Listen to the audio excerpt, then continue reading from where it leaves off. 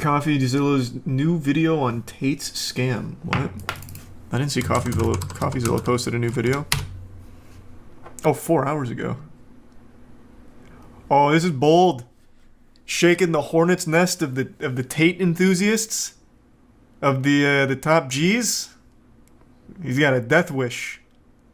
Yeah, we can check it out. Today, I'm getting a PhD from Hustler University, also known as Hustlerversity by those of us with the grind set. It was created by this guy.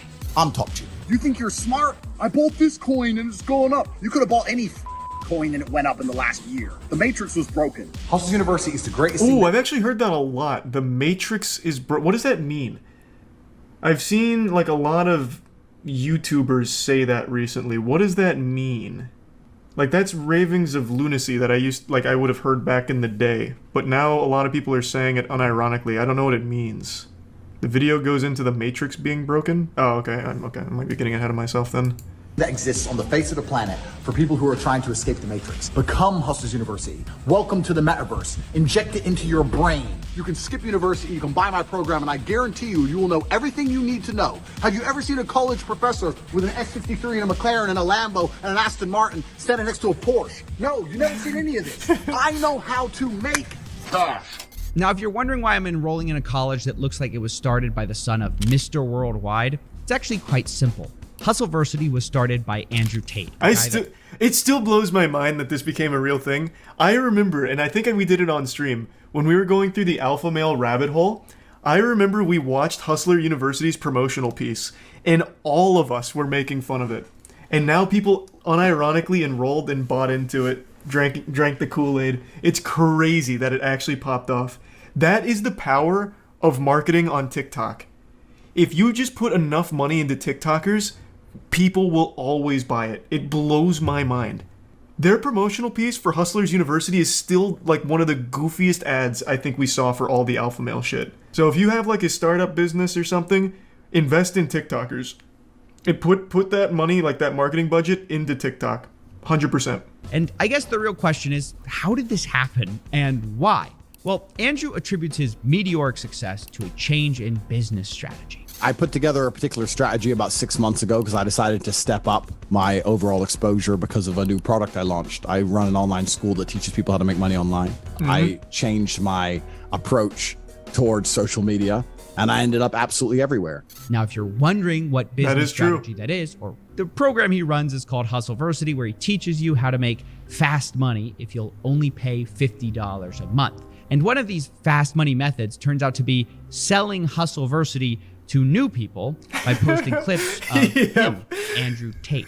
And it's so smart. The cope on Twitter I see all the time about how it's not an MLM blows my mind. This is literally it works. It's pyramid. It is actually it works.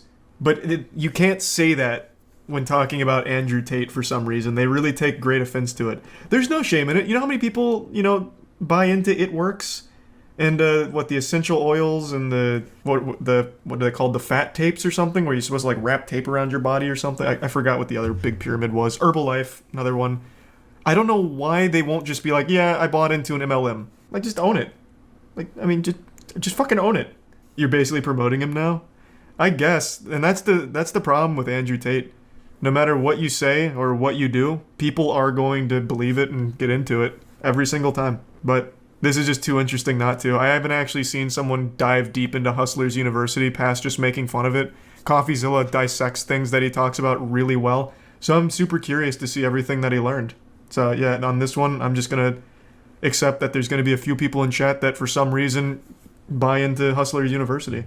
It is what it is, man. I really want to see the analysis from CoffeeZilla on this. Andrew Tate is the one true savior that will save you from poverty. He's basically Morpheus from the Matrix, and that's not even me calling him that. He calls himself that.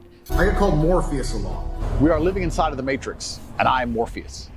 He says he wants to wake you from your mental prisons, all by selling you a program that sounds like what high school dropouts used to put as their education status on Facebook. Attended the School of Hard Knocks and graduated Hustleversity with a PhD.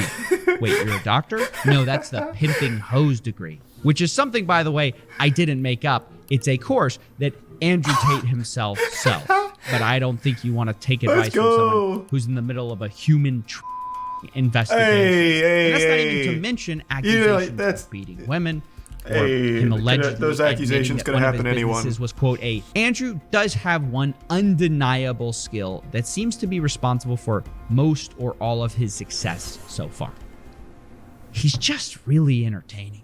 I hate everyone equally. I've said that since the get-go. He is the most entertaining clown you can find in the alpha male space. And that's why it's probably worked so well. Between TikTok promotion, the MLM stuff, and just him being so enjoyable to laugh at, it's popped him off. Wild. You think the guys paying for this think it's a joke? I think there's a good balance of people who pay for it, like ironically, like, haha, I'm part of Hustlers University, and people who actually believe it.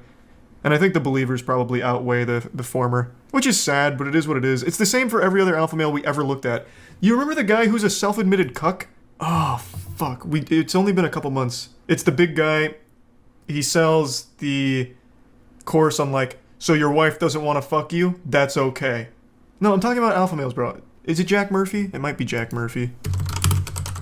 Oh, yeah, Jack Murphy, right? This he's literally a cuck. But he's also an alpha male. So he's teaching you how to be an alpha male while also being a cuck. It's this guy, right? A lot of these guys kind of all look the same, like bald and a beard. Is it this guy? Don't come at me and call me sexist or racist or any of these things. I hate everyone. I don't care if you're black, white, straight, gay, man, and woman. I hate you anyway. Do know how to administer CPR. However, I will not administer CPR unless you're a hot female. If you're some fat dude and you just had a heart attack and I don't really know you. Is that lady billing you and you back and rearrange your bones? Why is it being massaging for 4 hours straight, bro? I have a lot of muscle. It's painful to carry around. It's a 2-hour massage. People are starting to realize that the only real currency is attention. Clout. Like, the worst thing that's going to happen to you is not that you go to jail. The worst thing that's going to happen to you is you become irrelevant. Yep. And this is what separates Andrew Tate from a lot of the fake gurus I've covered in the past. Jones and Tate operate sort of on this playbook where entertainment is king. They say a bunch of outlandish statements that builds attention, and then once they're the crazy guy, all they have to do is say a few basic things that everyone agrees with, and then their audience suddenly thinks they're a genius. I mean, everyone... That works for everything, by the way, not just people. This is the same thing with QAnon. Like, QAnon has the wildest shit, like believing JFK Jr. got revived and is still any day now gonna cruise around some random corner in fucking Washington and announce his presidency.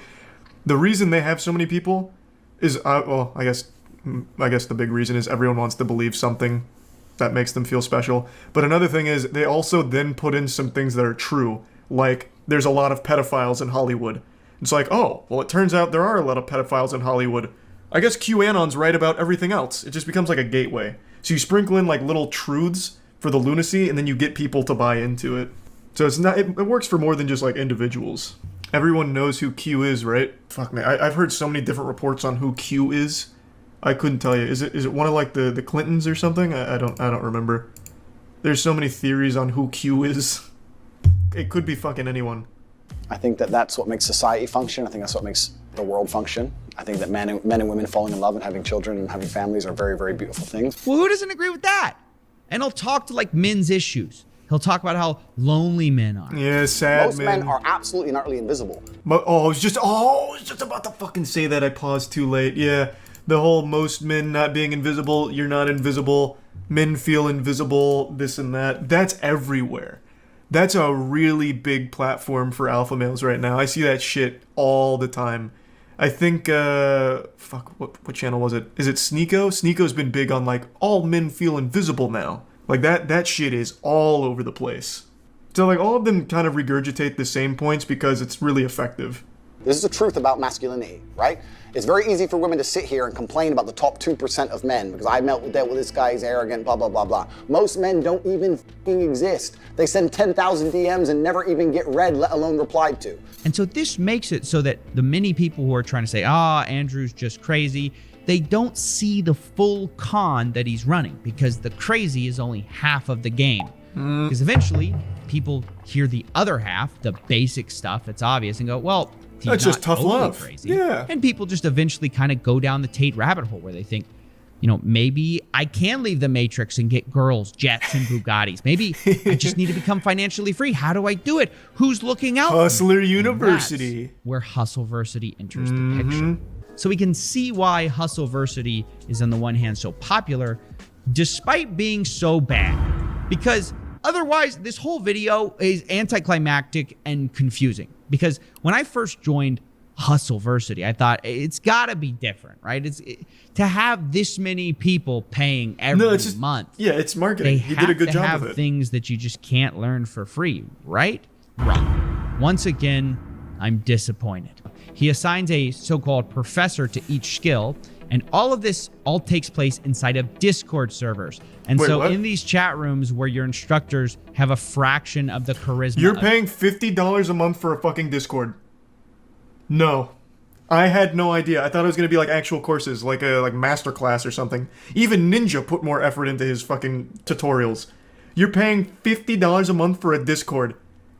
Holy shit, that's worse than being a Discord mod. That's literally being you are paying to be an actual like shit stain on a piece of toilet paper. Oh my god. That's a lot worse than I thought. $50 a month for a Discord channel. That is pay piggy stuff. That is like actual pay piggy stuff. At the very least, you should at least hold Tate to a higher standard. Like, hey man, instead of just a Discord server, why can't we have like, a more professional curriculum like everywhere else? Tate. Well, there's a difference between being desperate and being manipulated. Well, oh no, there's absolutely not. He's manipulating desperate guys. There's different tiers of desperation. There's self-aware desperate people and people who get brainwashed because they're desperate, I would say. Like, you have to be on a different wavelength to fall for a $50 Discord. Well, $50 a month Discord.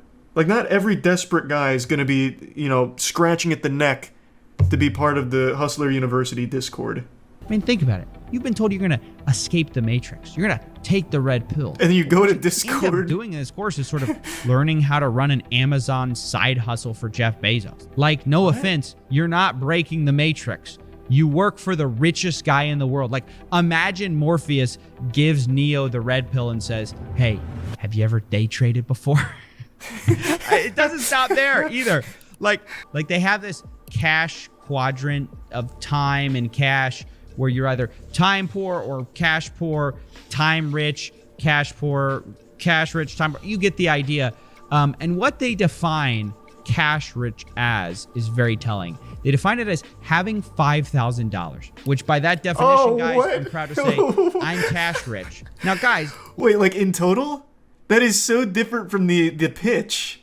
I imagine most dudes who buy into this have to have $5,000 total. It's $50 a month. That is such an expensive item. This makes no sense.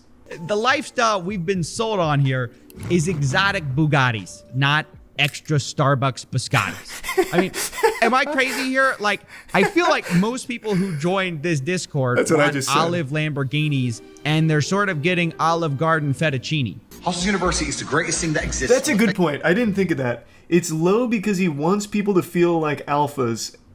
That's a really good point. I suppose that's probably like the play. Maybe you get someone who's a little skeptical, like, I'll do $50 one month and I'll probably cancel, but they join and they're like, oh, I have $5,000. Okay, so I'm cash rich and I'm surrounded by a supportive community. Okay, well, now I feel like I'm part of the crew, part of the ship. So then they stay. Maybe that could be the play, I guess. So then they're not even there for the information. They're there more for the community and the feeling, which is even sadder, to be honest. Yeah, because you can get that same feeling for free. Like, there's always going to be a community of people just like you. Like, you're not special. Whatever your interests are, you're going to find a million people with those interests, and you guys can be friends. Like, and it's free. You just have to find them. You don't have to pay $50 a month for friends. At that point, join a frat. Unless you consider being cash rich, having $5,000 total in your bank account, then this course doesn't seem to be getting people rich. It just teaches lost guys extremely basic skills that are free to learn, but charges them $50 a month for it so they can feel like they're escaping the Matrix by working for Jeff Bezos. You barely see Tate at all. He claims to be teaching the secrets to modern wealth creation, but the reality is, from what I saw, he was too busy marketing to actually be present in the Discord. Yeah, I mean, Instead, obviously. You just had all these random people teaching you like e-commerce or freelancing or copywriting and investing. And that's why I decided to finally cancel my plans to become cash rich. And that's when I found out about the last trick Tate uses to get you to stay. Anyone who messes this up, annoys a professor, doesn't renew their subscription, their card cancels, anything stupid, then you're going to regret it for a very long time because there's simply nowhere else to go. That's right. They tell you there's nowhere else to go besides Hustlers University. This is the only place what a shame. where you're going to learn not to be broke. I had to unsubscribe to get my mother a birthday present, but I resubscribed the next month. I don't believe that. I don't believe you. And I also think if you were a member of Hustlers University for a month and you didn't make enough money to buy your mother a birthday present, you f***ed up. So you're probably going to end up kicked out. Like their two responses are, that's not true. Okay. And even if it is, it's your fault anyway. Who is this guy? I've seen him in a few clips now. All he usually does is put Tate's meat in his mouth. Who is he? Is he like one of the gurus? He teaches you on like cock sucking technique or something for like behind the dumpster transactions? Who is he? It's his brother? Oh, that makes a lot of sense. That makes so much more sense now. Okay, that makes so much sense.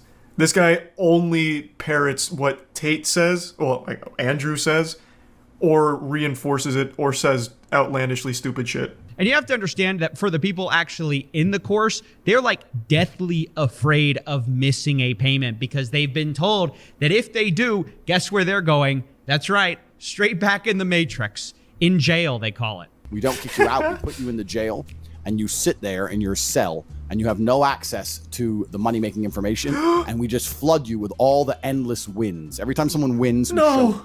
I mean, Andrew Tate hasn't reinvented anything. $400 He's just a month? doing it more sick. But the result is the same as ever, where the real person getting rich, truly rich, is Andrew Tate. You're broke! You're f***ing poor! Nice. That was pretty insightful. I can't believe it's $50 a month for a Discord server. I don't know why anyone's surprised. I don't know why CoffeeZilla is surprised Andrew Tate was never there. He openly hates the people that buy his program. He literally insults you. It's like a humiliation kink. He openly insults you. It's not tough love. He just actually doesn't like you. You are his pay pig. It's a far cry from tough love. He'll sprinkle in like a couple truths here, like men feel invisible. It's not good to feel invisible. You need to feel better. You can feel better by taking care of yourself first and foremost. It's like, it's kind of true. And it's like $50 a month. And I'll show you how to do some drop shipping, I guess.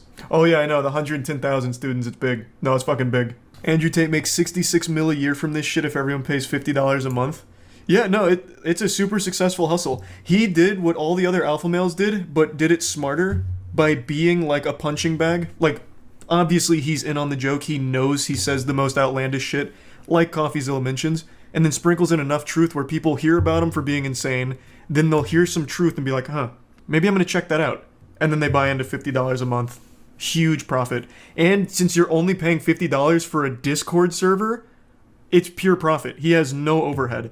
Maybe he has to pay a couple of the gurus that he got from Fiverr, but that's so negligible. It is straight profit. And there's the MLM component where you get rewarded for recruiting people to Hustlers University. This is an absolute money printing farm on the back of some real desperate sad dudes. And they are brainwashing themselves on Twitter with the most cope I've ever seen. It's fucking genius. It's super smart. He did it exactly how you would, or how you should, if you're trying to make a ton of money with no morals. I'll give you some free advice. Don't get your, life experience online. Don't get your social skills through tutorials on YouTube. Don't make your identity something online, like your whole personality. The internet's a great resource for information, but you should never base your personality on what people tell you to do.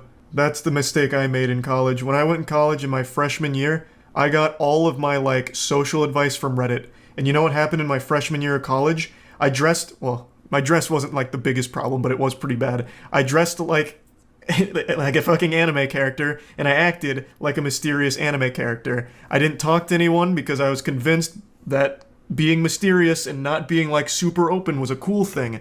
But instead I scared everyone away from me. I was completely lonely and fucking miserable. There are just things you can't be taught by people online or communities online. I don't even remember what came over me, but going into my sophomore year, I recognized how miserable I was, and I was like, something's got to change. I mean, something's got to give here. So going into my sophomore year of college, I signed up to room with random people. I was like, I need to be on campus. I need to be around social people. I need to experience life from outside of the computer and what they tell me. So I got random roommates, and they turned out to be the popular kids around campus for the most part. So they took me under their wing. I was their clay. Title's not clickbait. The biggest YouTube scam has just been revealed by a channel called Megalag. I highly recommend checking out the full video. This is extraordinary work. It was a multi-year investigation that he conducted, and his findings could make even Enron's accountants start sweating. It is gross how bad this company he investigated is. And it's a company you've all heard of. It's a company I have used for a long time. Honey. You know that free browser extension that's supposed to be going and getting you coupons at checkout to save you money on purchases? The one that has that playful piece of shit mascot that's just a diet Microsoft Clippy whom now I can't stand to look at after learning about how atrocious this scam is? Yeah, that Honey. The one that's owned by PayPal that they purchased for fucking 4 billion clams. Turns out it's all a load of fish paste. Honey, more like phony, because it's all fraudulent.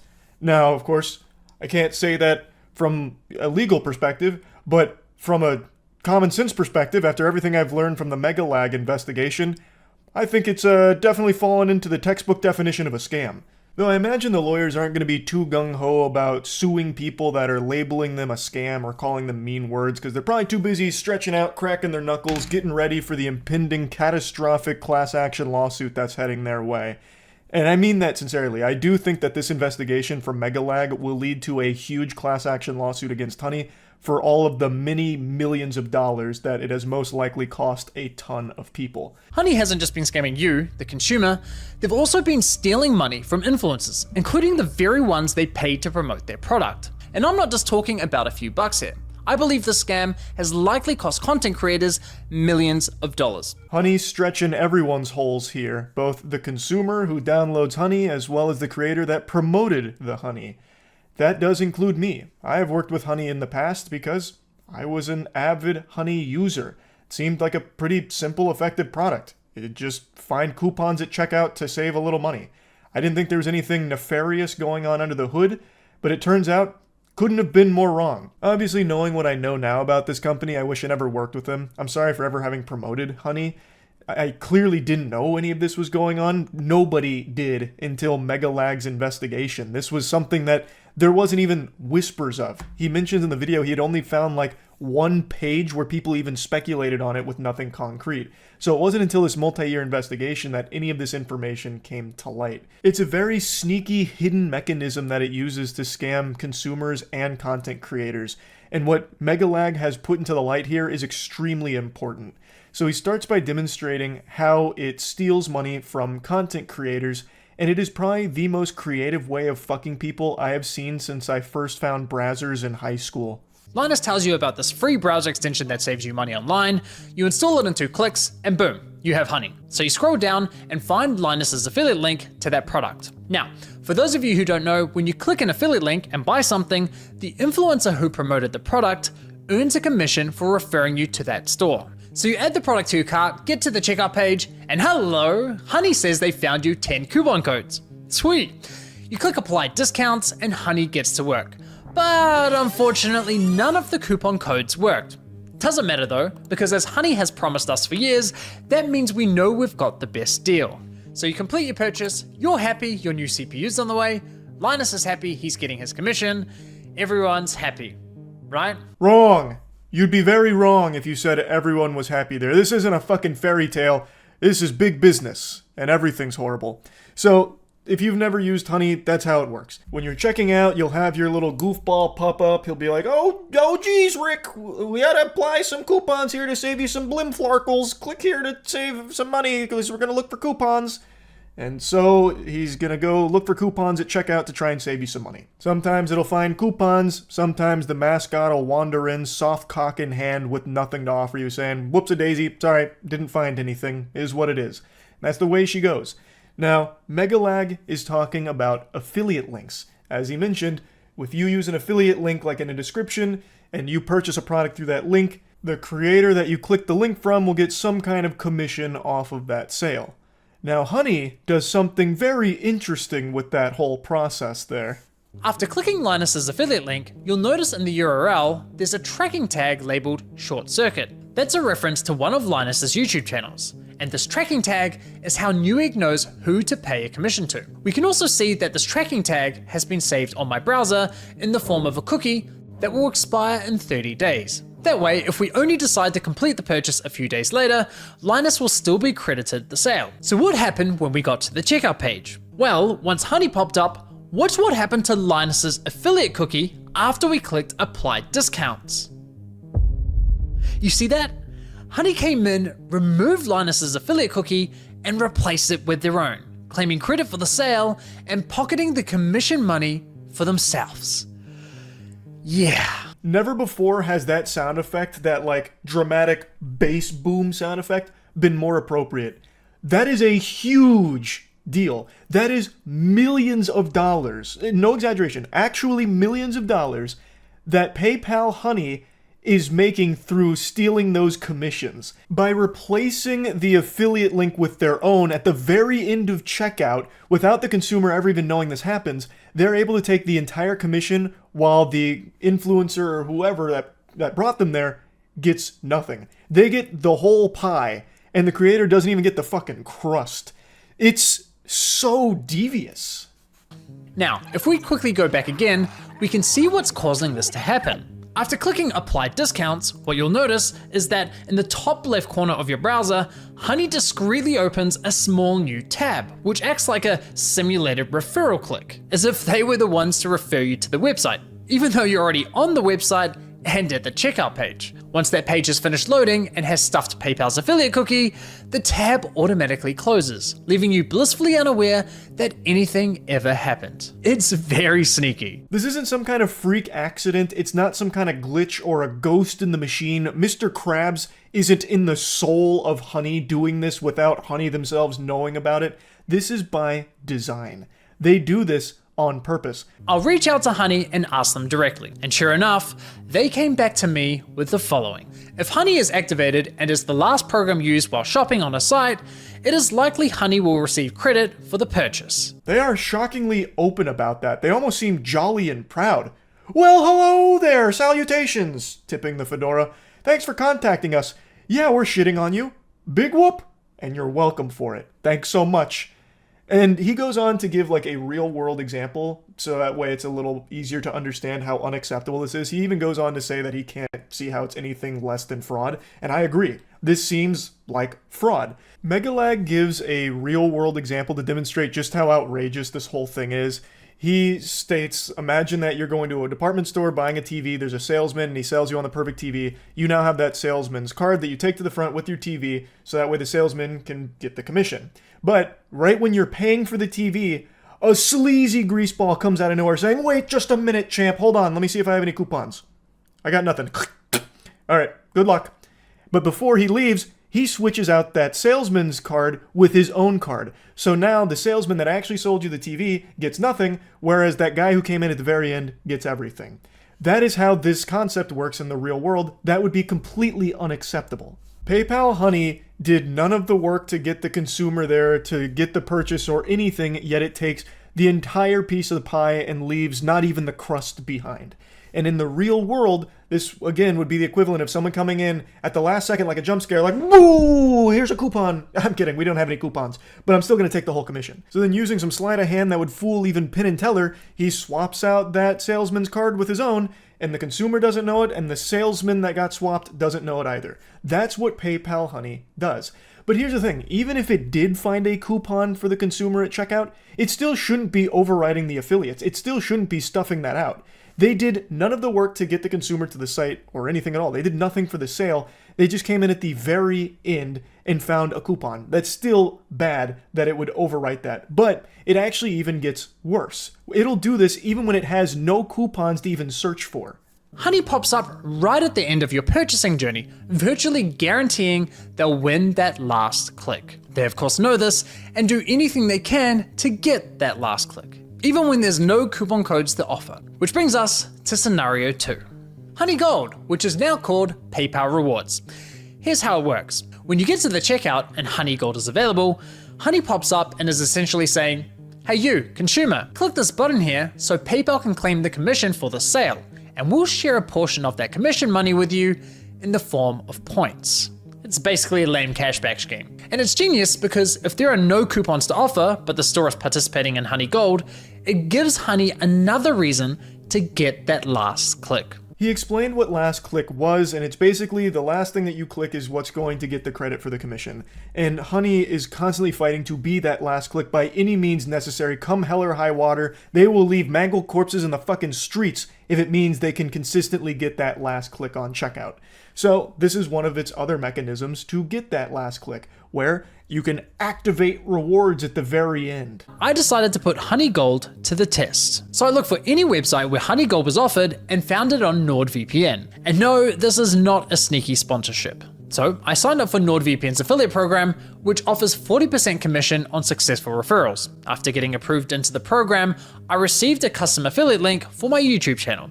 Using this link, I made 2 separate purchases. For the first, I activated Honey Gold, and sure enough, you can see my affiliate cookie was replaced with Honey's. And for the second, I didn't activate Honey Gold. As expected, I was awarded a $35 commission for the sale where Honey Gold wasn't activated, and received nothing when Honey Gold was activated. So how much of my stolen $35 commission did PayPal share as cash back with my Honey account, aka the consumer? Brace yourselves, 89 points, which is equivalent to 89 cents. I knew it was going to be bad, but somehow that is even worse than I expected it to be.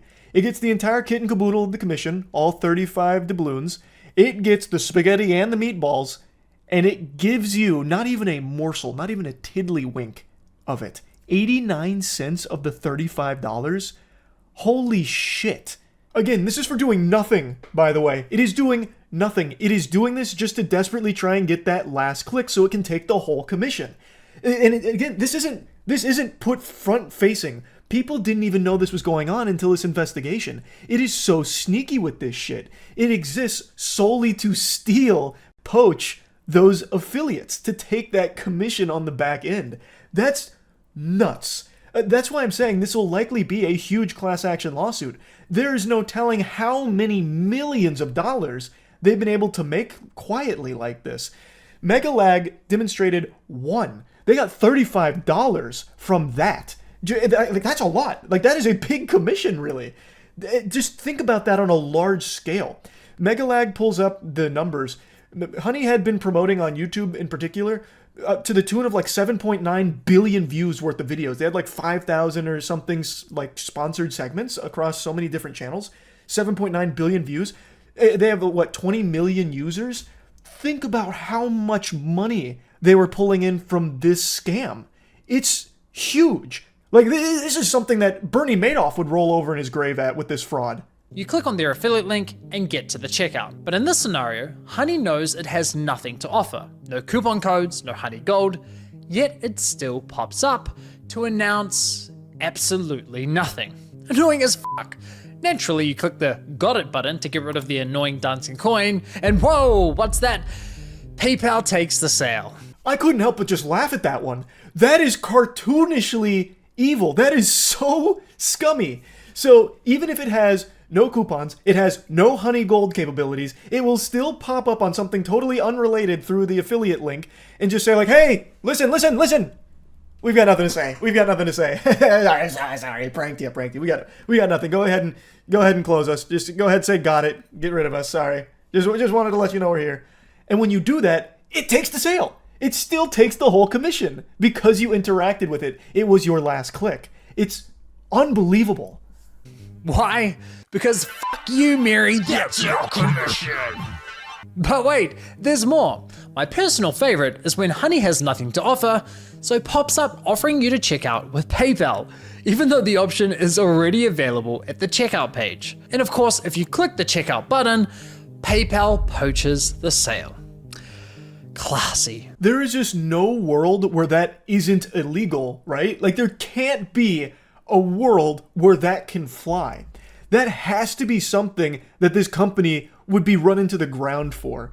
Like, I'm no lawyer. I didn't pass the bar. Shit, barely passed the SATs. But I would still say, using my tiny little noodle up here, my smooth brain, that that's a big no-no. I think they're probably going to face some big repercussions for that now that this is starting to blow up and come to light.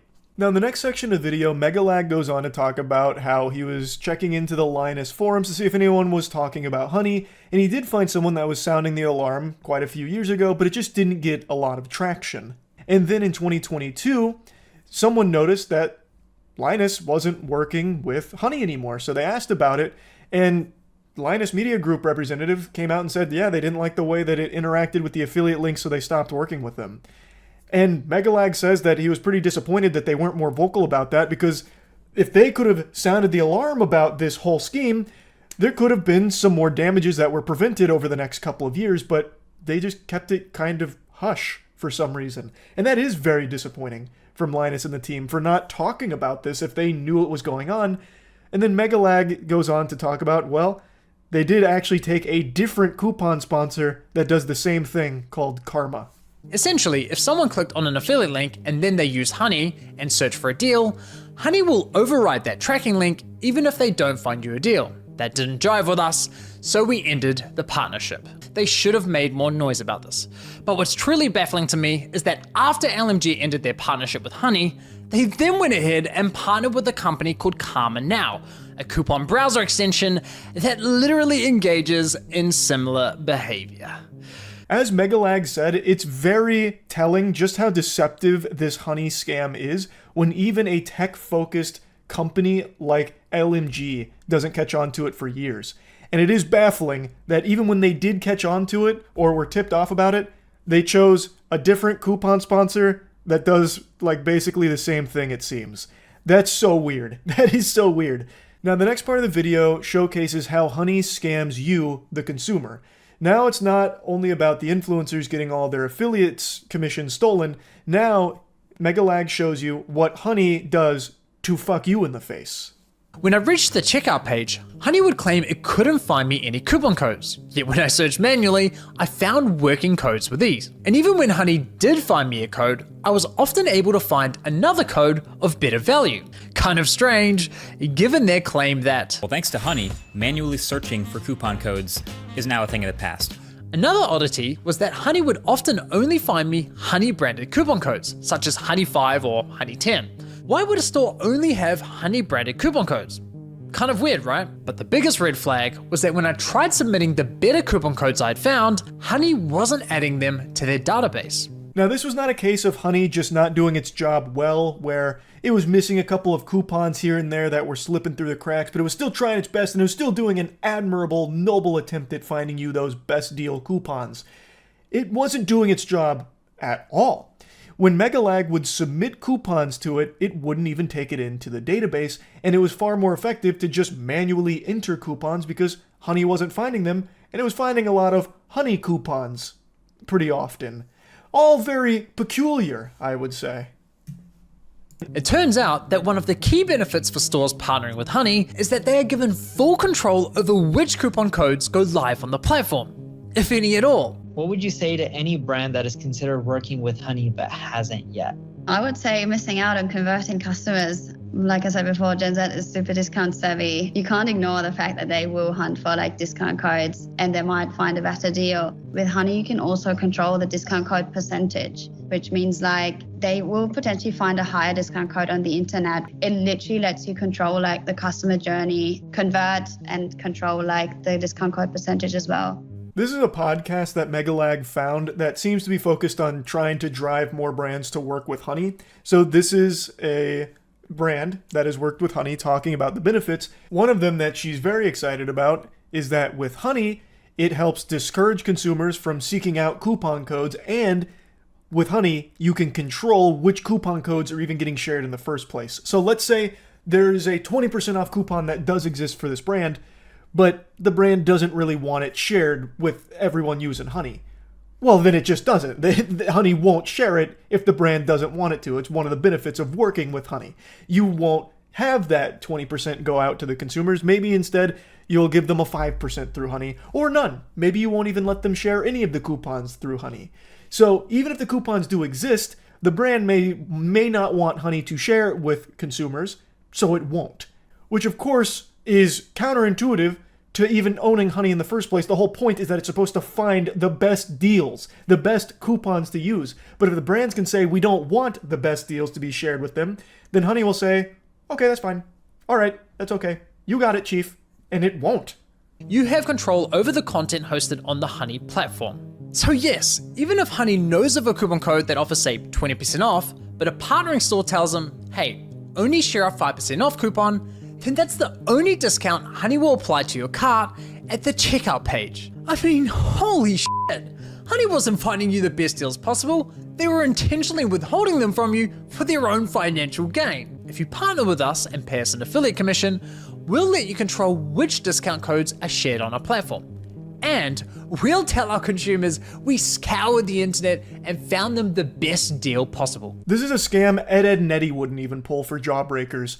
Every component of honey is a fucking lie. Every single piece of honey is exploitative. Every single one. So in this video, he talked about how it's scamming consumers as well as the influencers that have promoted it.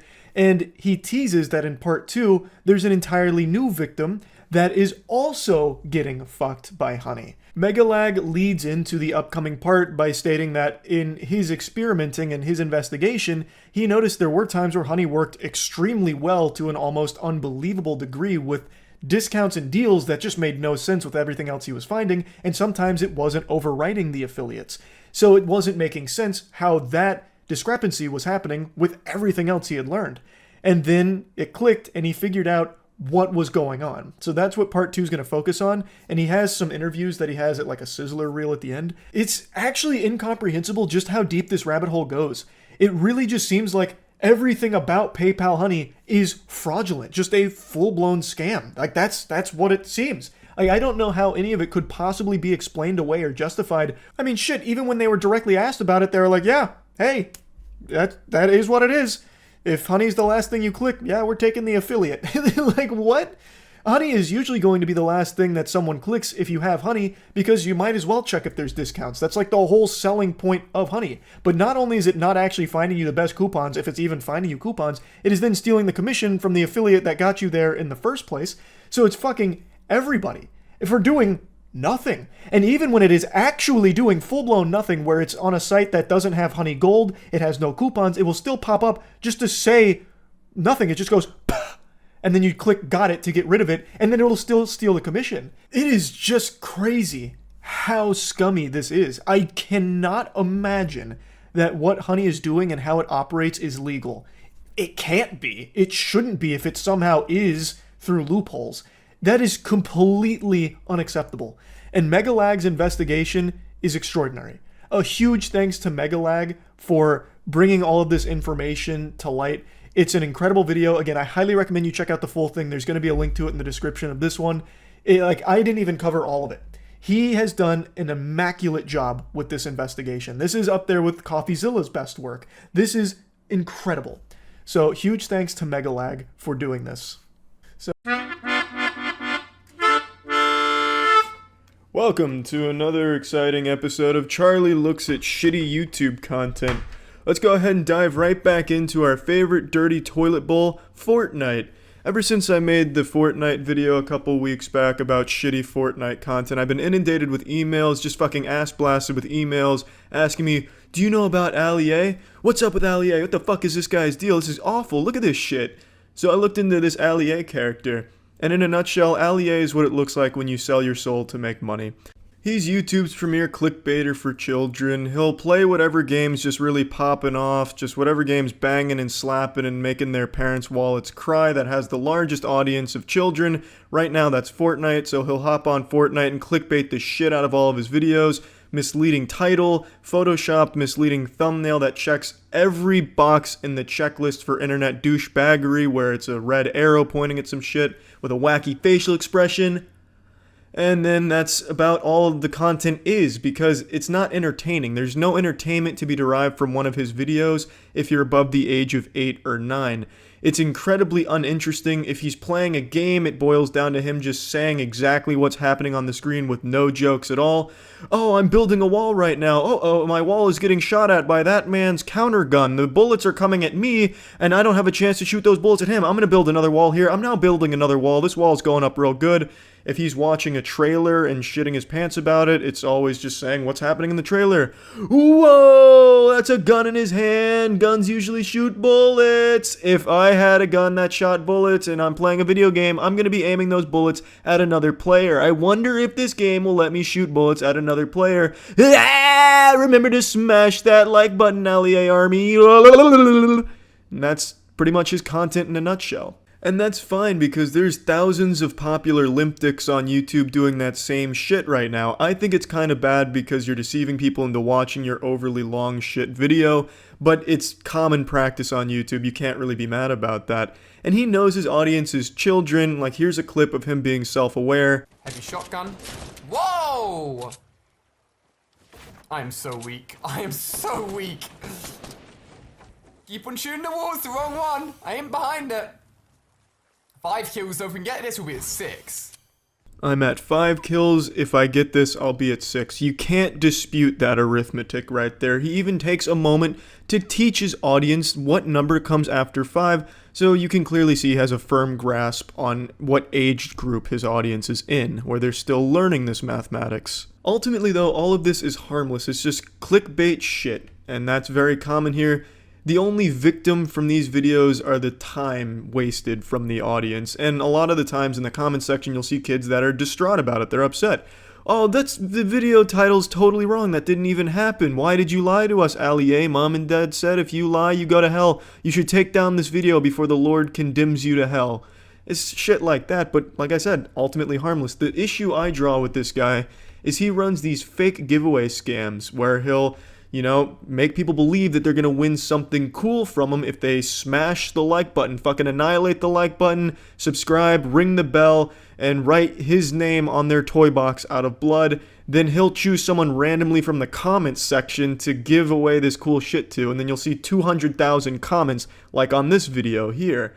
It's fucking absurd to me that you would think you'd actually win something from him. Now, I've done a lot of research, and I haven't found a single winner for any of his giveaways he has ever done on any of his channels. I haven't seen a single winner, and I've been sent a lot of proof in emails that they didn't win anything. I'm gonna put proof in these air quotes because it's just unreliable proof. It's, oh, I was at a bar and I heard Allie talking to some girl saying, oh, he scams kids all the time and doesn't give shit away, but he was offering V-Bucks to her. And then other emails like, oh, I saw Allie sitting on a bench next to 2 trees that looked suspicious, and here's an email address that I think belongs to him, maybe on AOL. Useless proof, really, but enough to get me wondering if anyone actually does win the giveaways. And I've seen a lot of people saying that no one wins, that it is just a giant scam. And I can kind of vouch for that because I haven't seen a single winner. He's never announced a winner that I've seen. I haven't seen anyone say they won anything from him, when you would think huge fans of Allie that won something from him would be bragging about it or going nuts on social media, but there's not a fucking thing about it. So I do believe that the giveaways are big fucking scams, but if I'm wrong, please speak up, Allie enthusiasts who have actually won something from his shit-ass giveaways. I would love to see that he's not actually just blatantly scamming children. And this would be kind of a big issue if he was, because a lot of the giveaways he does are sponsored by the people, by the companies, to give that shit away. So if he's just hoarding it and then selling it on the side, I don't think they'd be too pleased about that. One thing I also don't think anyone will be pleased with is his actual content. So here's his channel. I don't need to say a whole lot about it. Just read some of this shit. All of these thumbnails are photoshopped, and he didn't even take the time out of his day to make different thumbnails each time with a different expression. He just keeps reusing the same expressions. You'll see he just repeats them over and over again ad nauseum, and it's just disgusting to even look at. This is exactly what's wrong with YouTube, in my opinion. It's so easy to game the algorithm so that way these videos are always showing up when you're looking for Fortnite 100%, and kids are always going to have their curiosities piqued by these attention-grabbing titles and thumbnails that aren't real. It's blatantly lying about the content of the video. The videos themselves are him just holding his soft cock in his hand for 25 minutes, saying nothing interesting or fun at all. And it's not just the lack of entertainment, the video titles often don't even happen in the video. For instance, when he does like a superhero challenge, like a Superman challenge, and he has a picture of a Superman Fortnite skin, kids are going to think, holy shit, that's a Superman Fortnite skin, let's click on that video. But it's not, it's just him pretending to be Superman, kind of. And then if he has a video about, oh, look, we're going to surf on the meteor, how to control the meteor to win, or how to never lose a game using this one simple tactic, the video doesn't do that. It doesn't teach you those things, and that doesn't happen in the video. It's a blatant lie. Now, when you do make the mistake of clicking on one of his videos, and if the Lord is really not happy with you today and your ad blocker crashes, you get at least five mid-roll advertisements here, and he places them so strategically to nickel and dime the absolute most he can out of the system. He puts 3 in the beginning because that's when viewer retention is the highest. Throughout the middle, there's none, and then towards the end, he puts 2 more. It's smart if you're a greedy asshole who's sold his soul to make money, but you're a big piece of shit for doing this. I really just don't have a whole lot more to say about this guy. His content makes me want to puke out of my asshole. It's just awful to watch. But what makes it even worse is that it does seem like he's scamming the kids that watch. And he's just getting all of these extra likes and comments and shit by pretending to give away things. So he's cheating, in essence. YouTube really needs a rule where if you're going to do a giveaway, you need to have a follow-up where you show who won. And that needs to be a rule, because this isn't the only guy doing fake giveaways. There's a lot that do this shit. But his is pretty fucking bad, and his content is even worse. That's really about it. Fortnite is absolutely... Yeah, I'm talking about scams again. I don't know what to tell you. Every single minute there's another scam born, and every 5 minutes there's another victim of a scam being taken advantage of. It is unreal, the current landscape of the internet with how rampant scams are. It's crazy. There are more active scammers on this planet than there are ants. It's just vile. Nowhere and no one is safe. I'm gonna make up a statistic real quick, and I want it to be an alarming one just to illustrate the intensity of the situation. 1 out of every 2 people in this world is either a scammer or a victim. So, sleep in fear. Now today I'm going to be going over a scammer that I'm pretty confident most of you haven't heard of. I only recently learned about them thanks to a YouTuber named Maddie Balls, who made a great video exposing the whole situation and going over it thoroughly. So the link to the full video, of course, is going to be in the description of this one. I'm just going to show some of the clips and go over like the general broad strokes of what the scam is. It's a pretty interesting one, albeit nothing unique about it. But what I find interesting is their commitment to the facade. So the scammer is named Carter Jameson, and he's built his career, well, career is a term I'm using super loosely because it's an illusion of a career. Carter Jameson is an Instagram influencer, which again is a term that has no meaning at all. That is the biggest nothing fucking sandwich of a term. But he has 1 million followers on Instagram, almost all of which are botted, by the way. And he sells courses, which are like media packages in order to get you clout. The man is a literal clout vendor. He's an exposure goblin, and you pay him thousands of dollars for these packages to hopefully blow up your brand or increase your online presence. That's his whole hustle. He's a guru scammer. There's nothing unique there whatsoever. But what's impressive about Carter Jameson is his tenacity and persistence to prey on gullible kids and desperate adults. He seems to have been a born slimy weasel of a person because he's been scamming for quite some time now, and he's only 19 years old. This is a young man. He's like fresh out of high school and already a notorious scammer.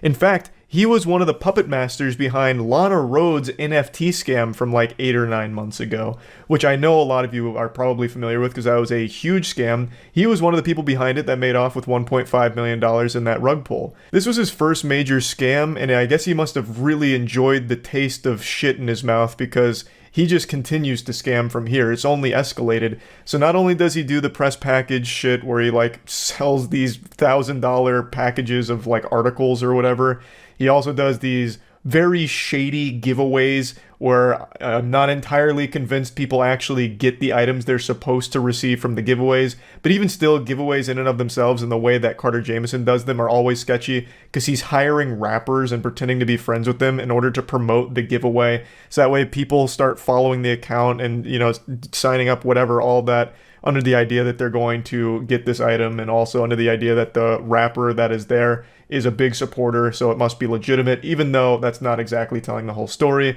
Carter Jamieson also has 2 other NFT scams that he has run since the Lana Rhoades one, so he's just been on this upward trajectory of thousands upon thousands of scams that he just keeps fucking spearheading. And like I said, he's only 19. I have to imagine he started doing this as a child, like an actual toddler. Like, he probably opened a lemonade stand when he was 8 years old, but didn't actually sell lemonade. He sold water with like a hint of lemon in it because he wanted to save money on the lemons. So he just sold people the idea of lemonade.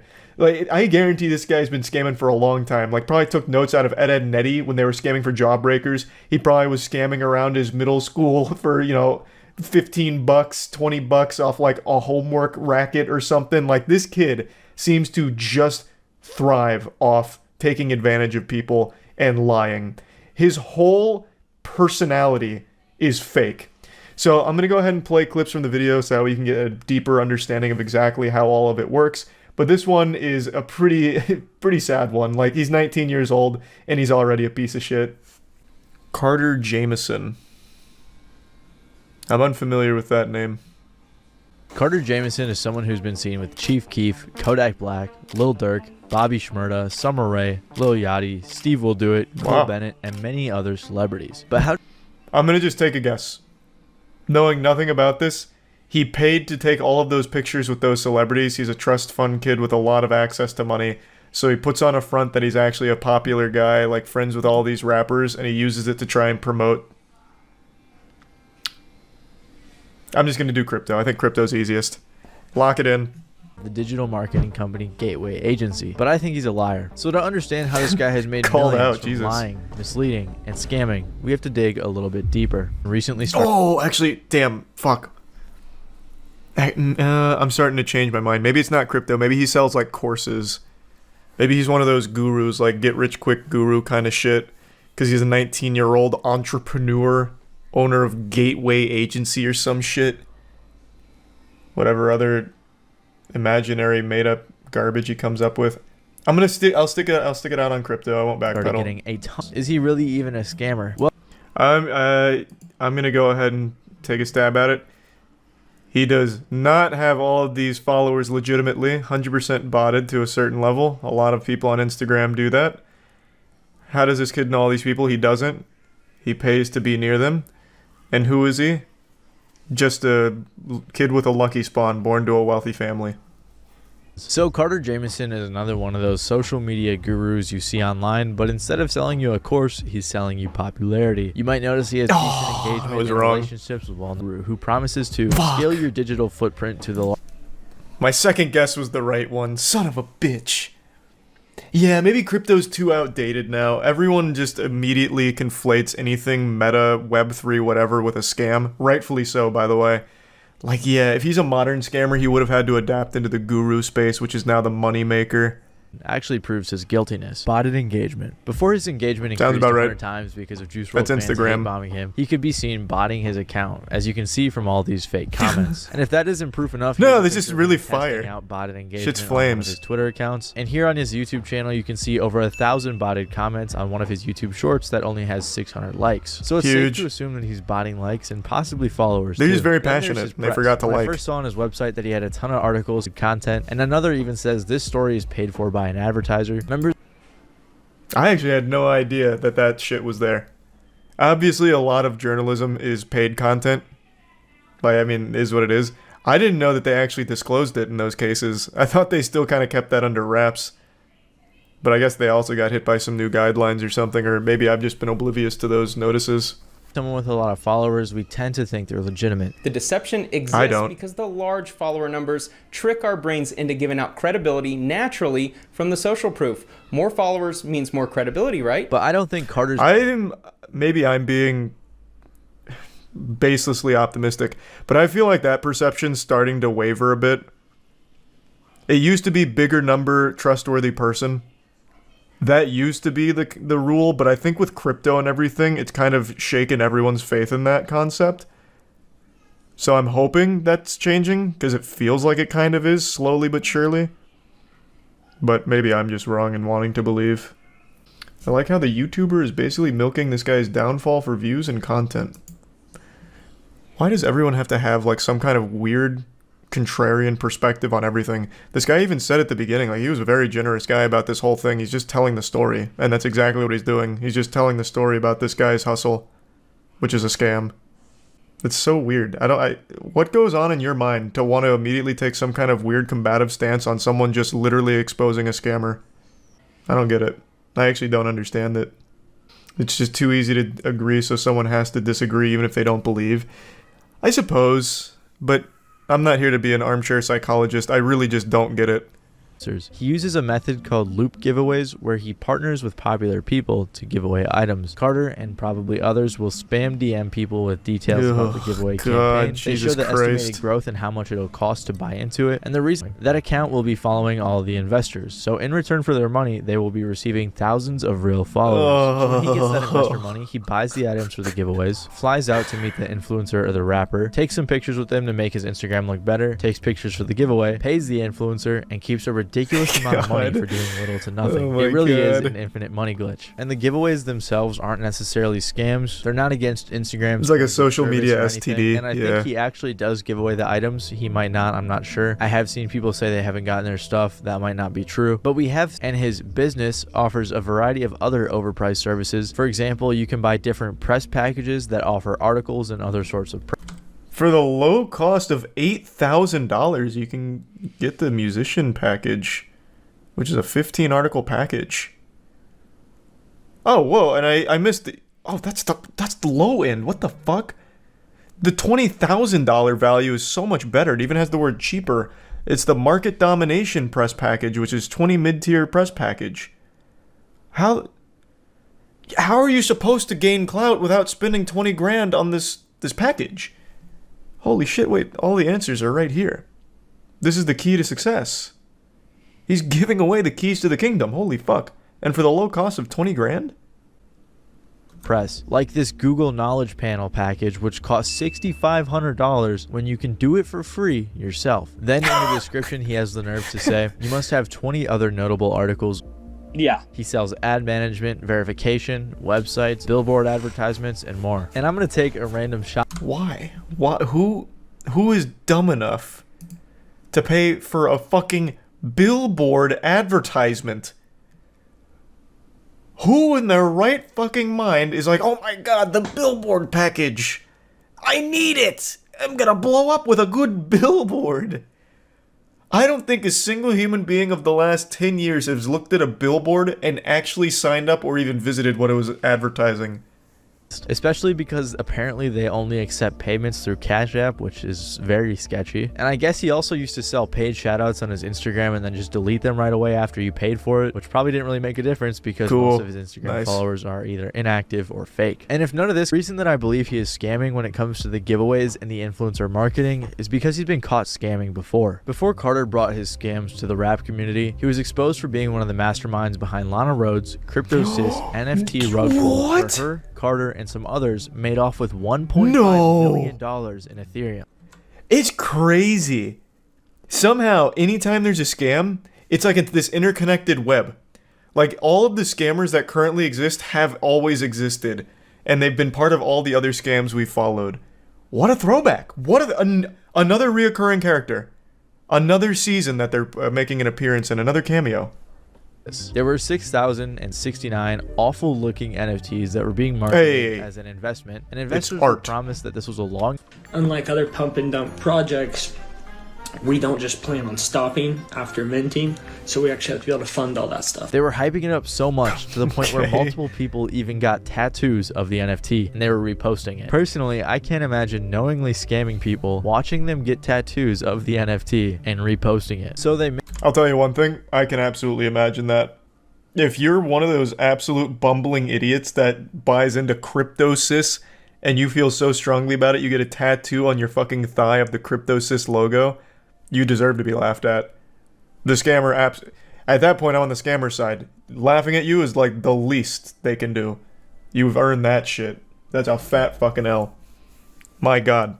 Everything else I disagree with the scammer on, but laughing at people that do that, I actually completely agree. $1.6 million was drained out of this mint for the NFTs one day after they sold the collection. The reason that they did this is because apparently Lana's feelings got hurt by the negativity in the community, but obviously this was just an excuse to take the money. Tons of people in the community talked about this rug pull, so it's a pretty well-known scam, and somehow Carter still has a career. And this wasn't the first time that Lana... Right now, Carter has other NFT projects like Billionaire Butterfly Club, which I'm assuming is I was kind of right. He is doing crypto scams. Rug pull type of deal. But in this is the fraternity apes party. Guys, everybody in this is in the highest level frat of the real life. Fraternity Apes Party, what the fuck? For short, is an NFT cool. project where the incentive isn't an investment, but it's that you can go to a cool party with tons of influencers and celebrities. And only holders that's of the worth NFT can get in. I doubt any of the people there owned one of these awful-looking NFTs. They somehow even got the Nelk Boys to show up, but they probably paid them too. Yeah, and then they actually somehow they got Steve Will Do It there. The guy notorious for literally accepting anything that has a dollar bill attached to it. It's a mystery to me how the fuck Nelk ended up there. This kid, I'll crack the code. I think I was right initially. This kid came from money, and he used that money to buy himself an advantage, to put himself in the position so he could scam people easily by presenting himself as a popular influencer. So he did the crypto scams with Lana Rhodes. He's doing the guru scams right now with the gateway giveaways, and he's done, 2 other crypto-based scams with NFTs and shit. He's just one of those douchebags. Perpetually living in his father's shadow. Fake lifestyle. The rappers and the other people partnering with him, or more likely their management, should probably look a little bit more into who they're partnering with. Why would they do that? At the money they're going to receive, because then they end up associating with a bunch of scammers, which doesn't really make them look good. Yeah, but their audience doesn't care. This was a great video. Good shit, Matty Balls. Yeah, I didn't know anything about this guy. This is an interesting story. Hold on, I want to look something up right now. This video is not very old, right? It's like 2 months old. Has he addressed this? His whole Instagram is fucking rough. But yeah, it's just shit like this. It's just him holding money. I don't even think people buy his course, I'll just say it. I think people are not dumb enough to fall for someone like this. You'd be surprised. I guess, but his prices are outrageous. $8,000 all the way up to $20,000. Like, nobody can afford those packages. Like, the only people in his audience that might not be aware it's a scam are actual teenagers that are just blinded by, like, TikTok clout and an overwhelming, insatiable desire for attention. They can't afford $8,000 packages, and certainly not the $20,000 package. So, like, who the fuck is his audience? Or, rather, his clients. No one can afford that shit. You underestimate the stupidity of the average adult. I really don't. I feel like of most people in the world, I am usually pretty on the mark with how dumb people can be. This is just out of the price range of stupid people. And certainly out of the price range of stupid kids. You were surprised by the age of CryptoZoo victims. I was very surprised by that. You are correct. That one did catch me off guard. I wouldn't have expected adults to be in the Logan Paul audience, let alone falling for a Logan Paul NFT project. But that was a low barrier of entry for them. This is an extremely high barrier. Especially for very little return. Meet the 18-year-old who's the CEO of a successful social media agency. And then right underneath that, this is paid for by the advertiser. Ah, so it's trustworthy then, huh? Surely this will be an unbiased look at his story. Let's see. More than the stunning content, he wanted to explore the algorithm that leads the influencers to a staggering number of followers. After 6 years of grinding with Instagram, Jameson was finally successful in decoding the algorithm to earn over 1 million followers. He decoded it, he was in the mainframe, and then he found the secret, which is his daddy's credit card to buy bots. Little botted followers. Fucking genius. Holy shit, this guy's good. He's a savant. He's like the Mozart of Instagram. Because he never did anything. Well, no, I just wanted to know about, like, his parents. Like, usually in these kind of cases, they always try to be that person that pulls themselves up by their own bootstraps. Like, I came from nothing. My dad was a normal blue-collar worker, just a true red-blooded American patriot working 2 jobs to put food on the table for me and my 6 brothers. And my mom also had to work night shifts down at the local cemetery. Like, I don't know, usually just like some kind of sob story, so that people like relate to it somehow and like put him on a pedestal of, wow, he did it himself. But he didn't even bother with that step. Do all scammers usually come from a rich family? I wouldn't say all of them. That'd be a disservice to say all of them. But I would argue a good 85 to 90% of all scammers. In the UK right now, there's a product that's more valuable than gold that people are going absolutely wild and wacky over. It's Prime, which is the drink from KSI and Logan Paul. It's being treated like a holy elixir that's understocked and absolutely making people ravenous to get their hands on it. The Prime panic is sweeping the UK, and there will be no survivors. It's like the blood of Christ has been bottled and people can't help but just go fight for it. And it's not because of the taste that's led to this situation, it's because it's become something of a status symbol. Having it makes you cool if you're very young. And if you're very old, having it means you can charge a huge markup for it and scam those kids that are desperate for the attention that it brings online. So there's been a lot of videos of people fighting each other for it. I'll show you a couple of clips.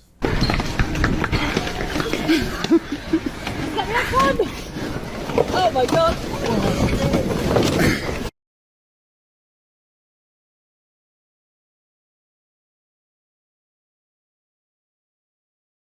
People getting in there, throwing hands, boxing each other out like it's basketball, getting ready for a rebound, all just to get their hands on some Prime. I've had it before because in the States it's not rare, it's not hard to come by. I could walk outside right now and find like an unopened pallet of Prime. It's really just in the UK that this hysteria is sweeping the entire nation. It's going absolutely crazy there. So I've tried it, I think it's good, I have no complaints. But I certainly wouldn't be beating some ass and being that desperate to get my hands on a bottle. But you know who is extremely desperate is a place called Wakey Wines that I just recently learned about. Their entire business right now revolves around reselling Prime at a huge price increase, all the way up to £100 for a single can or bottle of Prime.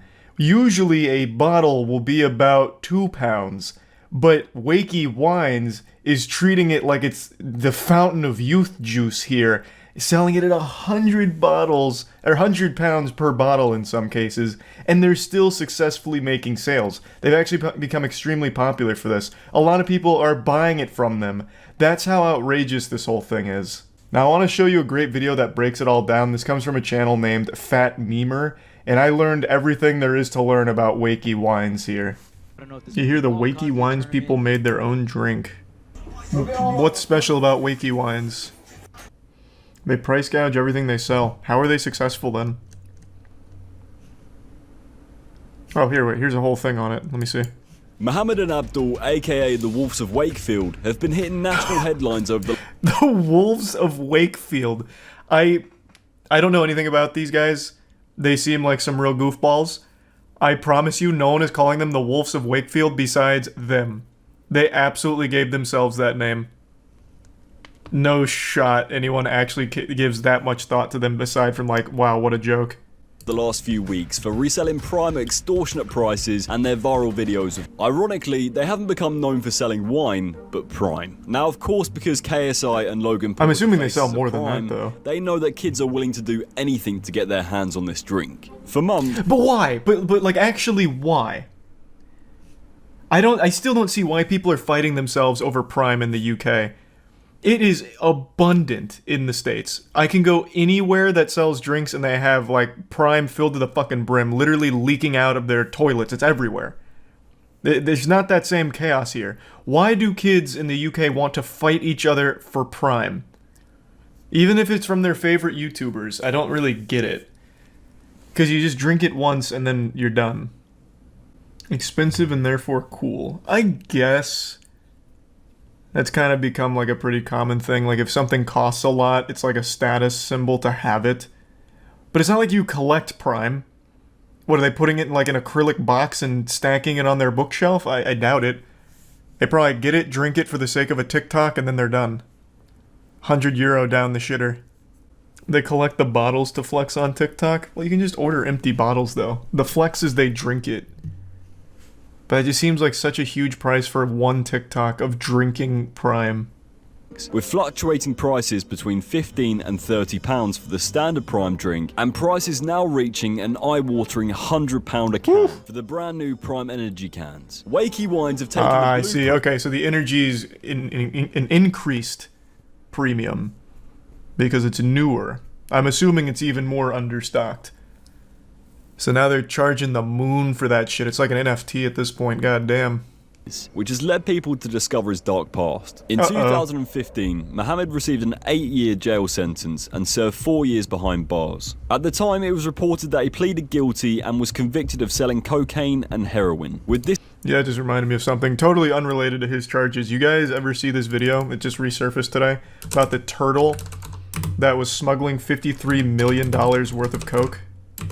Yeah, it was back in like 2017. There was a sea turtle that had $53 million worth of cocaine that was strapped to it. That was like fucking El Chapo's pet. They finally got him, though. They finally got him. That bastard. He'd been importing this shit for years. 1,800 pounds worth. How long did the turtle serve for? I don't know. I didn't see anything about his trial. All I can tell you is Crash did not take it well after the flop of Finding Dory. Shit was rough. In all seriousness, I hope the turtle's alright. Yeah, I imagine they probably got the cocaine off of it and then just set it free again. Like, I don't think they actually threw it in cuffs or anything. I don't think it's currently sitting in, you know, county. Thanks, Recent Panda. Did I get the name of the turtle from Finding Nemo wrong? Isn't it Crash? It's Crash and Squirt, right? Why are you saying it's Crush? Oh my god, it is Crush. Oh, I'm such a fucking idiot. For my money now, I've got a shop. My dad bought me a shop, and I work hard, and I don't sell drugs now. So I just thought I put it out there rather than everybody else saying Azza's doing this, Azza's doing that, and I'm a changed person. I'm reformed. Thank you very much. Yeah, I see no reason to doubt him. He served his time. I think he doesn't even need to deal drugs anymore. He's selling something far more addictive, and that's clout. So he's able to easily tap into an even bigger market now. Like cocaine, yeah, I'm sure kids are gonna get cocaine somehow, but it's a lot harder than just going down to his shop and getting fucking Prime for €100. So it's I believe he probably doesn't deal drugs anymore. Amounts and high values. It shouldn't be worth £100 for a can of Prime, or 10, 15, 20 pounds for a bottle of Prime hydration. It's absolutely ridiculous and I hate it. To the owner of Wakey Wines, I mean, what you're doing is just unfair, and it's challenge him to a boxing match, beat his ass. It's not ethical, it's not nice. Although to KSI drops the gauntlet. If you can beat me in boxing, you can actually double the price and I'll endorse it. But you lose, you shut down the shop. Make some high stakes out of it. Scalpers are dicks. Yep, no one likes scalpers, literally. I don't know how they're in business, to be honest.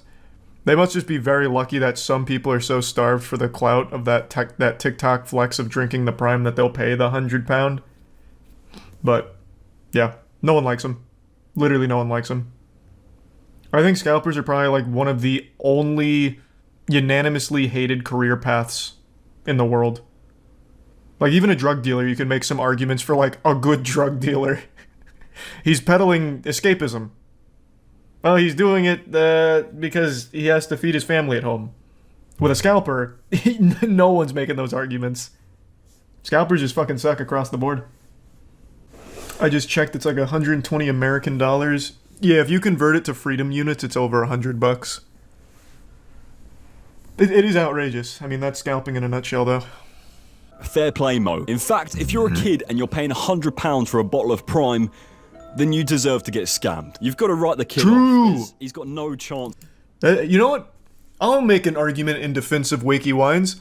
He's teaching kids an important lesson about getting scammed early. And hopefully, it'll be something that stays with them for the rest of their life. Like, wow, what a fucking idiot I was paying £100 for this bottle of Prime. Never doing that again. It's a low-level scam. It's very expensive for a kid. very expensive in general. So it should be one that would resonate pretty profoundly, I would think. It's not the kids' money, it's the idiot parents.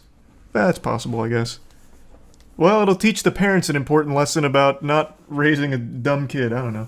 Video emerged of Mo in a nightclub dancing the night away with women of the night. One Twitter user stated, "Sniffing lines, banging nines, and selling prime." I mean, cool slogan. can you blame him? Put that on the store. To society, and anyway, these kids wouldn't know how to spend their money properly. Wakey Wine seems to be going from strength to strength, and now even have their own song. Oh! Wait! This is the Paradox Metaverse crypto place? Where the Amio Talio tried to get like Wakey Wine's endorsement behind him and not even they were able to make anything out of it? That's crazy! Wow, they actually just do go scam to scam. So they're even in metaverse scams. Holy shit. Crypto scams. Wait, that's fucking wild. That's a full circle. They're just like this giant fleshlight that scams will filter through. Cool. Thank you so much for watching this video. Make sure to follow me on all of my socials. This is a great breakdown of it. I didn't know shit about them. Subscribe and comment below what you want to see next. Huge. Good work. That's interesting. What a nice little cameo from previous season supervillains with Paradox Metaverse crypto.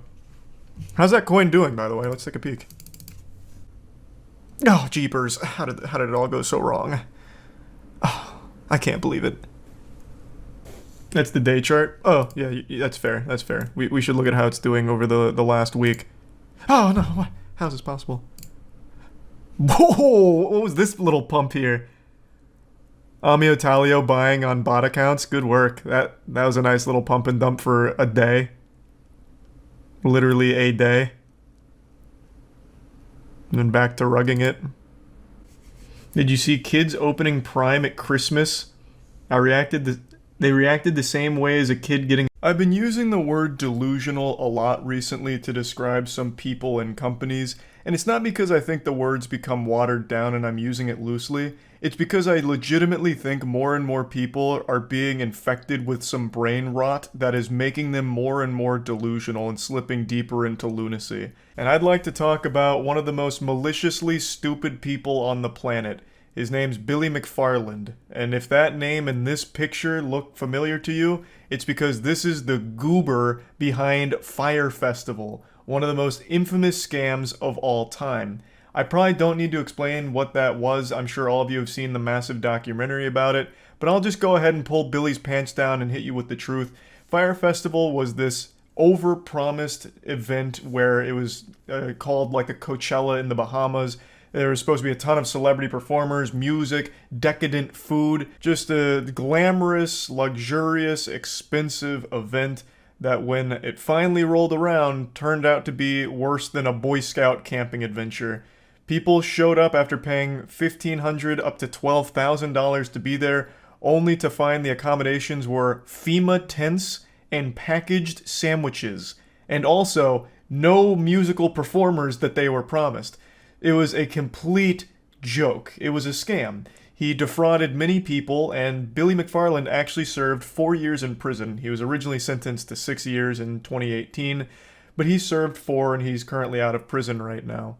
And he is $26 million in debt because he has to repay all the victims, and he's hatched a genius idea on how to make that money back. He's hosting another Fyre Festival. I shit you not. I'm not making this up. I'm actually starting to believe in those tinfoil condom conspiracies about the government putting shungite and fluoride and 5G Wi-Fi signals in our toothpaste that are scrambling our noodles. Because that is the only thing that can explain this man's brain. His brain is this stinky soup of scams and bad ideas. Billy McFarland, being fresh out of prison, has openly stated that he is going to be throwing another festival. This time it's called Pirate. I'm not even making that up. He is calling it Pirate. A name that is synonymous with stealing. I mean, who remembers you wouldn't download a car? Anti-piracy shit. The whole idea behind pirates is stealing.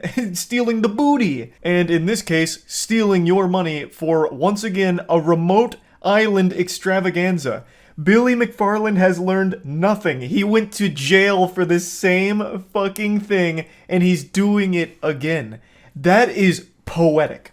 I couldn't imagine a character being written this stupid. No one would believe it. He is actually a real-life version of Ed from Ed, Edd n Eddy, but instead of just saying buttered toast, the only thing that runs through this guy's absolutely damaged cranium is party. And he's not even good at partying. He doesn't even successfully have a party, ever. He's so fucking horrible at partying that he goes to jail when he tries.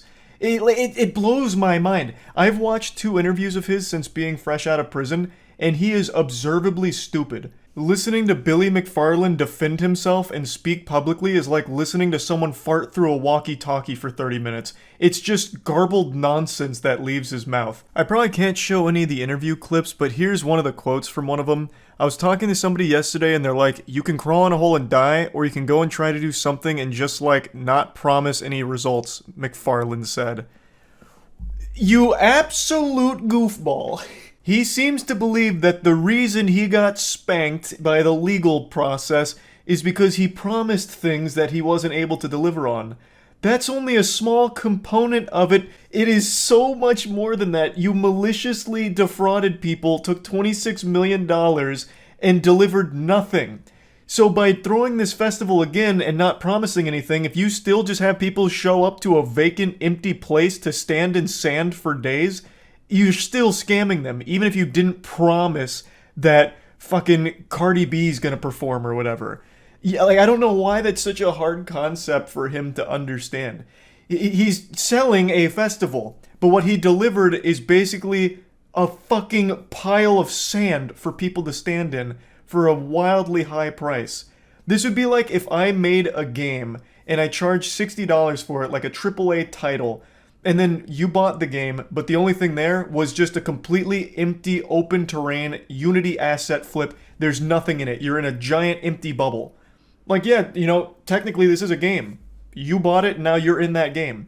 But you still got fucking scammed by me because there's really nothing there when you went under the assumption that there would be. Just let me rub your nose in this one more time. McFarland insists it's not a festival. It features a slew of influencers and creators. The purported tropical experience will include virtual reality technology that the company says will allow users to participate and control what happens on the island in real time from home. Absolutely no shot. Who does this guy think he is? Tony Stark? Like, what do you mean? You already made this technology? You have an entire development studio behind you that made a virtual reality experience to control what happens on the island in real time? You slimy salamander, you couldn't deliver more than a handful of deli meat sandwiches to an island. How the fuck is anyone supposed to believe that you're going to deliver a virtual reality experience on an island and this time around it won't be a disaster? When you're promised, well, sorry, I won't use the P word, that's blasphemy around these parts when it comes to Billy McFarland now.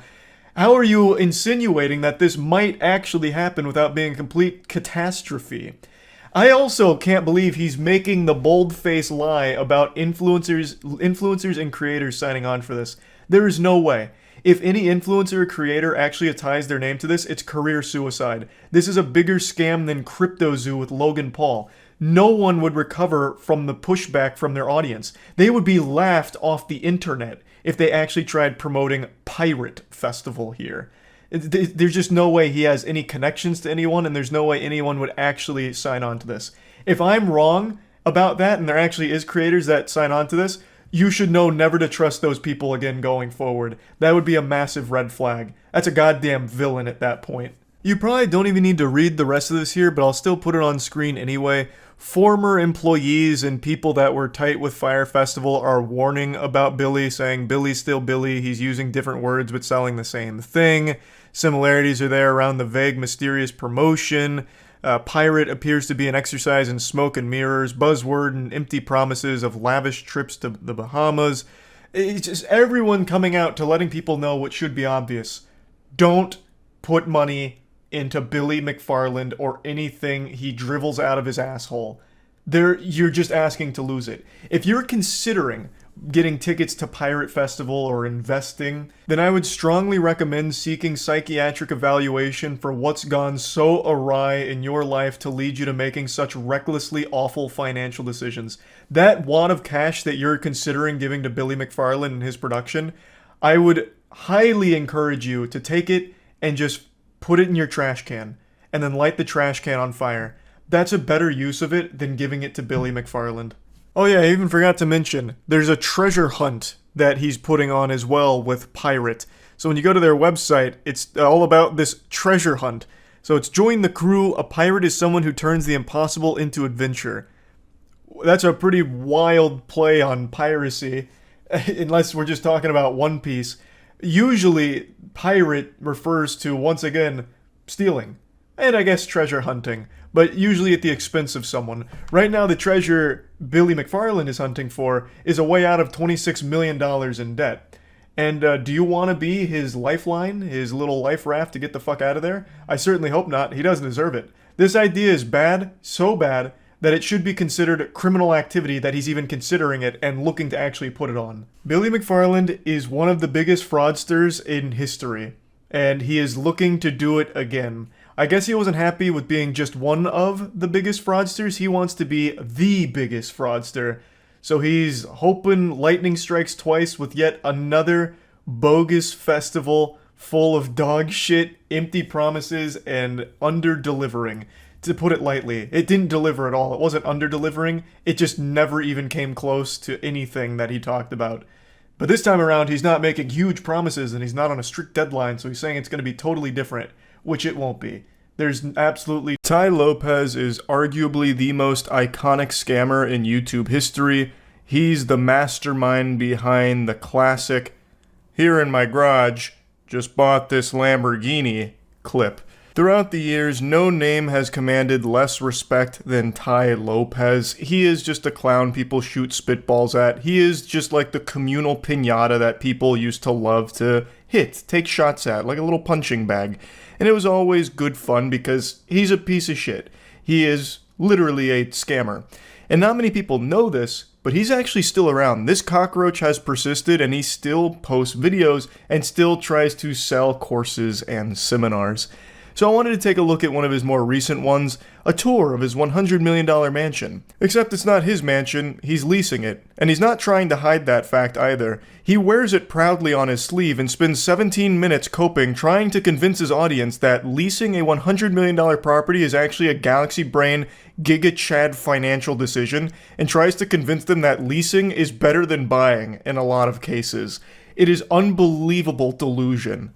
So let me give you the reasons why I just leased this $100 million house in Beverly Hills. Why would I lease this for a year? Is that crazy? It's beyond crazy. It's plain brain dead. This is plus ultra moron shit here. Leasing a $100 million property, and trying to posture it as a good thing and a smart financial decision, that is baffling. Now I know Tai Lopez is just a complete fake person. Like, he even moves around like an NPC out of GTA, like some kind of character you'd find on the street that's like falling over or getting bullied by someone.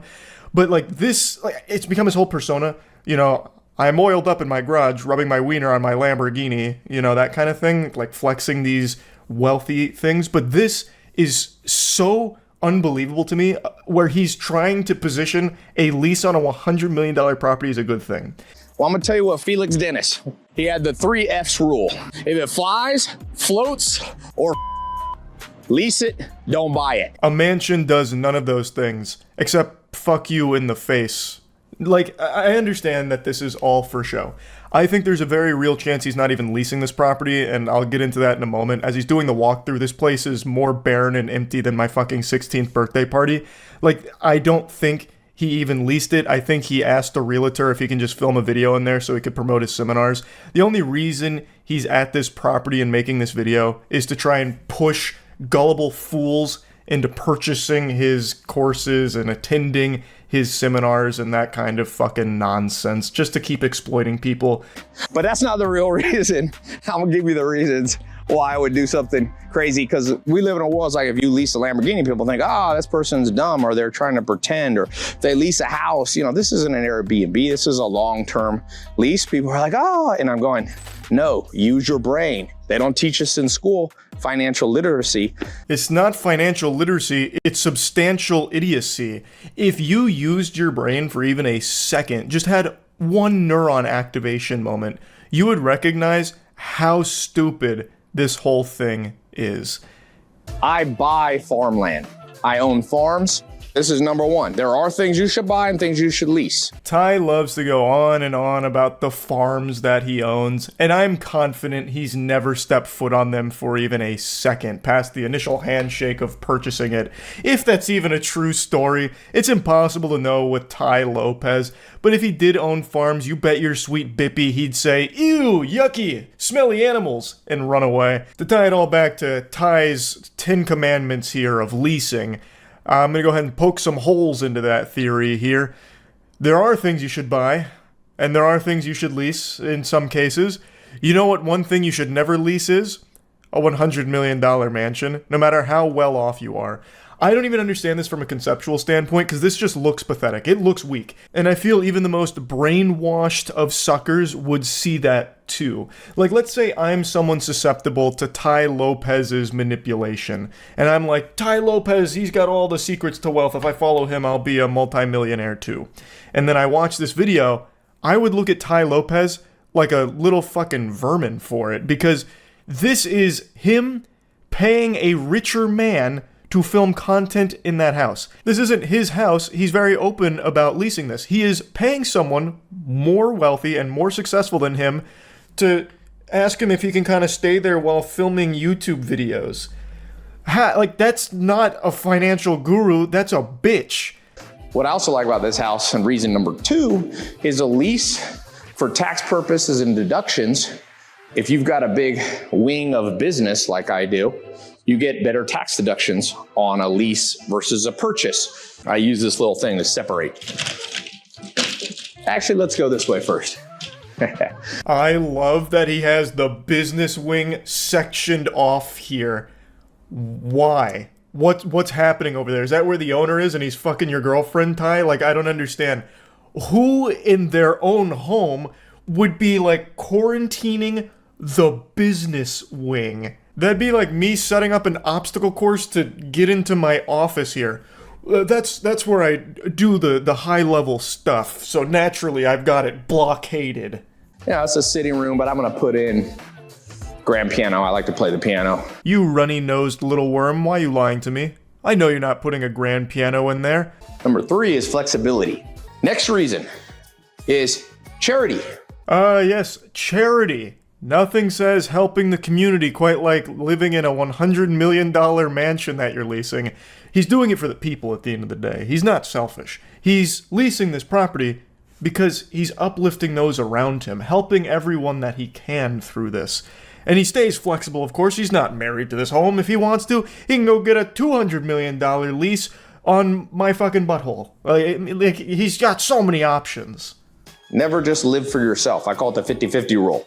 You should spend 50% of your life living for yourself and your family and people who depend on you, but 50% live for the good of others. So this house is amazing. I already did a big event, a charity pool party.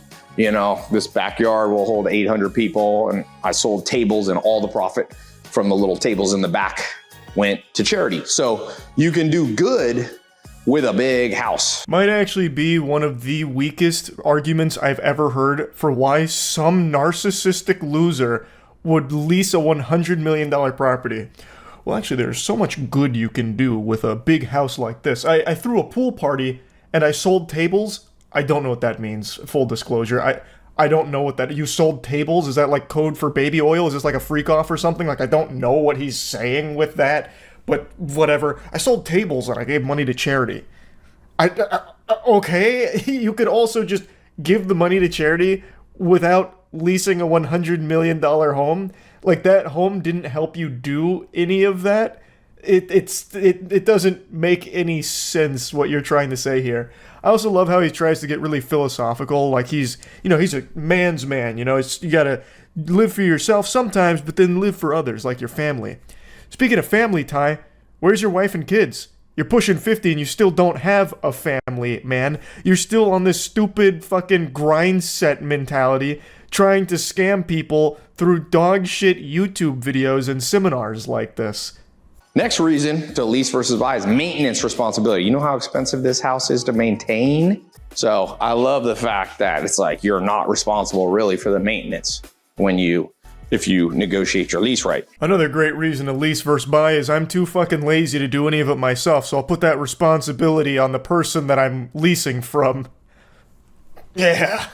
Cool flex, Ty. I can't be bothered to do anything except sit here and make YouTube shorts promoting nonsense to fools.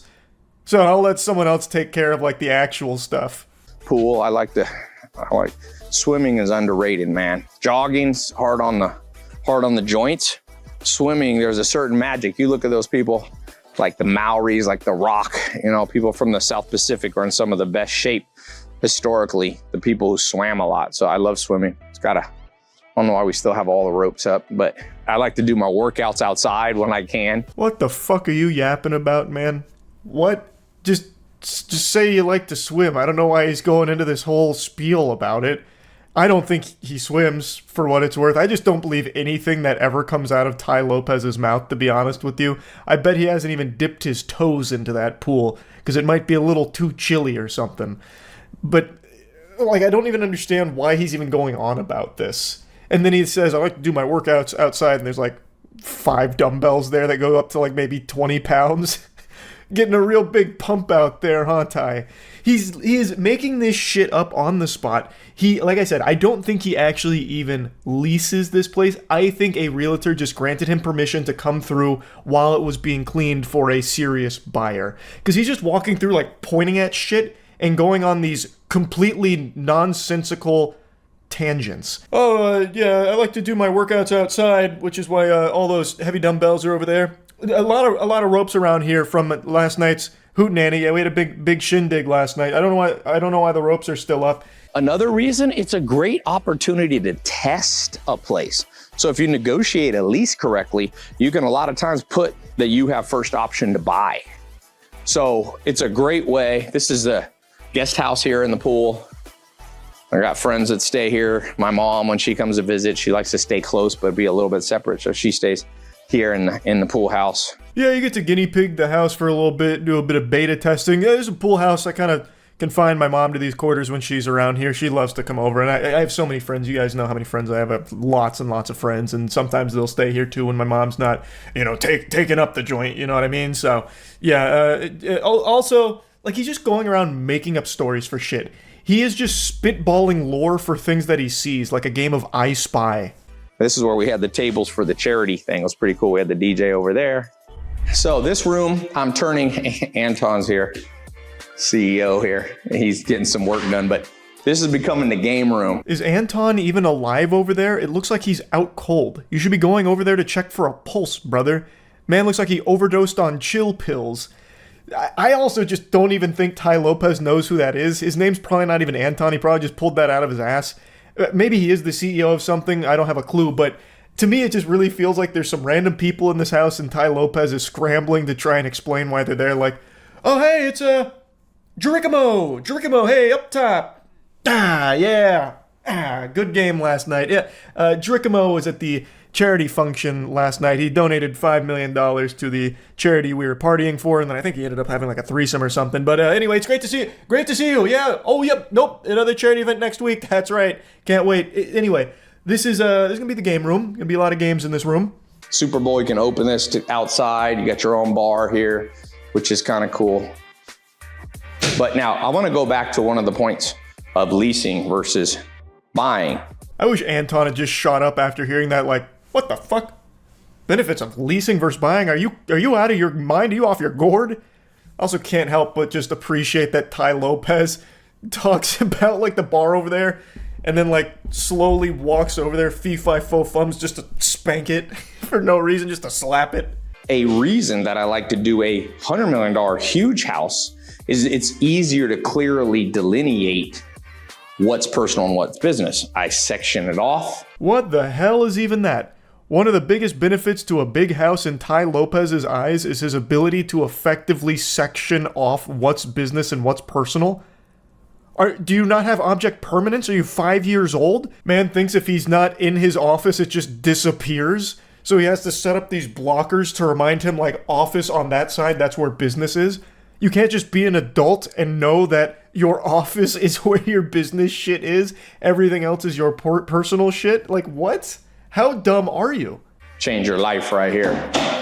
I'm loading all my books in. I have other homes. So I'm trying to decide, do I want to buy all new books because this place got such a good library, or do I want to ship books? I have more books in boxes on one of my farms. Okay, here, as I said, one of the advantages of leasing versus buying is the business element of it. Here, this house has a ballroom. I have a lot of my C-suite, not all my employees, but I have like the leaders come. I fail to see how that's an advantage of leasing versus buying, because you could still get that same effect through buying. If you own the house, you could still have them in that same ballroom, like your little fucking personal sweatshop here.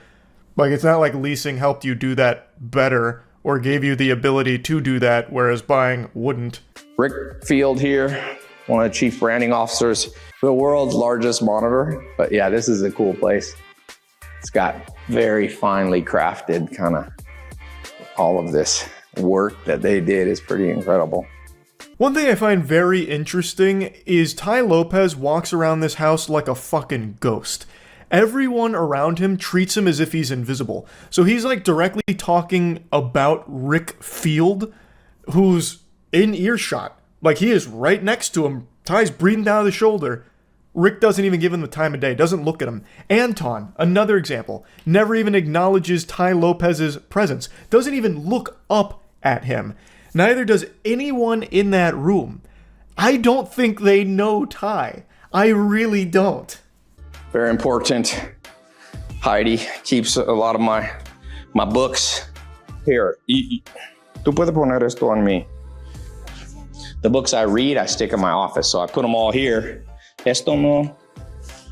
I read this one.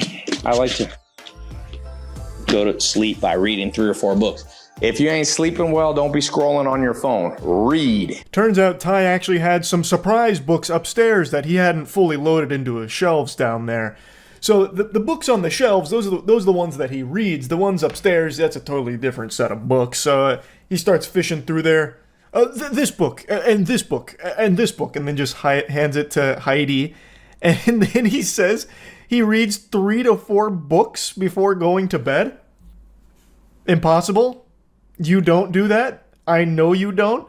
What do you mean you read 3 to 4 books? Like maybe picture books or something where you flip through Green Eggs and Ham, perhaps, but you're not reading full books every night before bed. No shot. That's not happening. I haven't fully even, I don't spend all my time here. California is not my main home, it's somewhere else. And I also live in Europe part-time. So another reason to lease, why leased versus purchase, is I like to have multiple homes. And I feel like when you own something, you see it as your nest egg and you literally don't travel as much. I know that's psychological, but it's true. I just cannot believe that he's saying these things on camera to his audience, because it is so clear to anybody watching this how full of shit this man is. So you're telling me you lease tons of homes apparently and live a lot of different places. You're leasing a $100 million home despite not really spending that much time here.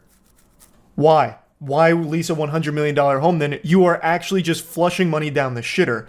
The reason you'd buy multiple homes if you've reached like an absurd level of wealth is you're building equity. Like you're building things. Like you are able to make money off those investments long term. Here, you are actually just burning money. So you're bad with money is what you're admitting to here, Ty. I cannot believe that he's not able to process that. I've got a big party coming up. By the way, I'm doing these mansion seminars in the ballroom and I do these charity parties. So I'll put a link in the description if you want to see the calendar of the upcoming stuff. Gorsh. Absolutely, Ty. Sign me up.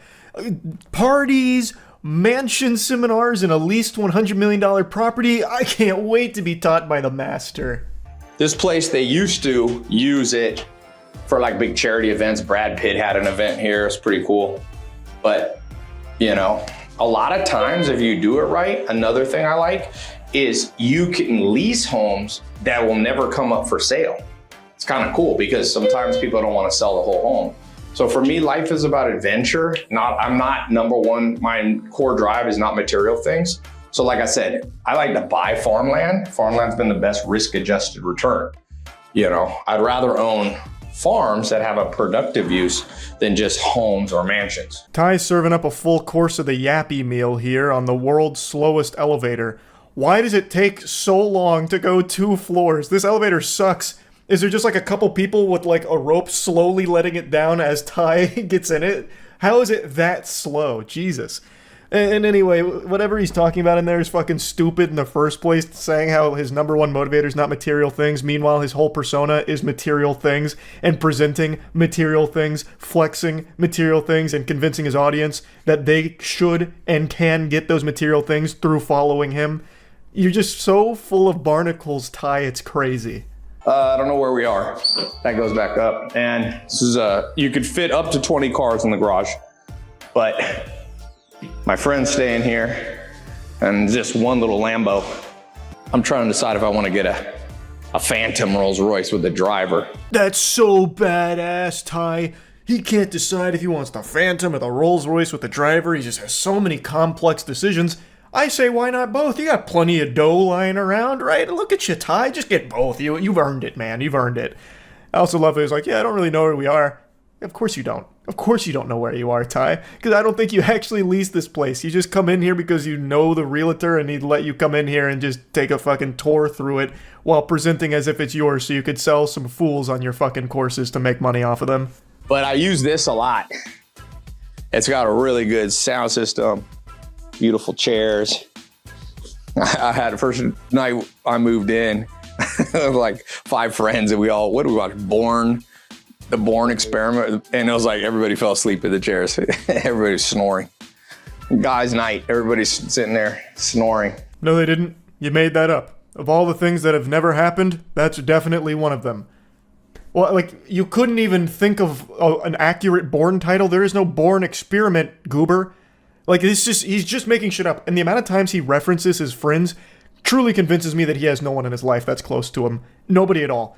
Yeah, so I had, like, my friends, you know, they were here. We watched a movie. And then everyone fell asleep. They were, like, snoring and shit.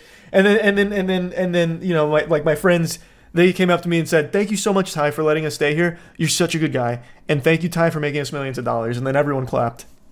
The next reason to buy is adventure. I'm an adventure guy. People always ask me, Ty, why are you still doing business? You know, I could have retired and had enough recurring revenue probably in like 2007 or 8.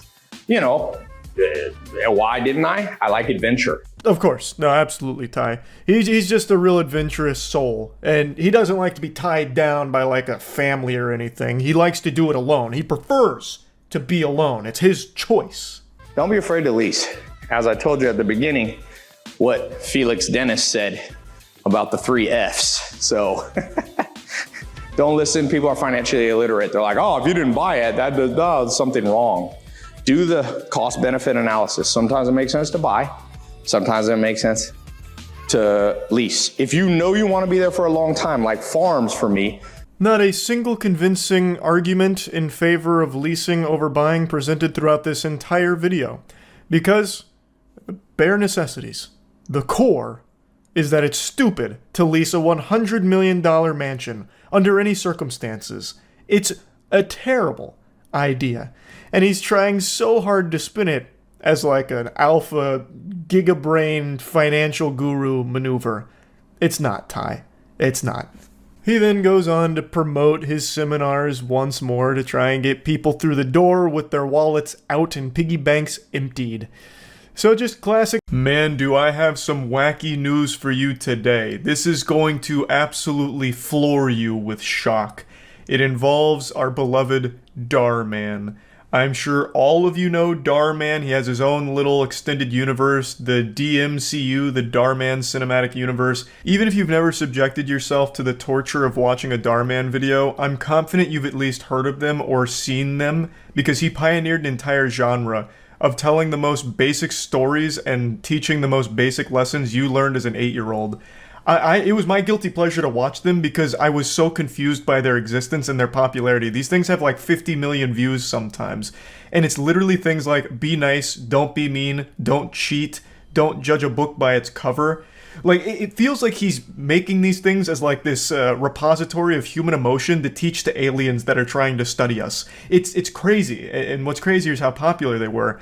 And the titles, they legitimately were a massive smashing success that other channels have emulated. Things like Tall Girl Dumps Short Guy and Lives to Regret It, Man Cheats on Wife, Lives to Regret It, Employee Spits in Boss's Burrito, Lives to Regret It, or Kid Tries to Cheat on Math Test, What Happens Next is Shocking.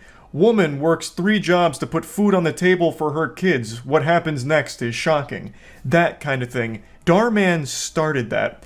And he's also the one who always says that they're not just telling stories, they're changing lives.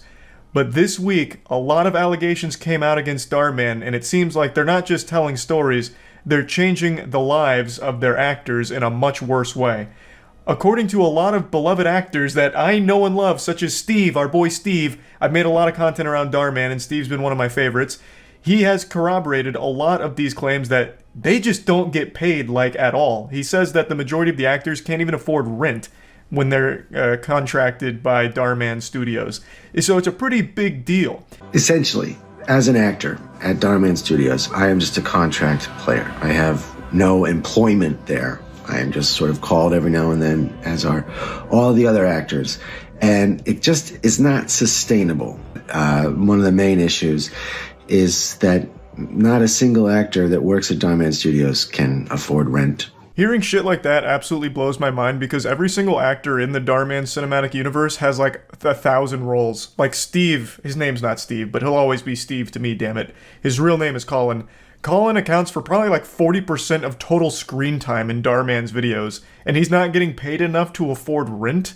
That's outrageous. And I went into the comments because I wanted to see what people were saying about all of this, and usually when you go into the comments you expect to see some absolutely wild shit, like, Dhar Mann's a bad guy, he showed me his butthole in one of my dreams once.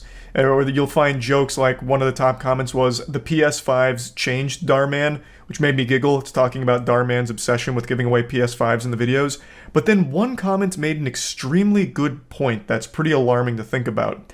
A lot of the actors in Dhar Mann's videos are children, and if he's this comfortable exploiting industry veterans like Colin has been in Better Call Saul, had minor roles in other huge productions, he has been in the industry for a long time outside of the Dhar Mann Studios universe. If Dhar Mann's exploiting people like Colin and other adult actors with horrible pay, is he even paying the children at all, I have to wonder. Like, I can only imagine how messy that could potentially be. Like, does he just like, write clout into their contracts? Like, hey, Junior, I'm making my 48th video on not judging a book by its cover. I need you to play the principal role. I'll give you 1,000 exposure dollars. My YouTube channel has 17.8 million subs. This is going to be great for your Instagram and your TikTok, so just sign here. No, you're not getting pay. I mean, I can give you like some sticks of gum, but that's about it. It's very concerning because if all of these allegations are true, and every single actor I've seen in the Dhar Mann cinematic universe has come out corroborating each other, and they are out there protesting right now outside of Dhar Mann Studios, if all of those are true, it's very worrying to think about if he's also doing the same to the children actors in his content. Because those kids are not industry veterans, and their parents likely aren't familiar with the industry either. They might not know what fair pay is, or if there even is pay for the work. Like, there's just so much messiness to all of that that could potentially be going on if all of the allegations are true. One of his big lessons is what happens in the dark always comes to the light. And goddamn is Dhar Mann learning that one right now. I saw that comment across every TikTok ever referring to this situation. Like, Dhar Mann is getting dunked on with his own lessons. He even made a video kind of about this same thing, such as mean boss mistreating employees and lives to regret it. Dhar Mann is in that stage right now because all of his employees, well, I guess they're not technically employees, they're contractors. All of them are coming out to talk about how miserable it was when it comes to the pay, and Dhar Mann's complete refusal to even talk to them. He just dodges them at every possible opportunity, and apparently has even cultivated this culture where if you speak out against him, you get fired. So I'd like to go over all of these allegations with you and show you some of their TikToks and the protests that they're currently doing against Dhar Mann Studios.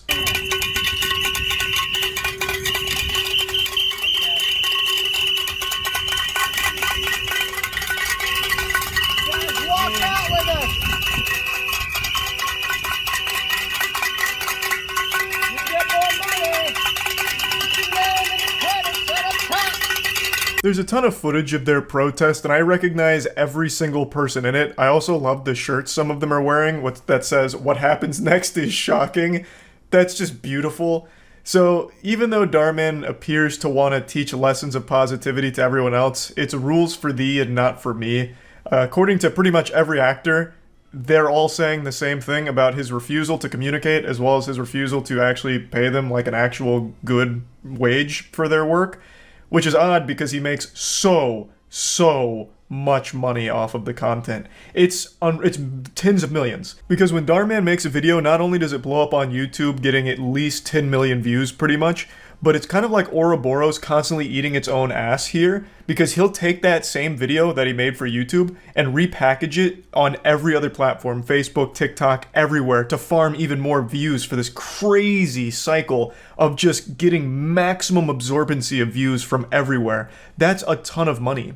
But even aside from the money he's generating on the content itself, he was already an extremely successful and extremely wealthy businessman. He had a very successful cosmetics line, and I think even before Dharman Studios blew up for him, he was worth right around $50 million. This is a guy that could easily afford to pay his actors well, and I would have expected him to do that, because I always got the impression that he was just like a genuinely good guy who just wanted to tell basic positive messages. But according to all the actors, he's a wolf in sheep's clothing, which is extremely sad, and I feel terrible for all the actors in this situation, because it really did play out like a Dharman video. Aspiring up-and-coming actors thought they had landed a great gig with a great guy. What happens next will shock you. We are protesting why we are out there right now. We've been talking to a lot of actors. It's the same, everybody feels the same across the board. The trouble is, there's a culture at the studio of if you talk, you're out. It seems the moral mastermind Dharman is ruling his company with an iron fist of fear, where if people speak out against him, I guess they're fired, at least according to the actors. I'm only showing you Colin's statement here, but there are so many others. You can find all of it by just looking up the Dharman protests. All of the main actors that you're used to seeing in Dharman's videos have come out against him. And they're not being greedy, by the way. Like, all of them are just saying, we just want, like, moderately decent pay for the work. Like, all of them are proud of the work they've done with Dharman. Colin concludes the video by talking about how much all of it has meant to him. But if they can't afford rent, there's a huge problem. They're not looking to be paid fucking 6 figures per production or anything. They're just looking for fair pay for the work that they've done and are continuing to do for you. And the least you can do is at least hear them out, go to a meeting. But Colin and all of the other actors talk about how Dharman continuously avoids talking to them. He refuses to actually sit down and have a conversation. I'll let Colin explain that situation. So we decided to come together as a group and talk collectively with our boss, Dharman. We sent a letter to him, a hard copy and an email. The email was CC'd to the head of production as well, so that we made sure that Dhar got it, but it was addressed to Dhar. It was delivered to Dhar. We were contacted, said we could have a meeting to discuss our issues.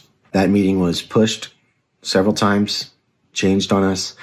When we finally got to the meeting, we had reiterated that we wanted it to be with Dhar. Dhar was not there. Following a couple days, reiterating again, we would like to speak specifically with Dhar.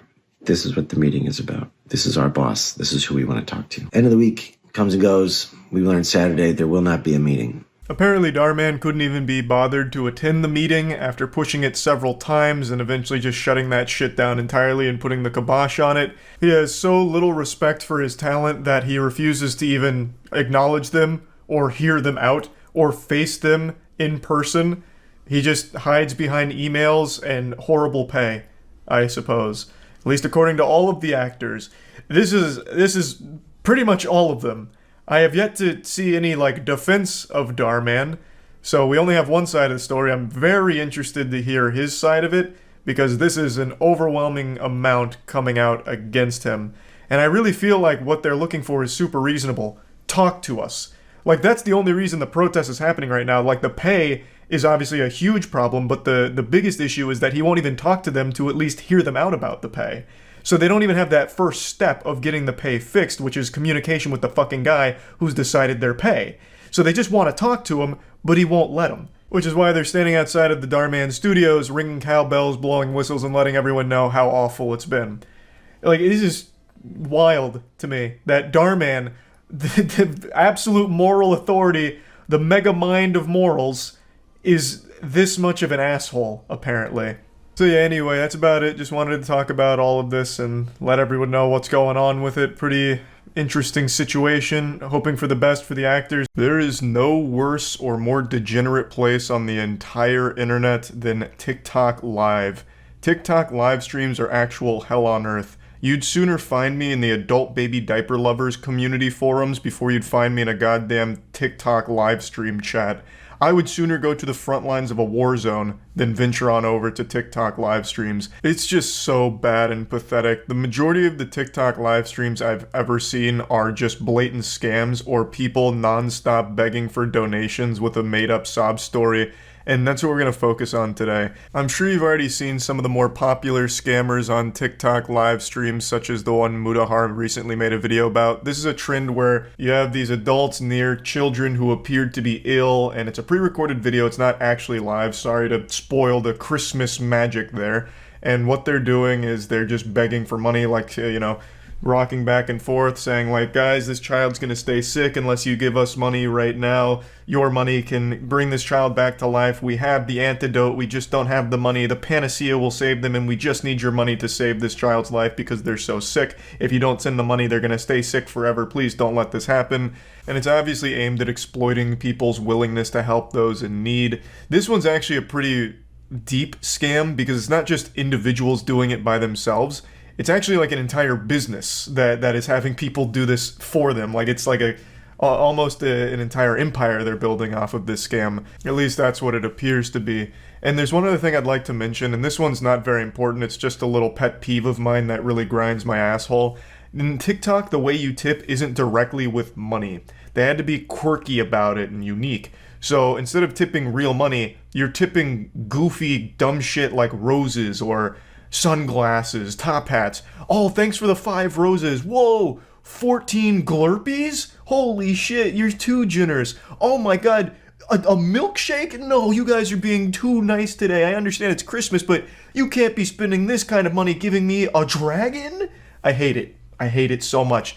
Don't be such a fucking weirdo. Just make it like one-to-one, like, oh, here's $5 or whatever. I hate that they have to like convert it into stupid little Microsoft clip art shit as like, here's what you got tipped, it's a rose. It's dumb, I hate that. Not important, but just something I wanted to point out. So this is a very common scam, but it's not the only one. There are just so many scams similar to this, and there's a video that's been posted by a YouTuber named Wasabi who goes over one of the biggest culprits of scamming like this, and probably the most popular one, who frequently does these kind of live streams and still hasn't been banned, and actually has a following of over 500,000 people. But for live streaming instead. If you end up on the TikTok live stream section, you've already fucked up. Like, I'm just gonna assume you're there for something nefarious. Like, why the fuck would you ever watch a TikTok live stream? Go anywhere else for live content. Not TikTok. Like, holy shit. It's fucking terrible. That is the worst streams ever. Bar none. Becomes a lot more appealing to people wanting to give live streaming a shot, or potentially by scammers who see it as a great opportunity to take advantage of other people. So, judging by the thumbnail, this is the scammer he's about to call out, and I can already tell you he's doing the exact same scam that I briefly mentioned. I'm going to take a shot here, just based off of the other scams I know on TikTok live streams. He plays pre-recorded videos begging for money, doing something, telling a sob story, one of the two. And he just loops that shit endlessly to try and farm money out of it. And we are not getting a galaxy. You see, I just needed to be positive because we aren't getting a galaxy. I was so confident. You are making me rage today. You are making me rage today because we aren't getting a galaxy. Which means I'm not going to knock it over, which means I'm not going to rage, and which means I'm not emo. Because galaxy means I'm emo and I have to knock it down. Someone translate. Is a galaxy some kind of like in-app currency that's a big one? What does that translate to real currency? How many doubloons? Why am I... How am I getting so many different answers to that question? I'm just gonna look it up myself. How in the fuck... It is a standard rate on the gift, I have to imagine. How the fuck did I get a range of $5 to $1,000 from so many different people? Jesus, why do I ask? Why do I bother asking? Cost $13.50. God damn it. Holy shit, it is $13.50. Okay, so then this is just everyone's doing this scam then. Displaying pre-recorded videos as a stream. Is this fake? No, your mom fake. It's not fake. The cherry on top, some people don't even have real streams. They're just pre-recorded. They're fake. So the process for going live is pretty straightforward. On TikTok's website, it says you must be 8 that don't know any better, so they're easy to fool and potentially get money from. That's also very common. On TikTok Live, I know they take Twitch streams sometimes and just broadcast it there as well on their page to farm off of the TikTok stream, or off the Twitch streamer. So they'll take like a VOD. They'll take like, let's say, XQC playing GTA RP. They'll take his entire stream, download it onto their phone or tablet or whatever, and then they'll just play it as a live stream on TikTok and just let people come in and just farm. That's pretty common on TikTok. I've seen that before. Do I watch TikTok? The only time I go on TikTok is when there's like an interesting drama story. Otherwise, I don't fucking touch it. I am not really too big of a fan. I'm sure there's good content on there somewhere, but I'm not going to be the one digging through to find it. It's more than $13. There's no way it's like $100. Are you talking about the Galaxy? What do you mean? I looked it up. TikTok Galaxy cost.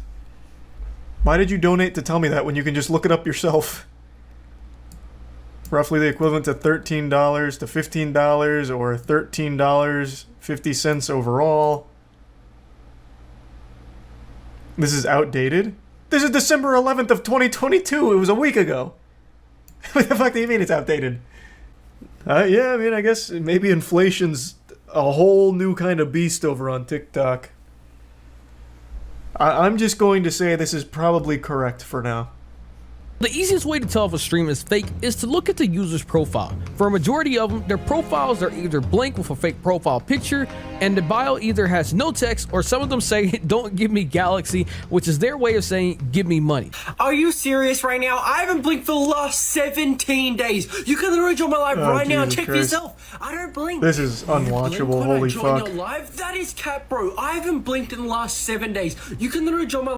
Is it a scam or do people have bad taste? No, it's a scam. He just plays pre-recorded videos. So when you donate to him, and he's like, "Give me a Galaxy or I'm gonna fucking cry and pee-pee. Give me a Galaxy or it's gonna be real wet trousers in here. No Galaxy?"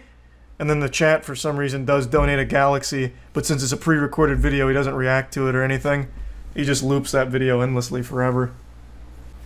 He has all the Galaxies he needs.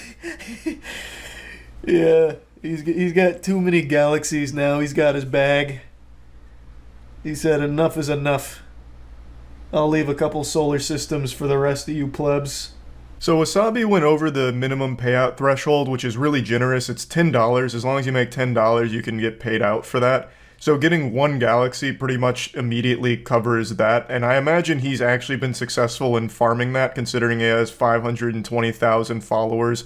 And a lot of them just really don't seem to get it. I understand they're kids that still don't have object permanence, where if you put like an orange behind your back, they think it vanishes from existence. So these kids still believe that they're watching real content from the guy, even though it's pre-recorded videos. So I have no doubt that he's been able to get a lot of money out of doing this over and over and over again. He's also been doing this for a long time now. There's videos on YouTube right now that have called him out multiple times over the course of the last like 6 months at least, from like a Cheeto as well as a couple other commentary channels. So he's just been at this grind, the Sigma male grind, all year. Just absolutely scamming children, taking candy from babies. Followers and likes on his actual profile. But if you were to actually catch one of his lives, then you would see that as a pre-recorded video. Another way to tell that it's pre-recorded is look at another YouTuber who has already covered this exact same guy before. A video that they showed for him over 6 months ago is a video that I just showed that I recorded myself when he was live a few days ago. So yeah, the entire thing is fake. And then of course, just like all these profiles that want to try and get money out of you or scam you, they have a link, you click on it, and then they provide 3 different drop downs saying earn this, make this, when all of it is not real. But the Eater of Worlds was unsatisfied with just Galaxies. His gluttony knows no bounds.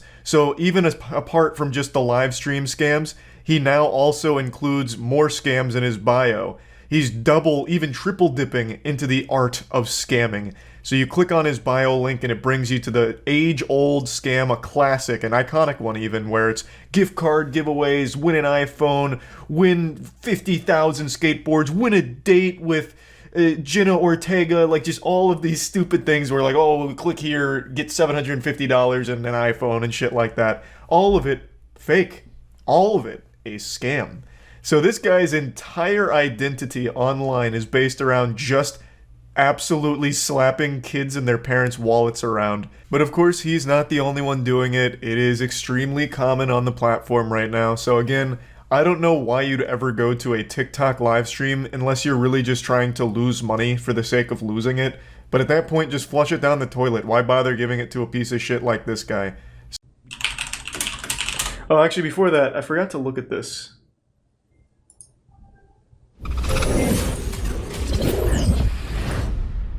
Recently, I did a video about Earth 2. In my eyes, it's either A, a delusional group of pathetically idealistic idiots who think that they can redefine the entire virtual entertainment sector with a small team, limited resources, and the largest undertaking, possibly, in the history of technology, or B, a pyramid scheme and a scam that will never deliver and was never intended to. Take your pick, it's still a bad thing. I think it's the first one. Well, that video caused a lot of anger and a... Planet IX is I'm sold. Fuck it, that looks cool. copy of the planet where players can buy, collect, and trade picks, which is how we call the lots of land. It's the same game. Packages and then go into the marketplace and then they can sell, exchange, buy directly from Holy the fuck. Holy shit, it is exactly the same scam.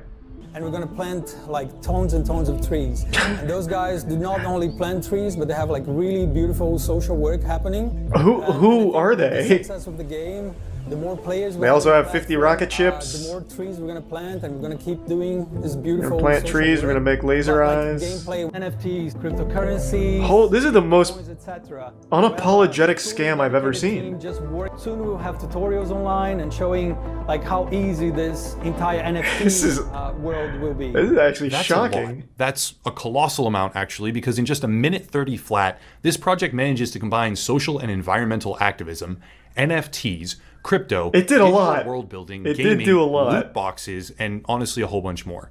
But I think some most people just importantly, need as to per get their own scammed. advertised framework, they will launch in 3 separate. Like if you put money into Sound familiar?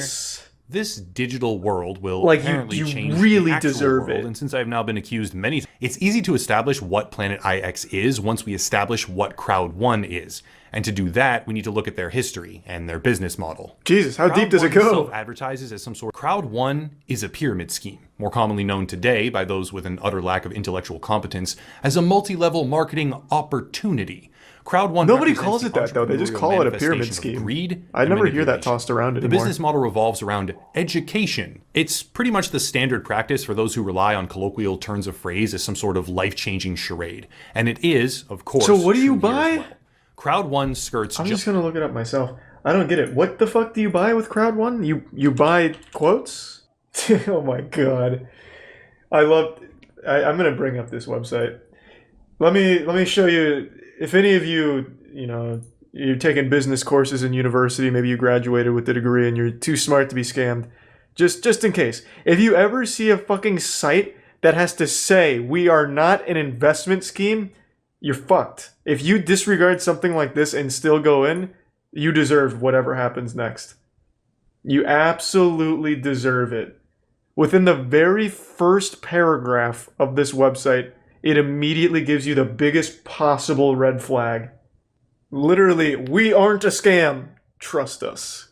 But yeah, this looks like an absolute dog shit idea. And I still don't even get what it does. Like, I don't know what you're... Like, what is this shit, though? Like, you're buying nothing. You're buying Migster, who I'm guessing is like a cereal box mascot or something. I don't really get it. Like, I don't know how someone falls for this. Oh, here he is. A mobile gaming tournament platform, Migster. So you're paying for 12 months to a furry fan site? Like, what is it? Migster is a social gaming platform for you and your friends to play and take part in tournaments through online streaming.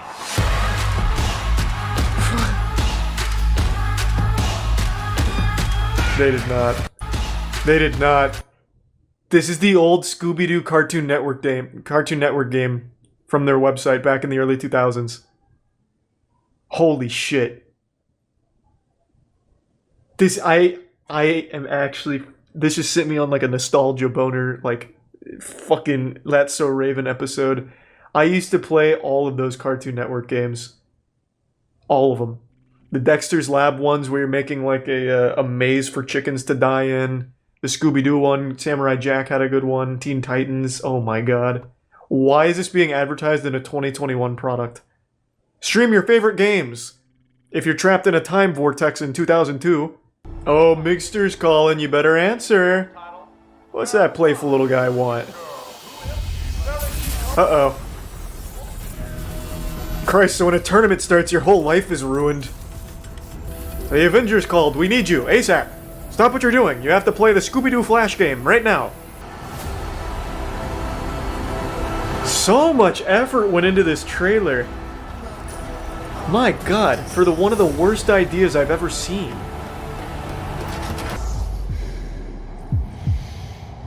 I feel like I'm getting a whole movie's experience worth right now.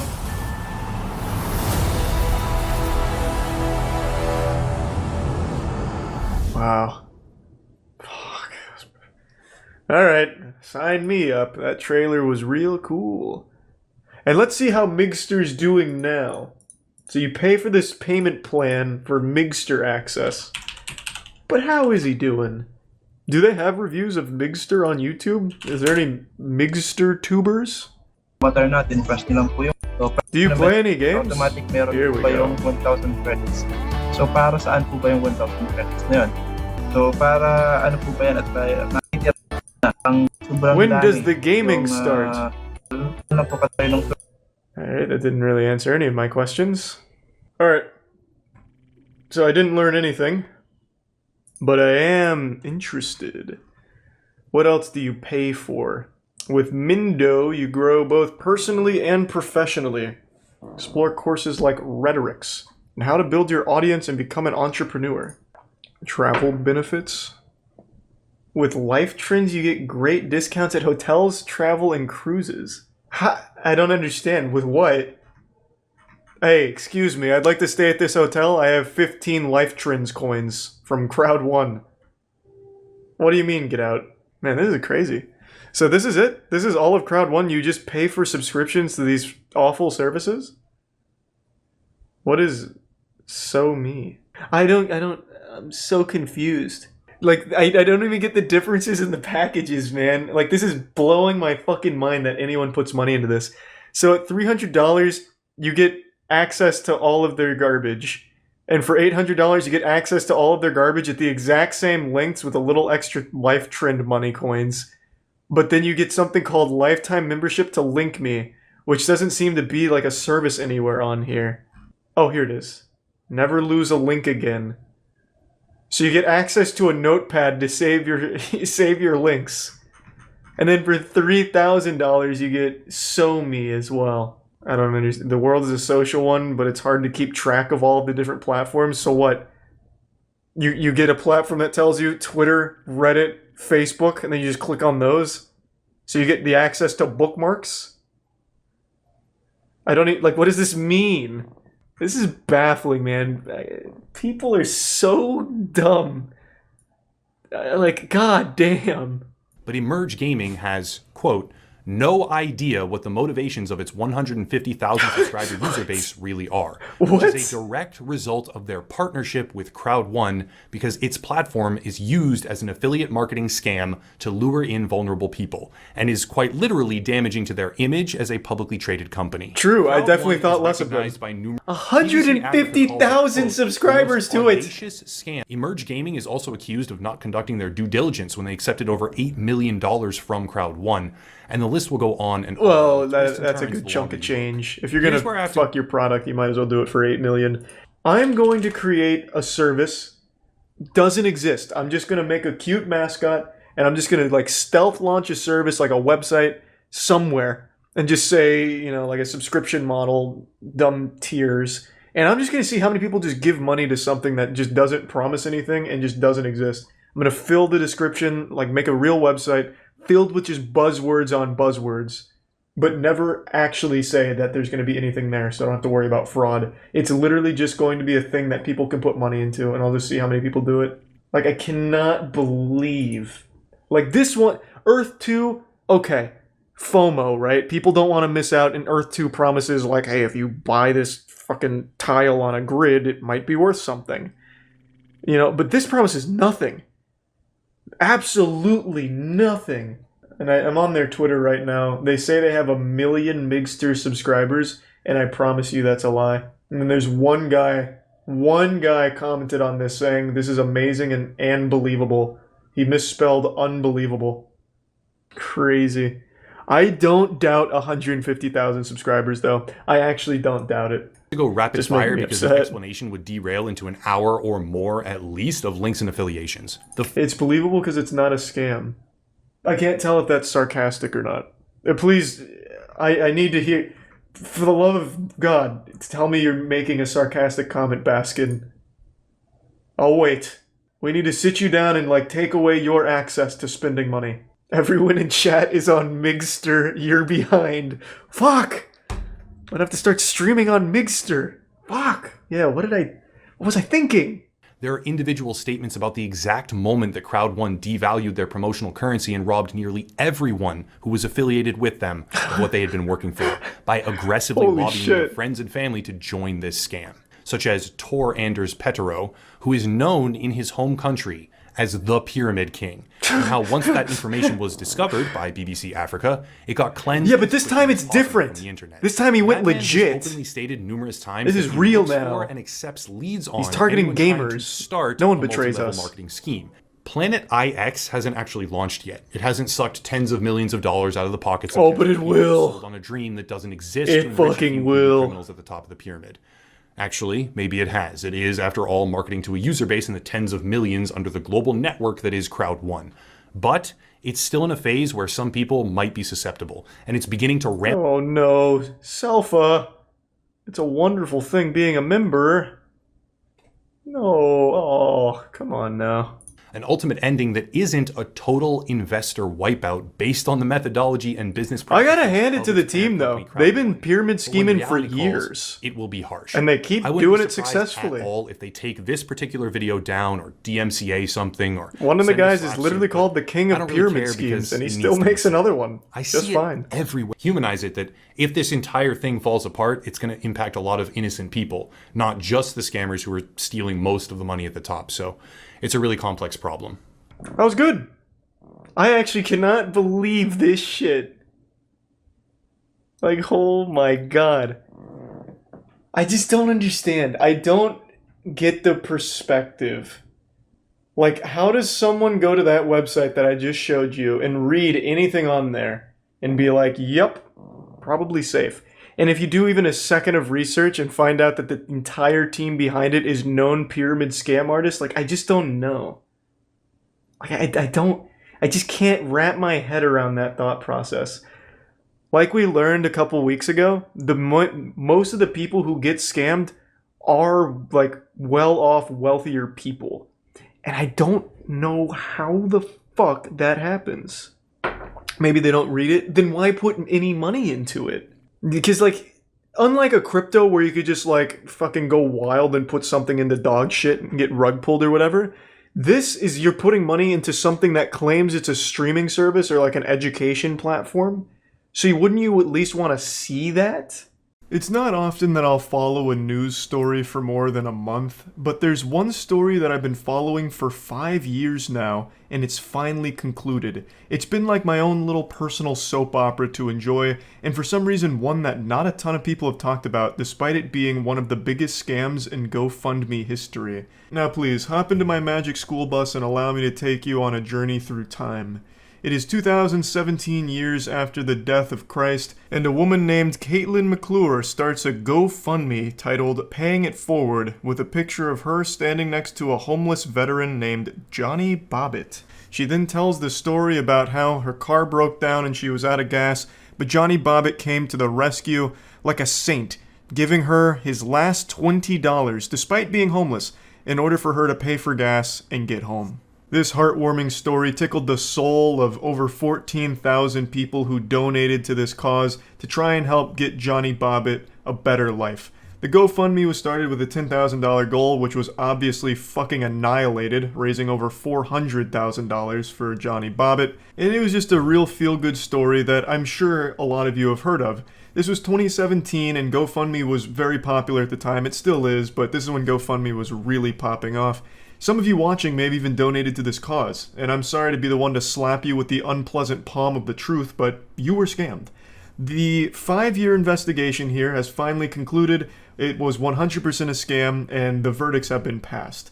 I'm going to get into the verdicts and everything towards the end, but I want to give you this entire timeline here because this is more wild than you'll probably expect. Now, I've been pretty outspoken about the dangers of GoFundMes. I think it's a great tool that gets abused by a lot of pieces of shit just trying to take advantage of good-intentioned people, just trying to squeeze money out of them. So you just gotta be careful. You can't just blindly donate to something on GoFundMe without doing your due diligence first to make sure it's legitimate. I can't even count the number of times there's been like a tragedy or something noteworthy in the news and a fraudulent GoFundMe campaign gets started. A lot of people donate to it and it turns out it was run by someone unrelated to the events and they just pocket the money and run. It happens so often. There's just so many scams there, you have to be careful. And you'll see a ton of these like feel-good GoFundMes or like really needing help things that have these like really sad stories. My son slipped on a banana peel at the park. He broke both of his legs, both of his arms, and his skull was cracked in half like a fucking walnut. I'm looking for $3,000 for emergency surgery ASAP to fix my son. You like scratch your head like, $3,000? That doesn't sound enough to cover the cost of all this. It sounds like you're gonna need a brand new Android son. Like fucking cybernetic enhancements here. $3,000 isn't gonna work. That's something fishy is afoot here. Then the next thing you know, you just bought that scammer a brand new Lexus. The point is, you just gotta be careful. That's what I'm trying to say. I'll stop ranting about GoFundMe now and get back to the story. So in 2017, Caitlin McClure was dating a man named Mark D'Amico. And then one fateful night, they were texting each other, and they started talking about a homeless man they both knew. That homeless man was Johnny Bobbitt. And we're talking about him, talking about like maybe wanting to help him, and they'd given him $10 in the past. And then an hour after this conversation between the two of them, they launched the Pay It Forward campaign after taking a picture with Johnny Bobbitt. And then they fabricated the whole gas story about how he gave Catherine his last $20 so she could get fuel and get home. Which was a complete lie, confirmed in text messages, by the way, where McClure was bragging about it and talking to a friend about how she made up that part because she needed to make it sad. It's actually like a scam Ed and Eddie would have run for jawbreakers here, except these are 400,000 jawbreakers. They raked in a fat stack of cash, and then they started spending that money. They bought a BMW, a New Year's Eve trip to Las Vegas, helicopter ride over the Grand Canyon, Louis Vuitton handbags, a whole bunch of shit from these GoFundMe donations. They were just spending the fuck out of the money on all kinds of luxury items. And from reading some of the text messages, I do think this started with them just having a normal conversation about like maybe wanting to help that homeless guy. But when they saw how much money was coming in, they eventually just got completely corrupted by it and just decided to turn this into a cash cow for all three of them to milk together. But I could be wrong. Maybe I'm putting too much faith into assholes here, and this never had good intentions even from the get-go. But anyway, in 2018, Johnny Bobbitt shocked the world when he sued Kate McClure and Mark D'Amico, claiming that they were withholding most of the GoFundMe funds. According to him, he only received like about $75,000 worth of it, and he called it like his share of the funds. And from this lawsuit, it got investigators really interested in exactly what the fuck was going on here. So after doing a little poking and prodding and combing through 60,000 text messages, they concluded that this whole thing was made up and all three of them were in on it together with the goal of money. Big time cash. Fat, filthy clams. They all came together and agreed to keep up this story. So Bobbitt was in on it as well. This wasn't them just taking advantage of a homeless veteran. This was them cutting him into their scheme here. And it's been 5 years, and they've been going through the trial and all of that. Kate McClure was sentenced to a year in prison for her role in all of this, maintaining that Mark was the real mastermind here, the puppet master pulling the strings of this giant scam. Now, I'm no super sleuth, nor was I a detective on this case, but if you ask me, that's a load of baloney. I don't think Mark was forcing you to buy Louis Vuitton bags or flex your BMW or anything like this. I think you were very, very enthusiastic about this whole thing, especially when reading the text messages. I think getting a year for your role in this is really light sentencing. Johnny Bobbitt received ordered a recovery program, and if he fails to stay clean, he could face up to 5 years in jail. And today, the big guy Mark D'Amico himself received a 5-year prison sentence for his role in this giant scam. Unfortunately, Mark didn't have a smile on his face today. He just didn't look very happy. But you know who was happy? Me. I was so pleased to see this. I absolutely love when a shit stain gets actual punishment for what they've done. Scamming people who are trying to help other people is one of the lowest things you can do. So I'm actually, I'm of the belief that he got off really easily here. All three of them did, if you ask me. I think this is deplorable, and I think there's absolutely no fucking excuse for it. So I think 5 years, 1 year, and a potential 5 years is really lenient, all things considered. But that's just me. I'm sure a lot of you are also curious as to whether or not the donors got their money back, and the answer is yes. In 2018, GoFundMe stepped up and refunded all 14,000 donors, gave back all 400 grand from this campaign. So good on them for making that right. Overall, I am happy with the series finale here. I followed this show for 5 years, and I now feel the way I did when Breaking Bad concluded. A great ending overall, but you know, it's going to be a little sad not to be able to follow this anymore, but I'm happy with the way it all wrapped up. So, yeah, I just wanted to talk about this a bit because it's not a story I see talked about that often, surprisingly. Even though it's a pretty big deal, a $400,000 scam, that's not like pennies. You know, that's a lot. The words scam and YouTuber go together like peanut butter and jelly. Usually when you see these two words in the same sentence together, it indicates that a YouTuber is the one doing the scamming. But today, I've got a goofy little sad story for you that subverts your expectations more than Game of Thrones Season 8. This turns that narrative on its head, because in today's story, a YouTuber was the victim of a scam and lost about $1 million in pursuit of a dream. This is the story of how a friend of mine named Oompaville was schmeckeldorfed out of 1 million clams by a greasy worm named Jake. Oompaville just posted a beautifully made documentary going over the entire situation, so I highly recommend checking that out for the full story. Basically, Oompaville embarked on a journey to fulfill a dream of starting his own candy company called Sour Boys, and along the way got into bed with a bad demon named Jake, who hosed $1 million out of him in a big, disgusting scam. And this is something that I actually have a close personal connection to because I was actually very much updated on his company, Sour Boys, over the last year and a half. Last January of 2022, Oompaville talked to me about his candy company, and I was super excited by it. Oompaville was glowing, you know, blushing in the cheeks every time he'd talk about it. It was like he was going to prom every single day when I'd ask about the candy company. And it made me super happy to see that from him. Just a really cool project and venture taken by someone that was very passionate about the product. And I mentioned this in the stream clips I want to show a little bit later, but I'll mention it here too. I'd actually tried the candy, well, me and my friends had all tried the candy by complete accident. It was sent to our P.O. box like 2 years ago or something like that. And we were eating it during a Moist Esports watch party and just fucking loving it. And we had no idea it was his. It wasn't until much later that we learned that Sour Boys that we were eating was Oompaville's. So it was a product that I had already liked without ever even knowing it was his. So it was top quality. And I eventually was told by Oompa that he was unfortunately used like a fucking fleshlight by a scammer and lost tons and tons of money, and that he'd be making a video on it. And now that video is finally out, so I'd like to talk about it here today because it is tragic. Now, I want to make it clear that this doesn't mean that Sour Boys is dead and buried. According to Oompaville, they are still pursuing a full launch, and it is apparently in a very good place, so that should be on the horizon at some point. but this is a massive $1 million hiccup. That's a hiccup that could put you in an early grave, honestly. Losing that amount of money to a scammer is nothing shy of an absolute asteroid hitting your world. But Oompa and his family have persevered and are still planning on launching Sour Boys in a big way. Sour Boys is started by Oompaville, but he has hired like most of his family to do it with him, as well as other people on payroll.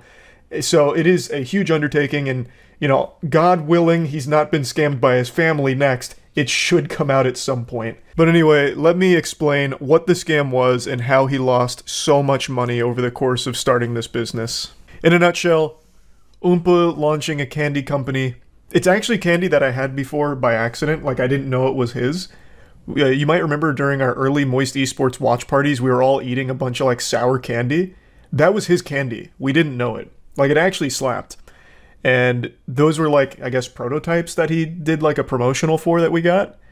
And fast forward over the last year and a half or so, I don't remember how long it's been now, but he's been trying to launch that candy company in a bigger way. So he's upped the production, got a warehouse, and he got a big machine in order to really be able to pump out volume and scale. Turns out the person who supposedly built the machine and shipped him the machine was a giant fucking scammer who also happened to be a friend of his. Not like a best friend, but a close enough friend where it would be the ultimate betrayal to even consider a scam. So basically, the machine that he bought under the assumption that it was built by his friend, serviced by his friend's friend, was all a complete lie. What it was he bought the machine from China and upcharged Oompa like fucking 3 or 4x what it was actually valued at. So in total, he's out $1 million. Would have been more too. He was supposed to send an additional like 70 grand to the scammer, but he had like a come to Jesus moment about it being fishy. And yeah. He is still planning on launching the candy company. He says it's in a good spot, but he did lose $1 million over the course of this journey because of that scammer. That was his friend. When you watch the video, I think it becomes pretty clear how anyone would have fallen for this. Like, there was so much communication. The person was, for the most part, reputable. It was a friend, trustworthy, so you always give them the benefit of the doubt in the first place. Oompa bent over backwards to pay wages and accommodate in order to get everything, you know, situated. Getting everything serviced, having a maintenance team, doing pretty much everything by the book. But it just turns out it was all a complete fucking lie. Even if it wasn't a scam, he'd be at $1 million. Yeah, but he'd have a company to show for it. Right now, he still has to keep building in order to get that ready. He says he is close and it's in a good spot, but that $1 million, assuming it didn't go to a scammer, would have helped launch the company and they would have already been in production. Well, and also, another thing that I think is worth mentioning, the machine that he did get that came from China that he was told was built by his friend and all them. The machine was quoted on the receipt as $143,000. Meanwhile, Oompa paid like 700 grand. So he also wouldn't have been out $1 million and he would have also been in production by now. Even if it was your friend, wouldn't you look up how much the machine may be going for? Well, he wasn't buying a pre-built machine. The whole reason that he was going to his friend for this was to produce that machine, to make that machine. It wasn't supposed to be like a pre-built machine. So where would you even go to get information on that or see other competitive quotes when this is supposed to be like basically a bespoke deal here? It wasn't $1 million for the machine. He lost $1 million over time by getting the machine and paying the guy and everything. Yep. He said $700,000 to the actual scammer, and then over the course of like wages and other expenses came out to around $1 million in the shitter. Should have consulted me, easy. True, he should have went to you. He should have been in Twitch chat just looking for the experts. You would have sniffed it out. Just go to Ask Reddit for advice. Where all sane people go, yeah. Why not ask a specialist about this before paying? The guy was a fucking specialist. Well, was supposed to be a specialist. And I guess in a way he was with scamming. Like, I don't know who else he was supposed to find. Like, Willy Wonka? Like, it's a hard thing to find people for that. Can he do something to press charges, or is it out of his control? Oh, they could absolutely press charges. 100%. Now, I don't know how hard they're going to go on that, but yeah, you can't just scam someone out of $700,000 for labor you didn't do and a completely false pretense on the whole situation. Yeah. They could absolutely sue and should sue. Can't sue if you can't be served. That's true. You gotta be real elusive. Just hide in the shadows and wear a disguise like glasses and a mustache. That's kind of the general overview of what happened.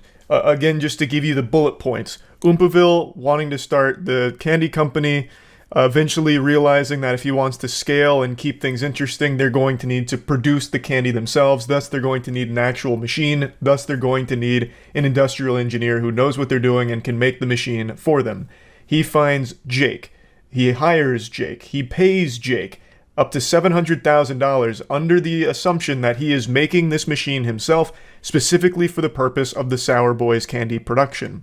With tons and tons of delays and a lot of very odd circumstances and things that happen throughout this multiple year venture, he learns that the machine that he eventually does get from Jake's shop is not a machine that Jake or anyone that works for Jake built. It was a machine that Jake purchased from China for $140,000 and was sold to Oompaville for significantly more than $140,000. And since Jake and no one on his team built it, no one knew how to really service this machine. So when eventually Oompaville did have someone that knew Jake come out to help, that person, his name is Will, did not know how to actually work on the machine. Thus, they were at a complete standstill. It was gridlocked. There wasn't a whole lot to be done. They realized then, when Will got there, that they never built that machine. That machine was purchased from China, and everything Jake had been saying, everything Jake had claimed that he was doing was all a blatant lie at the expense of Oompaville's financial security. $1 million over the course of a few years, and he does still have a machine, but has to retrofit that machine now, completely change it around in order to actually work for the candy that he is producing. That's kind of the whole situation in a nutshell. There's a lot more moving parts in between there. He went in with both feet. He fucking cannonballed into the big business pool here. In the video, he talks about how he had a brief time of homelessness because he put like so much into this. He was like living out of the warehouse. It's a very like actually concerning story, but Oompa tells it with a smile on his face. But hearing that, I'm like, Jesus Christ, that was like reckless and scary. But, you know, things are working out, kind of, though it would have been a lot smoother had he never met Jake and instead found a different engineer.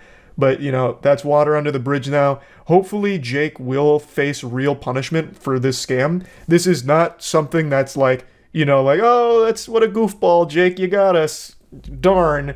This is absolutely a needs to be in jail, long prison sentence type of situation for this guy. That's an unforgivable thing to do. So yeah, that's kind of the bare bones of the story. I highly encourage you watch the entire documentary if you want to see like the nitty gritty of everything that went on throughout this entire journey. It's wild and sad. Him, Oompaville, and his family have like a really good attitude about everything somehow, which is, you know, hats off to them. I don't know how they maintain like positivity in the face of $1 million fucking scam like that, but good on them. I'm wishing them nothing but the best. I hope Sour Boys does very well. And yeah, I just wanted to talk about this a little bit because this is a very rare instance of a YouTuber being... I'm not sure how many of you know about this, but there's a huge scam going on YouTube right now where people are getting tricked into deleting their own accounts. And they're not like small accounts or anything. I'm talking accounts with millions of subscribers. And it seems like they're targeting the smartest people on the platform.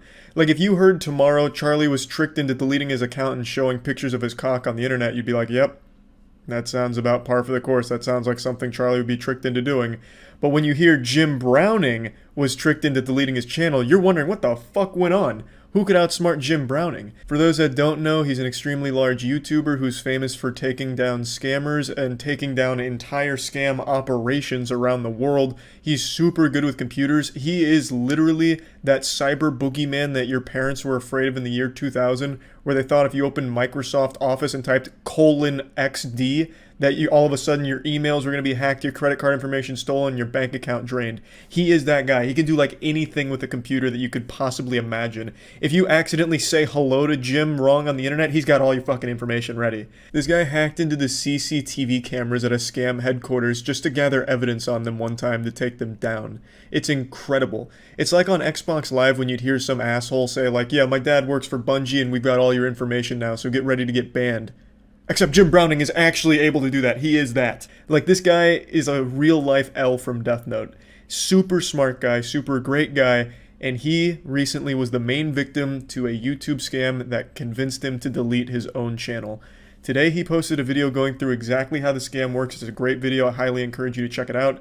And I want to talk about it just a little bit and give a bit of a summary, as well as a little advice for any YouTubers out there on how to avoid it. He does as well, but there's a couple things that he doesn't touch on that I'd like to. He's also not the only victim of the scam. Another very smart and large YouTuber named the Spiffing Brit was also convinced to delete his YouTube account in what appears to be the exact same scam.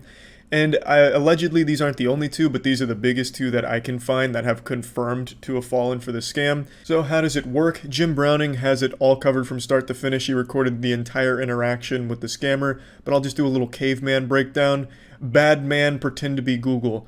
They were able to send a real email from a real Google account at google.com. They sent an email saying you have a duplicate AdSense on your YouTube account. As a result, we'll be suspending your channel. If you want to talk about it and try and rectify this, you can join our YouTube support chat. And then there's a link, and the link actually takes you to a real YouTube support chat. So this entire time you see at google.com, and it really is at Google. It is a real YouTube support chat. So there's nothing too suspicious about that, and that is a real error that happens on the platform, I imagine, with duplicate AdSense accounts. So all of those check the boxes of, might be legit. So upon joining the YouTube support, they walk you through how to fix the problem, though there is something Jim Browning points out. When you're in the YouTube support page, there is a discrepancy with the email that you're talking to. It's at creatorpartners.com, which isn't right. That is the wrong email, but by this point you're already convinced that this is really YouTube support. So, as he mentioned, he wasn't paying enough attention to it and didn't think anything of it. And I imagine it's the same for the Spiffing Brit. So after talking with them, they walk you through the steps on how to fix it, which is moving your channel, the one with 3.3 million subscribers in Jim Browning's case, to a blank channel that they have you create, saying, we're going to take this channel and move it here, and this is going to fix the AdSense problem. Well, in doing that, you have to, in the move, delete the original channel. So you end up deleting that channel, and now you're left with just a blank channel. Now, this isn't the goal of the scammer. Once you get to that step, what they want you to do next is fill out a forum, so that way they can access your original account.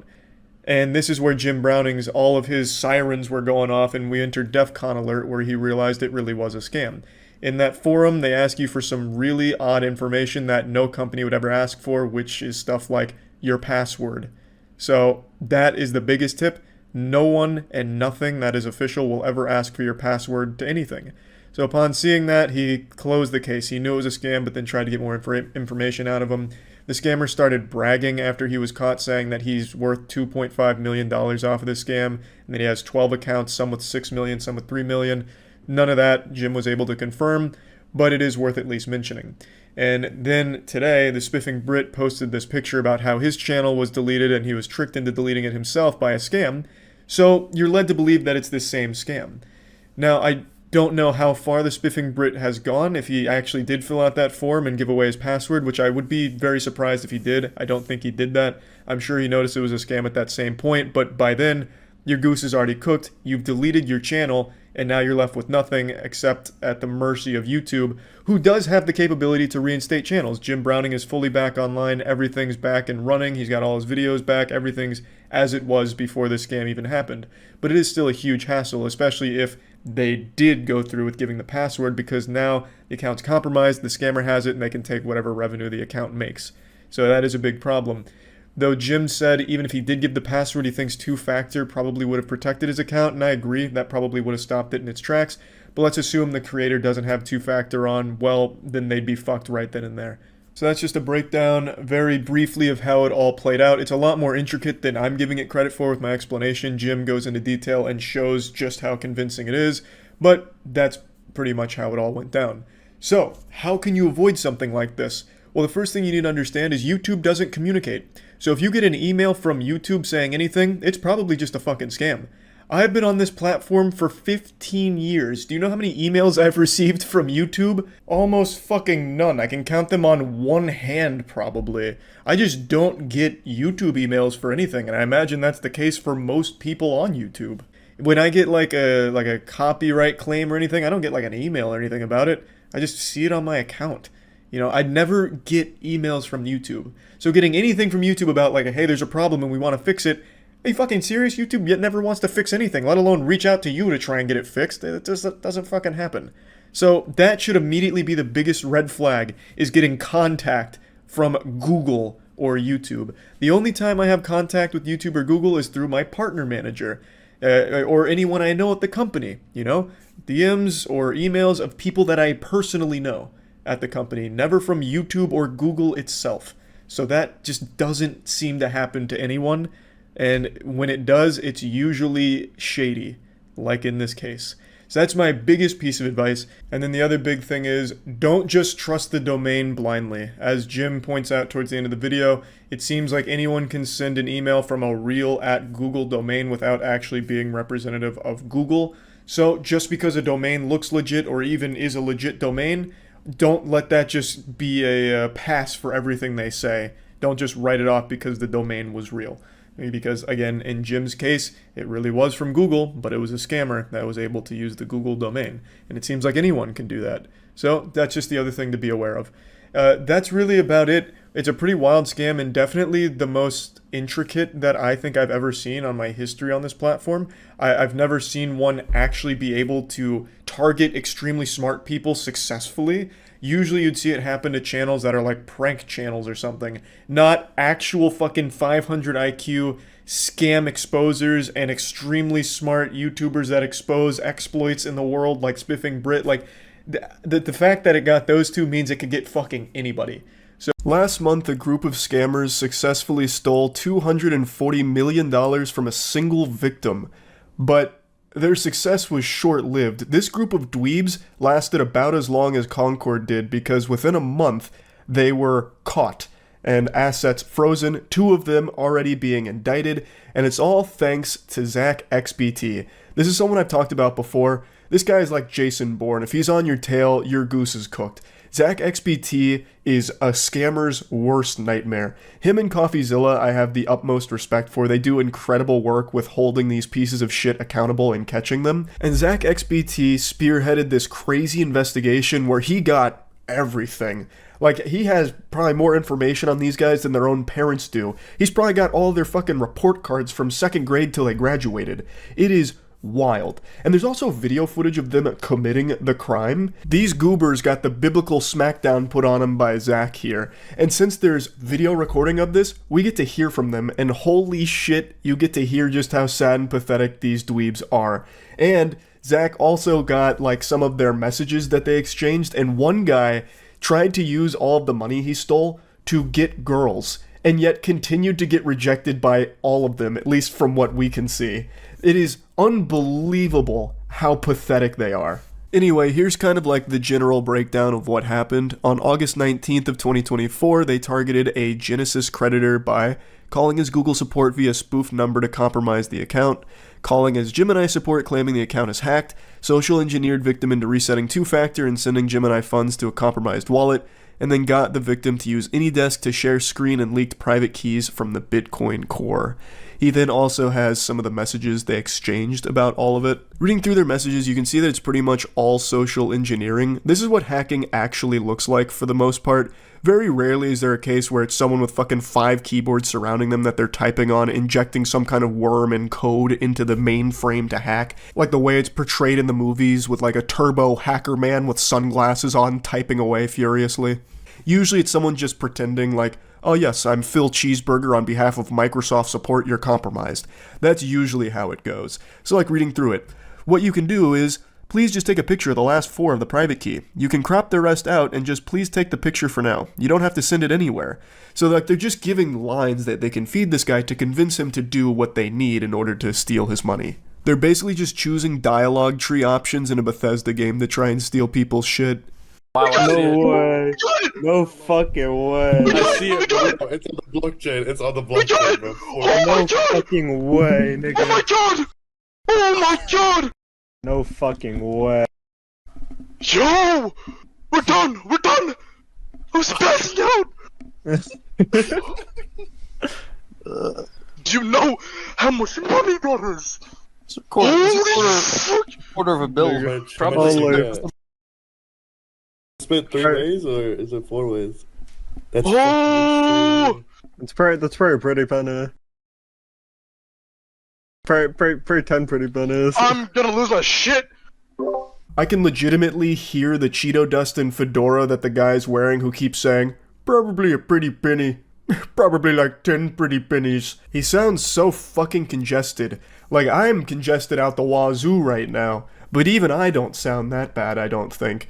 Good lord, brother. Holy. Dude just sounds like a wedgie magnet. It's actually baffling to me that they pulled this off and then had all of this evidence that they themselves gathered against themselves. Like, this is a private recording of them. You steal $240 million and you leave the biggest possible digital footprints. That's mind-boggling. Zach XBT claims that he has over an hour and a half of footage of these fucking goobers. There's also times where they slipped up revealing full names and other important information that Zach was able to gather. And the one I really want to focus on is Malone. Zach got some really good information on Malone because this guy loved to flaunt all of this shit. So he gets all this money and immediately starts spending $250 to $500K a night and giving out Birkin bags to random girls. There were girls on TikTok that were walking away from his parties just carrying Birkin bags, and I guarantee he didn't even get so much as a kiss on the cheek for it. This guy was blowing $500,000 a night to try and get laid, and I guarantee he's still a virgin. He even bought his crush a pink Lamborghini as well as 3 Birkin bags to try and lure her in and make her fall in love with him because of his money, and it doesn't work. He reaches out saying, I got you a present, we'll call it an early birthday gift, a thank you gift, I appreciate you so much, heart. And all she says is, I am taken once again, and he says, I don't care. Malone, I know you care. Dude probably fell to his knees, crying into his hands, all this money, and he still cannot get a girl to be interested in him. Seems like he's using every doubloon that he stole to try and buy a girl's heart, and it is not working for him. She just shuts it down immediately, reminding him that she has a boyfriend. Like, that's so good. She doesn't even say thank you, by the way. This guy must actually be a huge nuisance, like a big piece of shit. She doesn't even bother to try and thank him. He must always try and use money as leverage on people or some shit, because she doesn't even entertain the idea for a second. That is so good. There is a part of me that hopes that she did at least still take the keys from him for the pink Lambo and then have the boyfriend reach out telling Malone thanks for the car.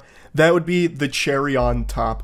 Now, Malone is one of the 2 that have already been indicted, so we get to take a look at this Casanova right here. This is the guy. We get to put a face to this pathetic douchebag. He was very public with all of his money and all of his spending too.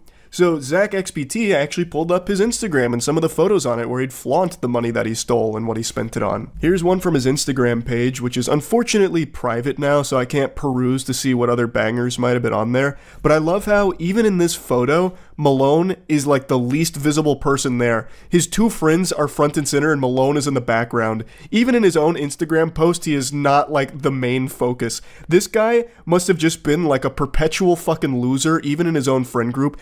He gets hundreds of millions of dollars here, and still they don't respect him and don't care about him. They just use him for his money, and he is fine with that. That's the impression I get. Here's some more photos from his partying where he'd blow hundreds of thousands a night and buy girls Birkin bags. Anyway, though, let's talk about some of the others. So Zach XBT identified pretty much everybody here, so another one that also got indicted is Box. Now, Zach was able to find not only the information on these people, but also where all the funds were coming through, which led to a lot of the funds being frozen, as I understand it. I highly recommend you go to Zach XBT's actual Twitter page if you want like a full in-depth breakdown on how he did all of this. It's extremely impressive, and I'm too stupid to fully understand all the ways that he was able to pull this off. But what I do understand is that Zach fucked him. Like, he absolutely went wild on him. And now 2 of them have been indicted, and I think it's only a matter of time before the rest will also face justice too. Overall, though, after reading through it all, I'm pretty surprised at how effective this was from these snot-nosed weirdos. They didn't do anything particularly new with this. It seems like pretty standard by-the-book social engineering with the Google support phone call, that kind of shit. That's something people have done for years. The method by which they actually took the Bitcoin is pretty different. Like, I haven't seen that done before. But to actually get in the door through this social engineering method is something that has been done for so long. I am just kind of surprised that it still worked this well for them with someone that had that much money. You would think that they probably wouldn't fall for something like that, but what's been proven time and time again is that just because you have a lot of money doesn't mean that you're super fucking smart. So they got very lucky that their victim played along, even gave them screen control, and they took that money. And the victim is very lucky that Zach XBT was on the case to catch all the people here and maybe at some point even get the money back. But right now, the thing to celebrate is that Zach XBT has done an incredible job with this investigation, identifying all of the scammers here and getting them to face justice. Hopefully the rest of them will face it as well. So almost 2 days ago now, the silliest scam I've ever seen succeeded in draining $7 million from the pockets of Squid Game enthusiasts. This shit was so stupid it makes armor trimming in RuneScape sound like a genius scheme. Basically what it was a group of people set up a cryptocurrency called Squid Game token. And it blew up, and it turns out it was a rug pull, meaning the developers took all of the money out of the Squid Game token, completely crashing its value and cashing out $7 million for themselves. I'll go into it a little bit deeper, but that's the summary in a nutshell. I swear to God, I've said this at least 100 times over the last 6 months, but people love to get scammed. They go out of their way to find the dumbest shit in the world to lose money on, especially when it comes to cryptocurrency. All you have to do to make $1 million with a crypto scam is just say that Elon Musk is going to start talking about it soon, and people lose their fucking mind. It turns them into like feral animals, just desperate to throw their wallet towards the computer screen at your crypto scam. It doesn't even matter what it's called. It could be Leaky Queef Coin or something like yucky, and people will still invest in it just because Elon Musk's name is anywhere near it, even though there's obviously no chance Elon Musk starts talking about fucking poopy diaper moon coin or whatever. But for some reason, all they have to do is see Elon Musk and they go like full fucking Winter Soldier episode and they're like, I need to invest. So they put all of their money into it and then get shocked when it turns out to be a scam. I myself actually put money into shitcoins earlier this year. I was under the impression like, okay, 9 out of 10 of these are going to be rug pulls, but maybe there's going to be that one that does what Doge did or something similar. And you know what happened?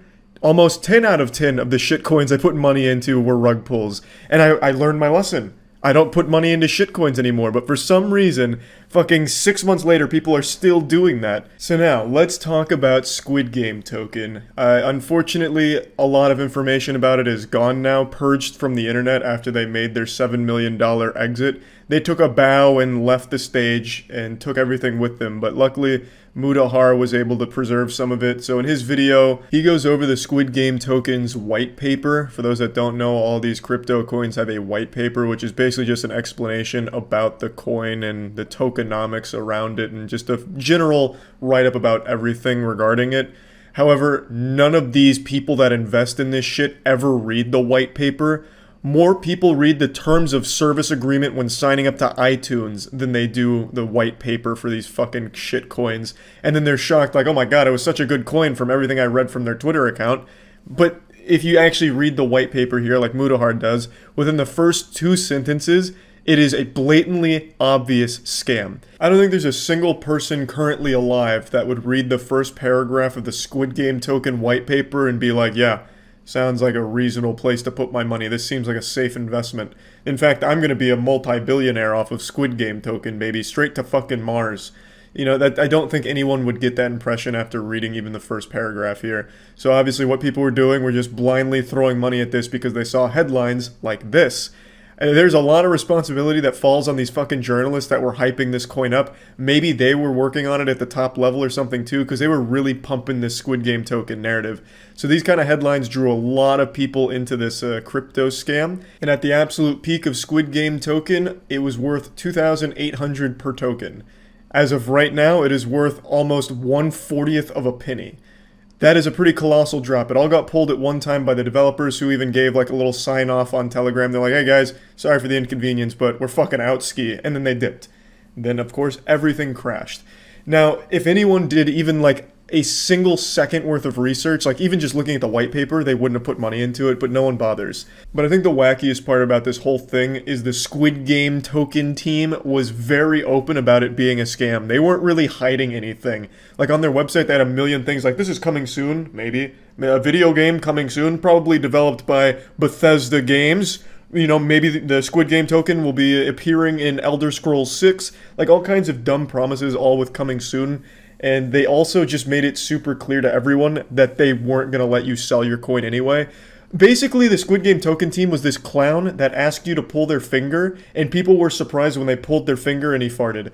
Like, it's so silly. There was an actual thing in their fucking paper where you weren't allowed to sell your Squid Game token coin anyway. They called it like an innovative anti-dumping measure. So basically, you'd have all of these Squid Game token coins that you put thousands into, and then as the price begins to climb, you won't be able to sell it.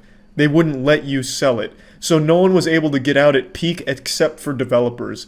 Now, from my understanding, you could sell like little bits of Squid Game token throughout the climb, but you couldn't actually sell the bulk of it at peak, which makes it completely worthless when it hits the peak if you can't fucking sell. So basically people were just giving Squid Game token devs money for free. They were just collecting donations. And none of that was hidden. No one had to go into like the fucking source code and jack into the mainframe to find this information. It was right there in their fucking paper. All of that was right there at your fingertips. You just had to look for like 2 seconds. They had a literal no selling Squid Game token policy. Now, obviously, the reason they didn't want anyone selling their Squid Game tokens is because when people sell, price starts to drop, so then you have a fluctuating price. But if no one's allowed to sell, if it's completely forbidden, the price is only going to go up, which increases hype and increases the amount of money the developers can take at the end, which is exactly what happened. This is truly one of those situations where if you lost money on the Squid Game token, you completely deserve it and should take a very hard look in the mirror. There is no reason why anyone should have put even a single dollar into this project. Even just conceptually, it's a stupid fucking idea. It is a Squid Game token that's unaffiliated with the Squid Game. And if you take a look at what Squid Game is actually about, then this whole situation makes a whole lot of sense. From the get-go, this is a dumb idea. And for some reason, people lost a lot of money. I was reading a story about a man in Shanghai who put his entire life savings into this crypto scam. All of it. He threw all of it into Squid Game token. He did no research of his own. He read those fucking headlines from those scumbag journalists who probably don't even know how to use a fucking computer in the first place. And he bought into the hype. He said that Squid Game's very popular, so its coin must be popular. He assumed that they were affiliated, I guess. And then he mentioned the fear of missing out, which is what drives all of these absolutely outrageous, dumb dog shit, stupid fucking crypto scams. The fear of missing out. Like I said a million times now, people go out of their way to get scammed. Do you remember that time where Elon Musk's Twitter account got hacked and he said, send me Bitcoin and I'll double it? And then people ended up sending like $1 million something worth of Bitcoin to that address expecting to get double back? People literally just turn their brains off these days when they see cryptocurrency, or just even in general when it comes to scam. I don't know. I don't know what's going on and why so many people are so susceptible to this kind of shit. It's crazy to me. It takes literal seconds of just looking or thinking about something to realize when it's completely fraudulent, like in the case of the Squid Game token. As I said earlier, I also put money into shitcoins, but I went in knowing most of them were going to be scams. I was just banking on maybe 1 or 2 of them being legitimate that blow up. But not even that happened. So I learned my lesson. For some reason, people still aren't learning theirs when it comes to this space. But anyway, just wanted to share this. Halt! You've just reached a smile checkpoint. And it's time to pay the fee, so put a big smile on that face. I'm here to help. I've got some amazing news that's going to tug on your heartstrings and make you go, aww. A YouTube scammer was just sentenced to over 5 years in jail for a massive fraudulent operation they've been running for the last half a decade. And boy howdy I tell ya, it's always a great feeling watching a scammer get their comeuppance. A nice knuckle sandwich from the law. And honestly, he's getting off easy here. His name is Jose Terran. And he is like the Cobra Commander of scammers. This guy is going to go down in history as one of the largest fraudsters in not only YouTube history, but music history as well. Over the course of the last 5 years, Jose has claimed 50,000 songs meaning that he then took the rights from these songs and all of the money that those songs would generate online went into his bank account. And over the course of the 5 years he's been doing this, he's made roughly $23 million in royalty proceeds from the music he's fraudulently claimed. Bro straight up found a money tree and couldn't help but take a bite from the forbidden fruit, just like in the Garden of Eden. And now he is paying the price. He may have raked in 23 million bones, but now it's coming at the cost of over 5 years worth of his life spent in the slammer. And I really do think he's getting off easy here because this is an absolutely abhorrent case of fraud. But the wildest part is this is actually a very prevalent and out of control epidemic on YouTube itself. This scam is not something Jose came up with. This is very common right now and used by a lot of other shady scumbags. In fact, I'm not here to start pointing fingers here and, calling out sailors on the ship. I'm not trying to lead a mutiny. But there's even some beloved YouTubers that do pretty much exactly what Jose did on a smaller scale. We'll talk about all of that in a minute. I just want to quickly thank today's video sponsor, Opera GX. Opera GX just has so many tools that really allow you to customize it to your liking, as well as even allowing you to limit how much CPU and RAM the browser uses with GX Control. GX Control allows you to enhance your performance on PC when gaming by changing the amount of CPU and RAM you're willing to allocate to the browser, which makes it a lot less of a load on your system, unlike something like Chrome, for example, which is a resource hog.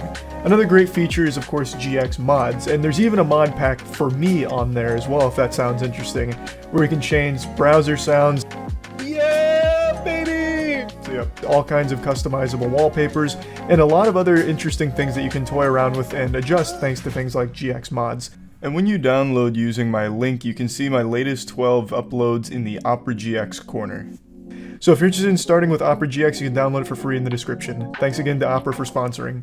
Before diving into the bigger picture of this whole situation, let's focus on the particulars of Jose's case here. Now, he's considered a person of high risk to reoffend. They even cited that he obtained more than $6 million in personal profits and continued pocketing another $190K of stolen royalties, which he hid. And the hefty sentence was really necessary to deter him from launching future scams because he's planning to remain in the music business. I want to stop it right there. How the fuck is this even considered a hefty sentence? He stole $23 million. 23 million clams that he had no right to, he stole. Now let me walk you through how the scam works. Someone like Jose and other awful people like Jose will set up these fraudulent businesses and they'll go on a copyright claiming bender. Like, we're talking full-blown, 10 lines of coke, stay up 24 hours programming bots in order to flag content on YouTube that they will copyright claim to take the money from. On YouTube, when you copyright claim a piece of content, you then get the ad revenue from it, even though it wasn't you who posted the video. This happens to everyone's channel at some point. At some point, someone created a piece of music or something that plays in the background of a game you're playing or something, and it'll get flagged in the system, and when that's there, you lose all of the ad revenue from the content, and it goes to the person who made that piece, or is claiming they made that piece. That's how it works. In theory, it's supposed to be there to protect copyright holders from people that are just re-uploading their shit. Instead of just taking it down, you have the option to instead just take the money from it and it can stay up. But there's a lot of people that exploit this process, like Jose, where you don't have the rights to 50,000 songs here, but you're still claiming it because YouTube's system is fucking archaic. And there's not a whole lot of safeguards in place. A great example to highlight how unacceptably dog shit the current system is on YouTube, a community member of Destiny 2, just a person, just a, red-blooded, God-fearing human being, a normal person, noticed that this is a complete oversight from the system. And in the Destiny 2 community, he got really fed up with the way Bungie was doing something. They got very upset. I don't want to go into all the details here, so I'm not going to get too deep into the weeds. But basically, they were disgruntled, and in order to get back at not only the community, but Bungie themselves, they started copyright claiming a ton of content in the Destiny community. And they were claiming it as if it was Bungie doing it. So Bungie got a lot of flack, a lot of shit for it, and then eventually they got so bold and brazen that they copyright claimed Bungie themselves. Bungie's own content that they were posting on YouTube, their Destiny 2 content, this guy started taking the rights of. So it's very exploitable and has been exploited many times. And it's illegal, highly illegal. That guy's facing some serious life-changing repercussions from all of that. And now Jose is as well. But the point is, it is exploited often. It happened a lot and blew up in a big way a couple months back on TikTok, where people started to notice that there's these Spotify accounts set up that just play like random common sound effects like Roblox oof, or like that gong sound effect when something happens, like when you, I don't know, drink milk too fast on TikTok and it's like gong, I'm gonna shit my pants. Like those sound effects. Someone had made Spotify accounts and were actually claiming those sound effects so that way they could take the ad revenue from YouTube videos that use them. It's someone that obviously didn't work on any of the sound effects or anything, but they noticed that they could claim the individual sound effects and then take the ad revenue. So the point is, this is a very common scam and it's a fucking problem. And Jose did this for half a decade, claimed over 50,000 songs that were not his, stealing money directly from those artists in order to profit himself, and he's only getting a little over 5 years in jail. I think that is a far cry from a hefty sentence. And the only reason that it's even that high is because they think he's at a high risk for reoffending, which he is, made over $20 million. You think this guy's not going to come right back into, hop onto the saddle again for another 20 million doubloons? Of course he will. So 5 years is comical. This should have been like an absolute statement. They should have made an example out of Jose here with a super serious sentence, because they got to put the kibosh on this shit. It's already out of control, and it's only going to get worse as people realize just how profitable it is to make these fraudulent copyright claims. So I totally disagree that this is hefty. This is light sentencing for this guy. And it's not just him. In fact, there is another one of his associates that is facing sentencing soon, but I imagine it's going to be roughly the same charges and the same time in jail. So it looks like there's going to be a restitution hearing soon, and right now the amount is set at $1.4 million to the victims of this scam, but they're trying to connect with more victims, but it's a little difficult because a lot of them are outside the US. A little insight into how this scam works was highlighted here in the Ars Technica article. It said that Batista, which was Jose's, teammate here, they duo queued to start this scam. They began in 2017, and they started the label known as Media Move. And the goal was to seize unearned royalties by claiming ownership of songs on YouTube that they noticed weren't actively monetized, meaning they didn't have any ads running on it, which is something you can see even as just a viewer. If you go on like a video or a song and there's no pre-roll ad, there's no banner ad or display ad somewhere, you can comfortably say that no one's making money from it. So what they would do is they would target content like that and claim it, which they didn't have the rights to. It's not theirs to do that. But that was their whole business model, hunting this content down and putting it under their umbrella. Eventually, they even partnered with a management group called AdRev in order to give it like more credibility. So it wasn't just immediately red flagged as a huge fucking scam. Like 50,000 songs, that's a lot to be claiming ownership of. But no, it looks like they're partnering with AdRev. This must be legit.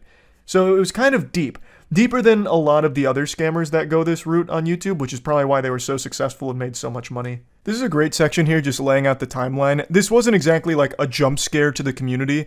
A lot of people had been tipped off about this and fighting against Media Move for quite a while, because obviously the people who made the content that was getting claimed knows that it's a bunch of baloney. Like it's straight up fish paste.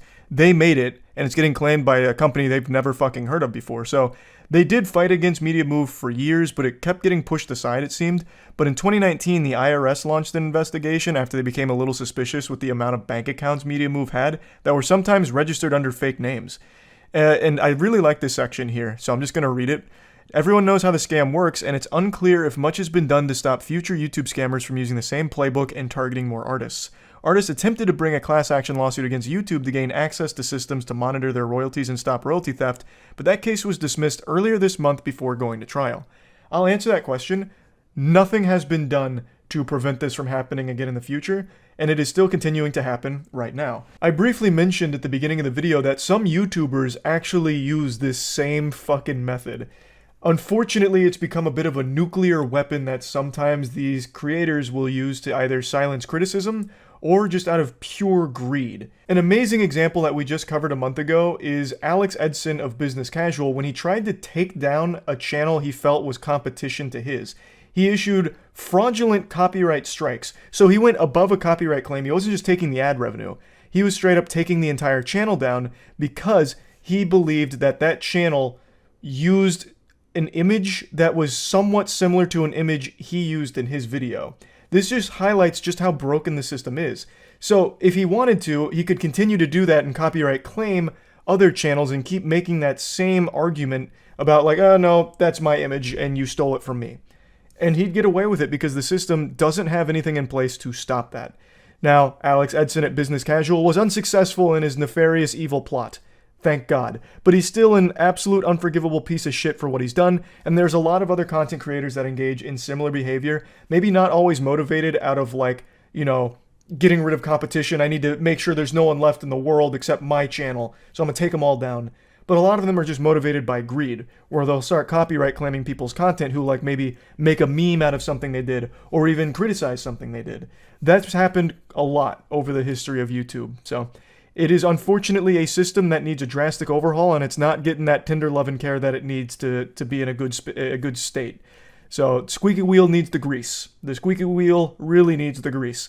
Otherwise, Jose and Batista here that got 23 million from fraudulently claiming just completely innocent artist music will continue to pop up over the course of the next few years and will only continue to snowball. So yeah, I wanted to talk about this. I think it's great that they did get caught and are being punished. I just wish the punishment was more severe because I just don't think the punishment fits the crime here. They likely won't even serve their full time in jail, and they got away with so much money for quite a long period of time. So I think the sentencing needed to be harsher, and hopefully as more people are caught doing this, the sentencing will continue to increase. So that way it can finally Let's check out this Planet Earth 2 thing. Oh, it's Kira TV again. We watched his video on Dreamworld. How many fucking scam MMOs are there? Man, it's in full fucking swing. It's like giant crypto scams in games now, it seems. This puts Dreamworld to shame? No fucking chance. Unless this game is literally the creator goat-seeing himself, I don't understand how it could be a bigger scam than Dreamworld. Now, if you alleged told me scam. That there was now, Earth2.io is what we're talking about right now. Cool and this name. Is like, I like I'm the not Earth sure sequel exactly. thing. We envisage a virtual digital world on a one-to-one scale with Earth. I love it already. I'm in. Where can I invest? Location as Earth is geographically linked to the world we live in. Fuck it. I'm in. Sign me So up. basically, if you don't know what they're saying here, this is what it is. Literally, it's just Google Maps, but you zoom in and they've gridded the whole world off. Like every inch of the world has been turned into a grid. Somebody can just go on and buy a picture of your house. This is basically like if I went into your garden and took pictures of everything on your garden and then logged online and sold those pictures and told people they own that So it's even actually mine in the first NFTs. place. So it's mental. It's an But when you NFT start scam. reading about like this is such a rabbit hole. That is quite guys, literally it's gonna take NFTs. So many videos. Like, have you heard this before, guys? What is all of this up here? Is this how, like, what is this $58.31 and it's up 58,000%? So I'm guessing this really is just like a giant NFT scam. That's what this is looking like to me. The selling of grid tiles? Holy fuck. Yeah, that's what I want to do. I want to own 5 plants somewhere in Iowa. But also creating an amazing opportunity for yourself to make profit. Oh, let's go! Get rich quick, guys. Don't miss out now. Get in early. Easy money. this It's is the free. future right here. I'm going to Get buy rich Elon quick. Musk's house. But if you're still... The Earth 2 Here's terrain Brian Alex. engine is able to render the entire Earth with extreme detail and vegetation details not seen before in any I game. believe it. Where this, all with high performance... Can I see it in action? Is that possible? Hardware. And it The can amount run of on lower power that scale would be hardware. required So for that, we haven't just taken not even like the a fucking small Tesseract game from world the that Avengers take would be an able hour to from power point A that. to point B. But for some reason, people have seen this and gone, fuck yeah, bro, where do I sign up? Where do I give you my money? Oh, let me pause for a second. I want to see the website. How many people have bought into this? I've said this 100 times by now.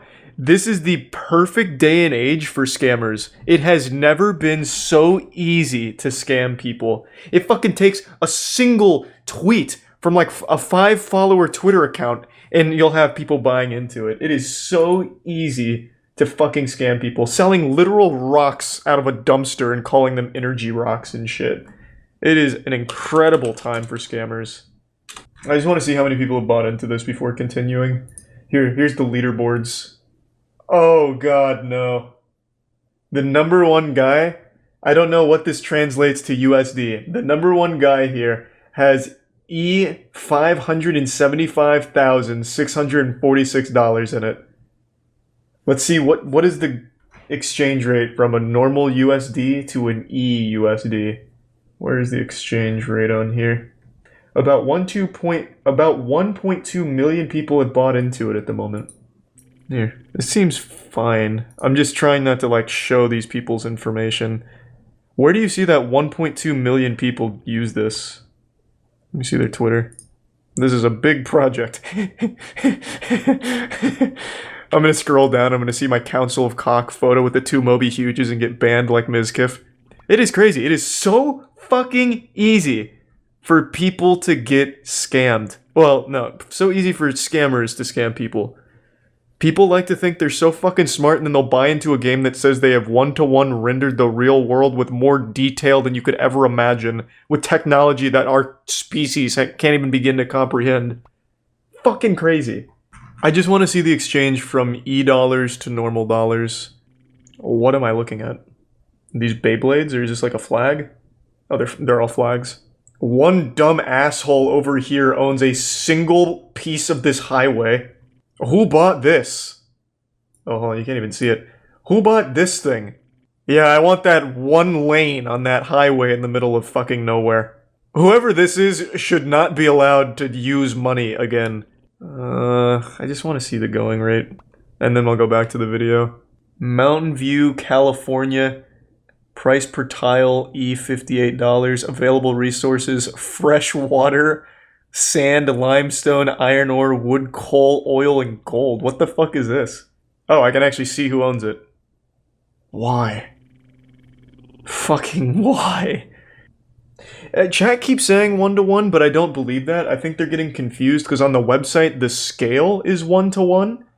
So, like, they're claiming that they have 1-to-1 scaled the entire Earth in a game that doesn't have any loading screens, pop-ins, incredible detail, of vegetation, plants, and life. Like, I think they're getting confused with all the dog shit. This one, I believe, EUSD is about 33 cents. That sounds a little more reasonable. That's euros. Oh god, yeah, that sounds like Twitch chat. It's their own currency. So it's not fucking euros, Christ. Either way, dude's got fucking over 500,000 EUSDs invested into this game for no fucking reason. And it's not even, I don't know why I'm calling it a game. It is literally Google Earth, but they put a grid on it and are selling individual squares. Who'd have guessed the man behind Earth 2 wouldn't be able to substantiate his 20-year professional history? His oldest online presence is of his LinkedIn profile, which has been online for only a few months. Kind of sketchy, right? No, that sounds reasonable. The people who are getting scammed will never watch nor believe this video if they do find it. People to at least check in on. Everyone's too smart to be scammed until they give their credit card info to a guy on the phone. Says their computer has a virus. And I've never heard of that select, but I can check it out. Is this... Sorry to pause again. So, Trayer made an account and says it's 1-to-1. So if you want to buy an EUSD, it is 1 USD. And then I saw other people in chat saying the same thing. Holy fuck, that's even more pathetic then. Oh my god. That's fucking wild. Imagine being the dumb asshole who put nearly 600 grand into a non-existent dog shit concept. Oh my god, I can't believe it. With old people who get telemarketer scammed, it's like, oh my god, you know, it almost makes sense. Like, they're kind of old, they don't know what the telephone is. But that guy, no doubt, he has like a high-paying job, big salary position. He's like, you know what, I've got the next big thing. Earth 2, I'm gonna make a fortune selling my fucking highway grid. Oh. Easy money virtual real estate. Use my code down below. Like... This shit is disgusting, frankly. My god, he has so many Earth 2 videos. What the fuck? Everything is an Earth 2 video. Holy shit. What do his comments say? These things are always so deep. I get so invested in this. Who is this? Matt Lorian. Most people are actually calling it out. They're just dropping like Xbox Live arcade codes in the comment. So I don't really know what that's all about. Do not put money into this. It's a scam. I've emailed them many times over 3 months and still haven't sent my withdrawal. Yeah, most people can immediately recognize this as a scam, I would before think. going to, and which oftentimes Let will me see that stop again. working to actually. I think you actually. Full legal name, address, account name, email, exact bank account number, phone number. Oh my god. How? How can there be a single person that has a bank account, first of all, that would be comfortable giving all of this to anything? I wouldn't give this to, like, my own fucking mom if she asked out of nowhere. How? Seeing this right away should tip you off, like, I should never fucking associate with this. Like, not only could they take all of your shit, or withhold all of your shit, they could take shit from you too. It could literally be identity theft. You are paving the way for it. I'm surprised they don't also ask for, like, security questions, like, what was your first dog, your mom's maiden name, and stuff like that. Just in case. Do they also need a blood sample? Yeah, if you scroll down, I bet. We also need to do a urinalysis. The initial purchases are very, very cheap, but obviously they set the prices of the land. And obviously they... I want to buy Area 51. Thinking and looking Can I like own they're it? making a bunch of money, Then and visit? they settle. We do not warrant the accuracy, adequacy, or completeness of the information on this website. What does that even... Nor do we undertake to keep this website updated. Don't trust us. It literally reads as... The stuff on here, the pricing, like... It's all who owns garbage. What, however, you know, gamer groups, whatever it might be. So what do we families, do whoever about it? is, you know, their grandmothers, etc., are going to be logging on Facebook and seeing... How do we what's little stop Johnny them? talking about. So if you did enjoy this video, Check the way the that you subreddit. let me know is... That is fascinating. I actually can't fucking believe how easily people get scammed these days. Wild. Fucking wild. That's literal no effort. In their own terms, they're like, we might just walk away. It's like, yeah, okay, fuck it, I'll put 600 grand in there. What's their subreddit? Let me check it out. Oh god, the subreddit's in denial. Oh boy. I'll just read you an excerpt. I am holding my tiles and I am not selling anytime soon. I believe in this project and I feel good when I see people think of this project as a scam because of their lack of research. It just shows you how this project is futuristic and it's out of their league. That gives all the first movers the advantage to jump in this market early before it gets saturated in the future. That makes me more excited than pissed off. Someone needs to get their dad off Reddit ASAP. This is bad. You should never be celebrating when the majority of people with like a 4th grade education recognize the shit you put money into as a scam. Don't get excited, get scared. Get your shit out and run. That is so fucking sad. I can't even be mad at someone like this because I know for a fact that they're probably very innocent. They've never played RuneScape, they've never been scammed, and they just refuse to believe it. So this video actually, or not this video, this John's video got posted, and the community was not excited. So this video got posted saying, Earth 2 with the biggest exposure yet, this is going to blow up big. Top comment, haters gonna hate. There's a post that mentions me. On this subreddit? Where? Well, now I just feel bad. And by that I mean, don't feel bad at all. The post is basically saying the devs need to release actual game footage immediately. I'm just going to go ahead and go out on a limb and say that'll never come. I can say with a high level of certainty, they probably don't really give a fuck about that. I don't think it's coming. Not to shit on Christmas for you. The top post is then saying, if I or Asmongold cover it at the state it's at right now, it'll forever cripple the project. They have to release something now, even if it's in a primitive state. I guess I mentioned here because I talked about Dreamworld. So I guess that's what they're referring to. But man, just pull out. I'm not your dad, but now I just feel bad reading that. Just get the fuck out. I know you're not like able to because it seems like they're not processing exits like payments you're due, but just try. It's so fucking sad. Like I can't even really be mad at the people, man. I really can't. Like reading these, they seem like nice people. Like the people that have really committed to this and bought into this dream, they seem like friendly, nice people. Even these videos that are calling it a scam in their title, they're like, you know what, just let's respond calmly to this and talk about misinformation. And then they put $600,000 into this. Is it crypto though? I didn't get that impression from Kira's video, and going on their website, it doesn't seem like crypto. You're paying 1-to-1. You are quite literally just taking a US dollar and paying for the shit in the game, and then you get a US dollar with an E in front of it. It doesn't really seem like crypto. Because it's not like an in-game currency, right? They pay you in USD and you just extract it? Or that's how it's supposed to work in theory, it just doesn't work? Yeah, I get it's treated like NFTs, basically. You're buying nothing. Literal fucking nothing. So is there any new information that we haven't covered? Because otherwise I think that's about it. It's definitely worse than I would have expected, to be honest. I think that one's a far more evil scandal than Dreamworld. Dreamworld was an ambitious project that never had a single fucking chance of being made, but at least they put something there. It's time we have an important discussion. It's something that I feel I need to publicly address. Stop trying to scam me. 5 days ago, I posted this video saying that I will give $25,000 to anyone who could find some videos I deleted from 2007 to 2010. As I mentioned, I believe it to be an impossible task, but on my Twitch streams, people convinced me that it might be possible, so I figured I'd make it a fun lost media challenge. Since posting that video, I have been inundated by low-effort scammers trying their best to deceive me. Like some real dog shit things like, Charlie, I'll double your Bitcoin and find your videos, just send the 25K first. You know, just like really dog shit garbage attempts to take the money from the challenge without doing any of the work. I started playing RuneScape in 2005. I have been scammed more times than a rich old lady who always answers a telemarketer's phone call. I have been used like a fucking fleshlight by scammers since I was a kid. I was baptized in the flames of scams.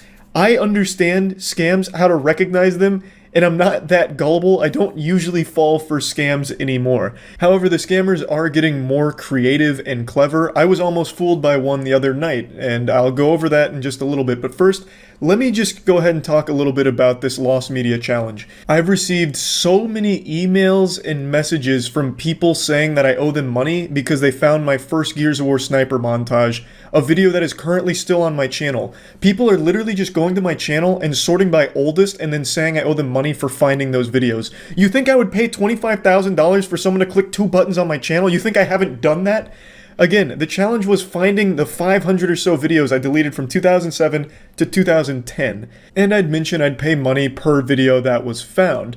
And because of this, people have just been sending me random links to old videos that are still on YouTube. All people are doing is typing in the name Critical or Mabo Insano on YouTube and sorting by upload date and going backwards, and they're sending me links to things like my Torquebow Ricochet montage, my Gears of War 2 minitage, Bull Talk montage, videos that still exist on YouTube on other people's channels because I sent them there. I never deleted those videos, I sent them there because those were montage hubs back in the day, so obviously I know about them. Those were never lost videos.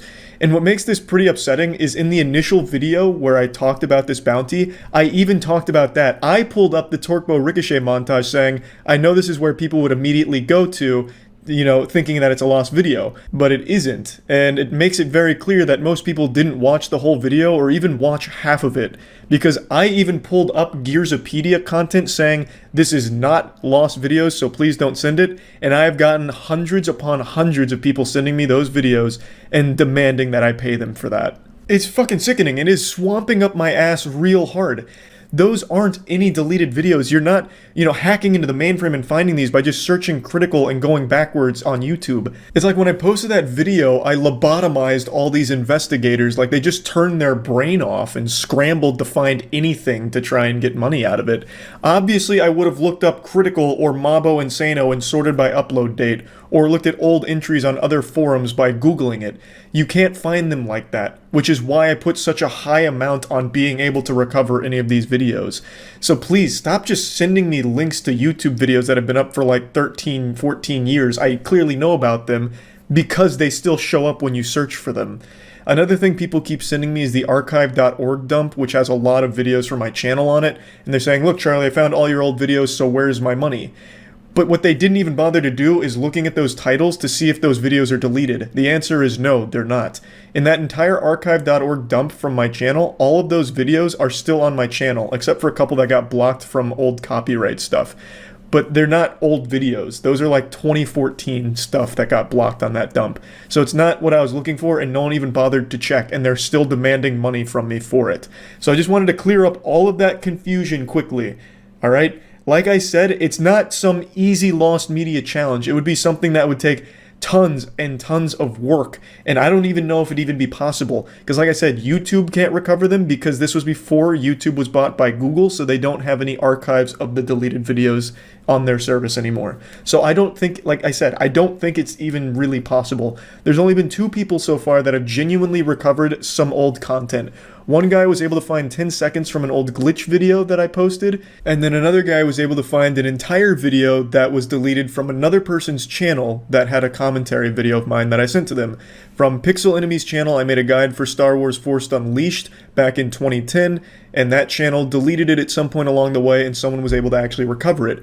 So a bit later than what I was looking for, because it was never a video I posted or anything like that, but even still, that was extremely impressive, and it is actually the only deleted video that has been recovered by someone so far. So yeah, I just wanted to do a PSA on that entire thing before showing you what I believe to be the most clever attempt at scamming me so far.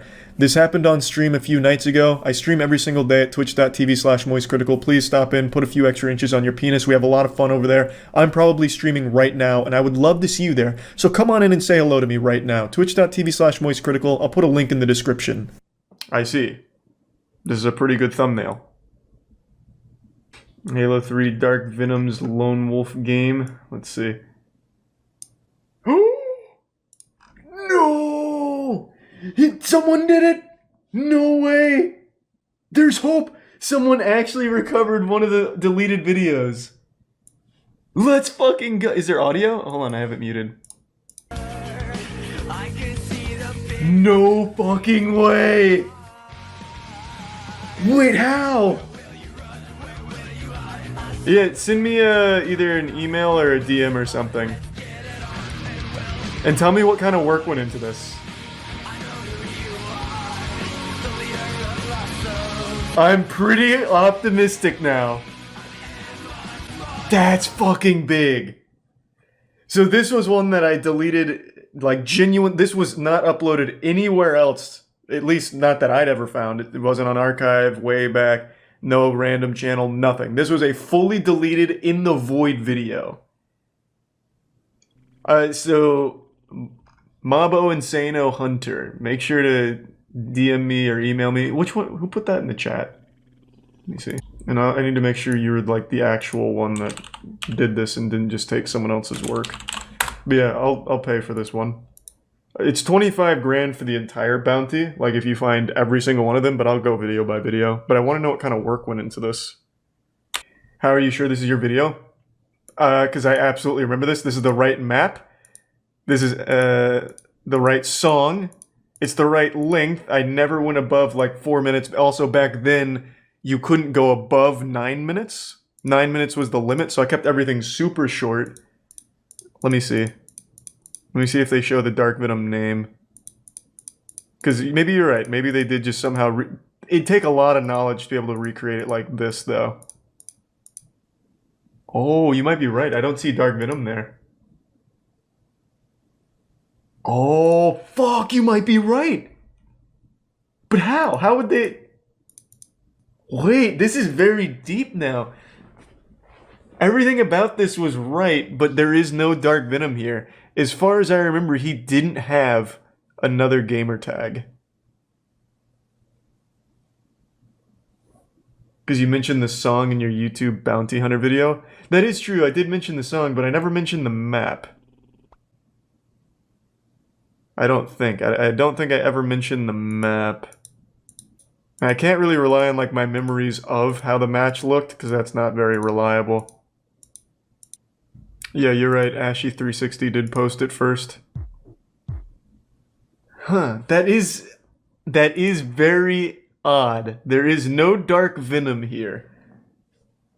Thank you, Twitch chat, for looking out. So Ashy was first, for sure. Comment your name down here, or like your email or something, so I can get in touch. They could have found the map on one of the stills from your video. True. That's true. I also...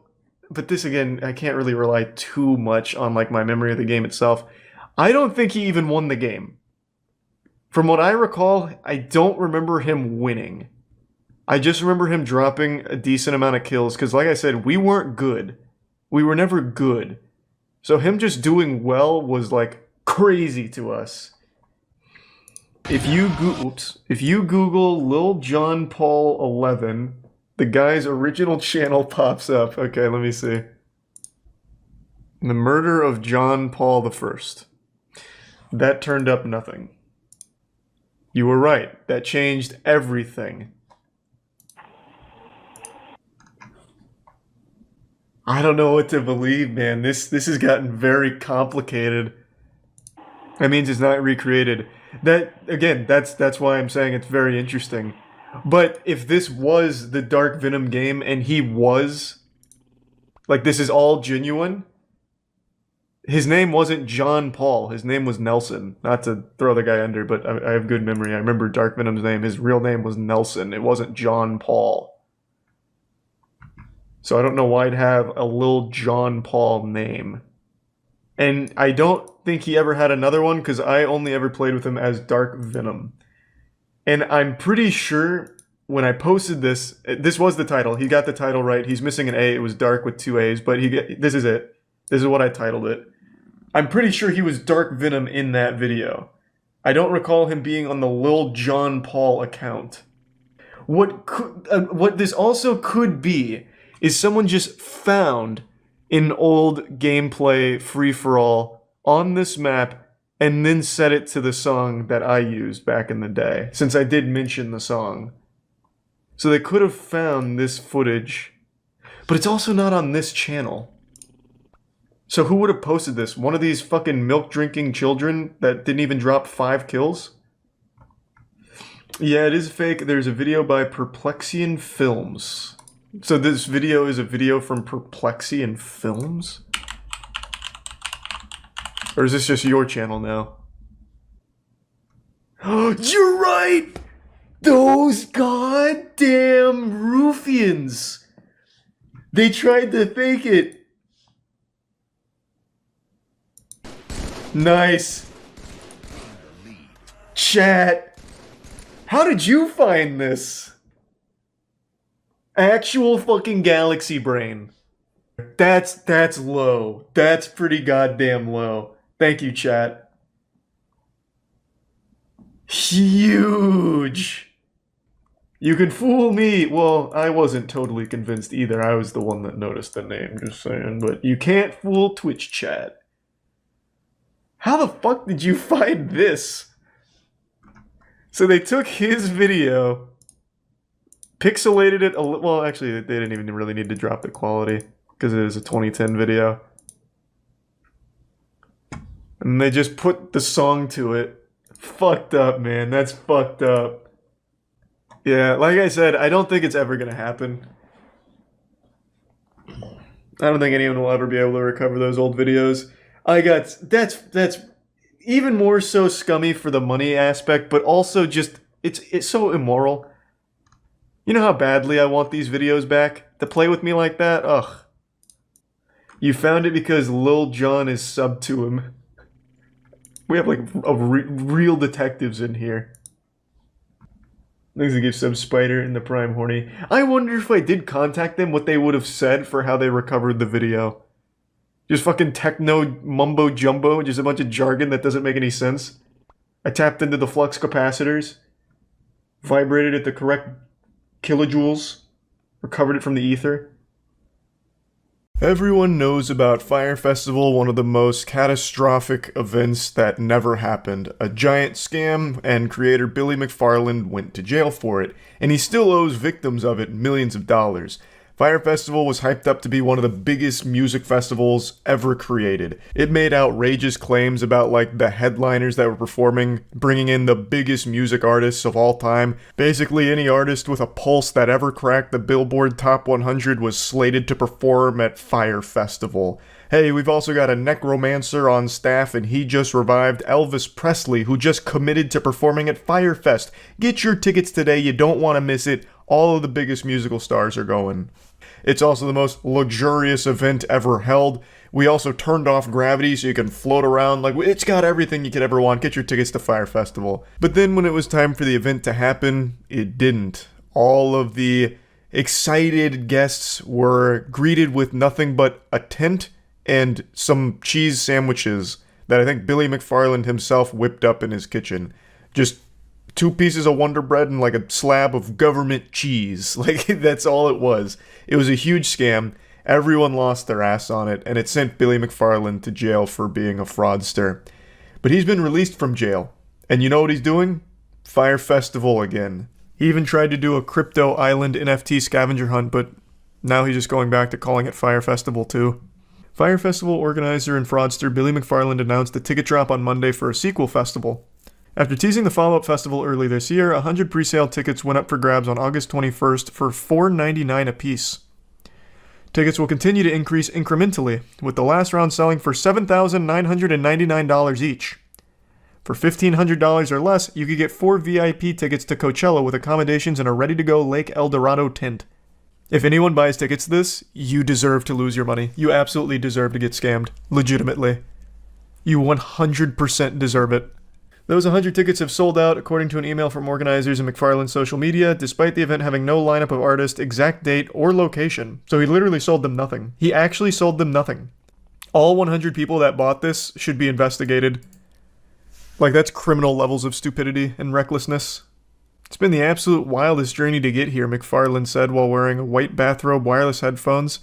It all really started during the 7-month stint in solitary confinement. It looks like he learned so much, too.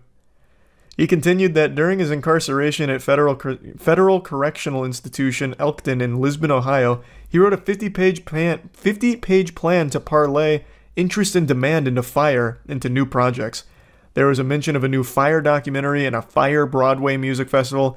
Now there's Fire Festival 2 slated for the end of 2024, with pop-ups and events across the world. What's up, guys? This is a big day, because as of right now, Fire Festival 2 tickets are officially on sale. Yeah! It's been the absolute wildest journey to get here, and it really all started during the 7th-month stint in solitary confinement. I wrote out... Hey, Billy, I'm not your PR guy. I'm not on the board here. Why would you mention solitary confinement? Hey guys, Fire Festival 2 is coming out. By the way, I am a convicted criminal. I spent 7 months in solitary confinement. But that's when I went on my spiritual journey and I really found myself. So I'm doing it again. From around the world together to make the impossible happen. But how I would find the best partners in the world to allow me to be me while executing Fire's vision to the highest level. You just shouldn't be you. Like, that's the big problem, is you. You are the problem. This doesn't inspire confidence, Billy. To sign a deal to produce Fire Festival, the Broadway musical. I still think that's such a great idea. He's actually selling nothing now. He's selling imagination. Like, he's selling the idea of things, which is so fucking cool. And people are buying it. Is coming back to the Caribbean.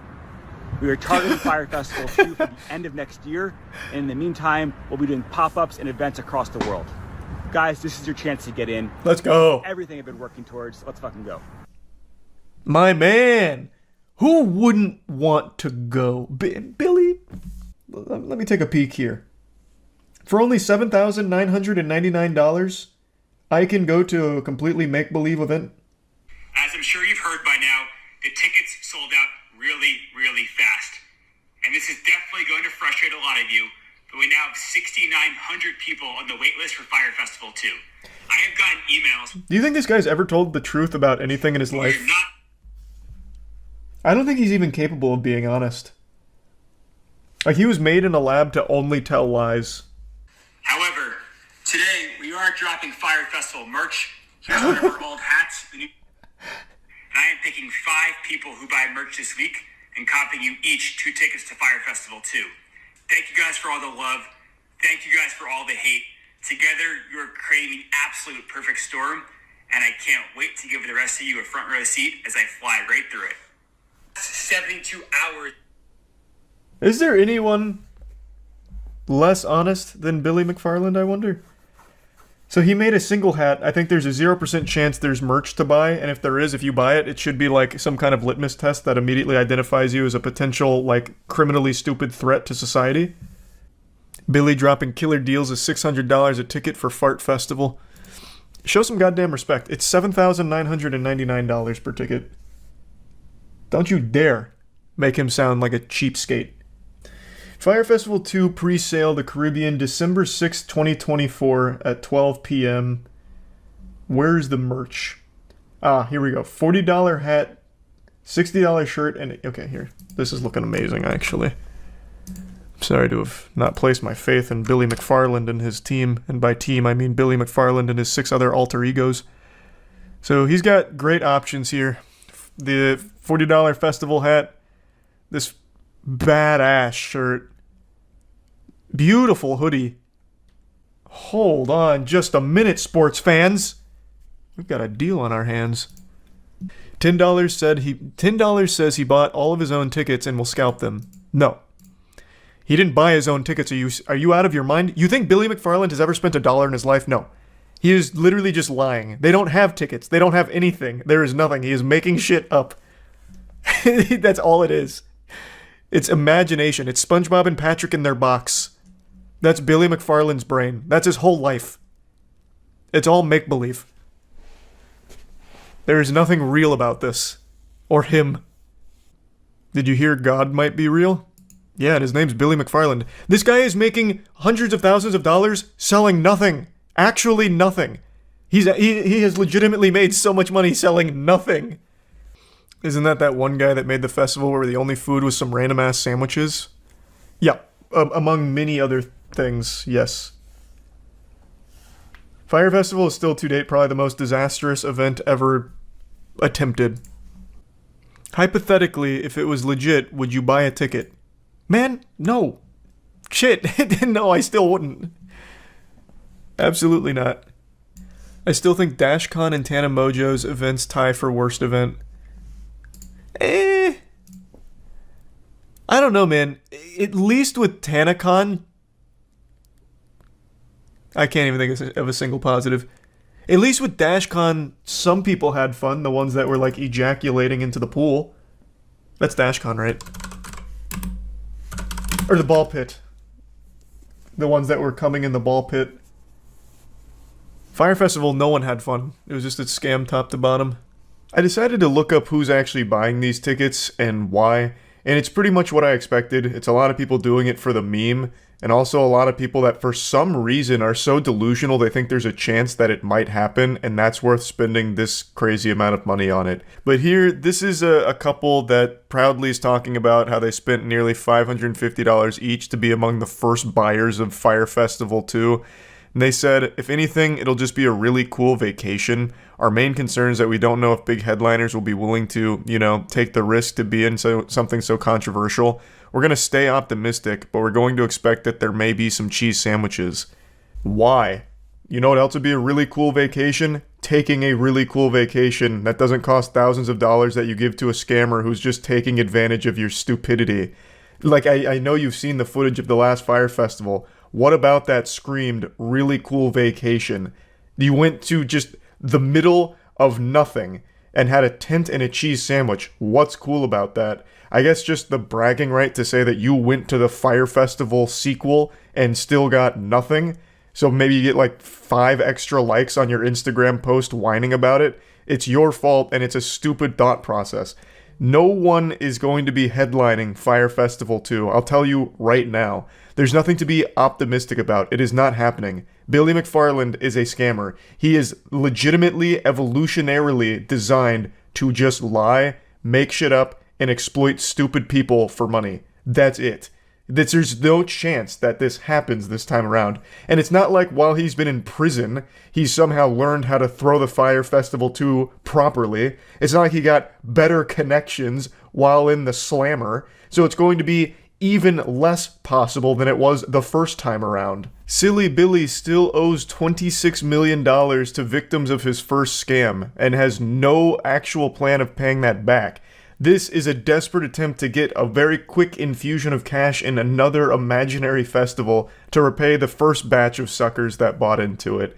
And let's not forget, this is already the second time since being released from jail that he's cooked up a fucking festival. He tried to do Pirate last time. I made a whole video on that. He tried to do an NFT scavenger hunt island vacation called Pirate, which he has now apparently wiped his ass with. So he's already canceled one of his imaginary events after trying to get money from it, and now he's doing it again with Fire Festival 2, but this time around, for some reason, people like this couple are spending money on it. It's pathetic. It's so fucking pathetic. He's also still considered a fugitive in the Bahamas.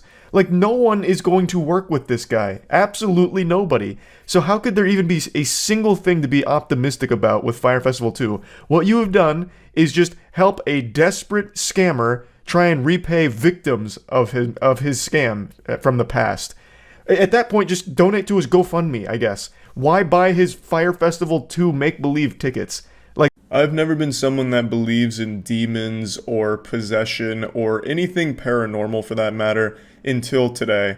I took a look at Drake's upcoming album, Certified Lover Boy, as well as his merch that he just dropped, and I am convinced Drake is possessed by the spirit of a 9-year-old girl. It's called Certified Lover Boy, which is already a pretty fucking cool title, and I can assure you, you're not ready for how embarrassing the stuff he's released is, so get your butt plug in, because this is a Certified Lover Boy moment.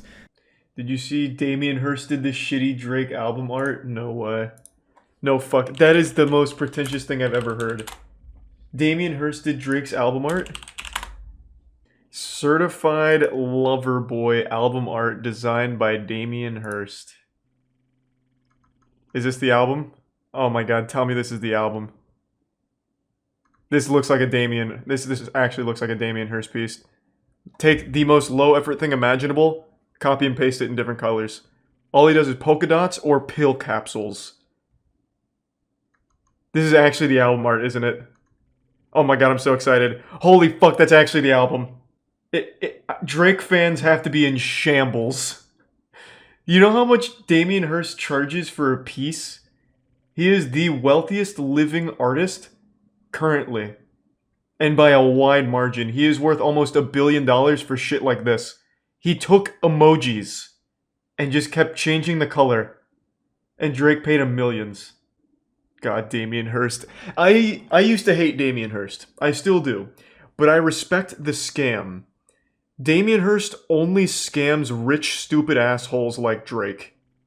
And that I can't help but applaud. Like, the only people that ever go to Damien Hirst are extremely wealthy, and he uses them like a fucking fleshlight. So I do respect that, actually. Did you guys see Drake's merch? Because I saw that on Twitter right before going live. It's some of the worst merch I've ever seen in my life. I would rather wear, like, Fred merch from 2009 than the new Drake merch. Where can I find it? This is apparently Drake's official merch.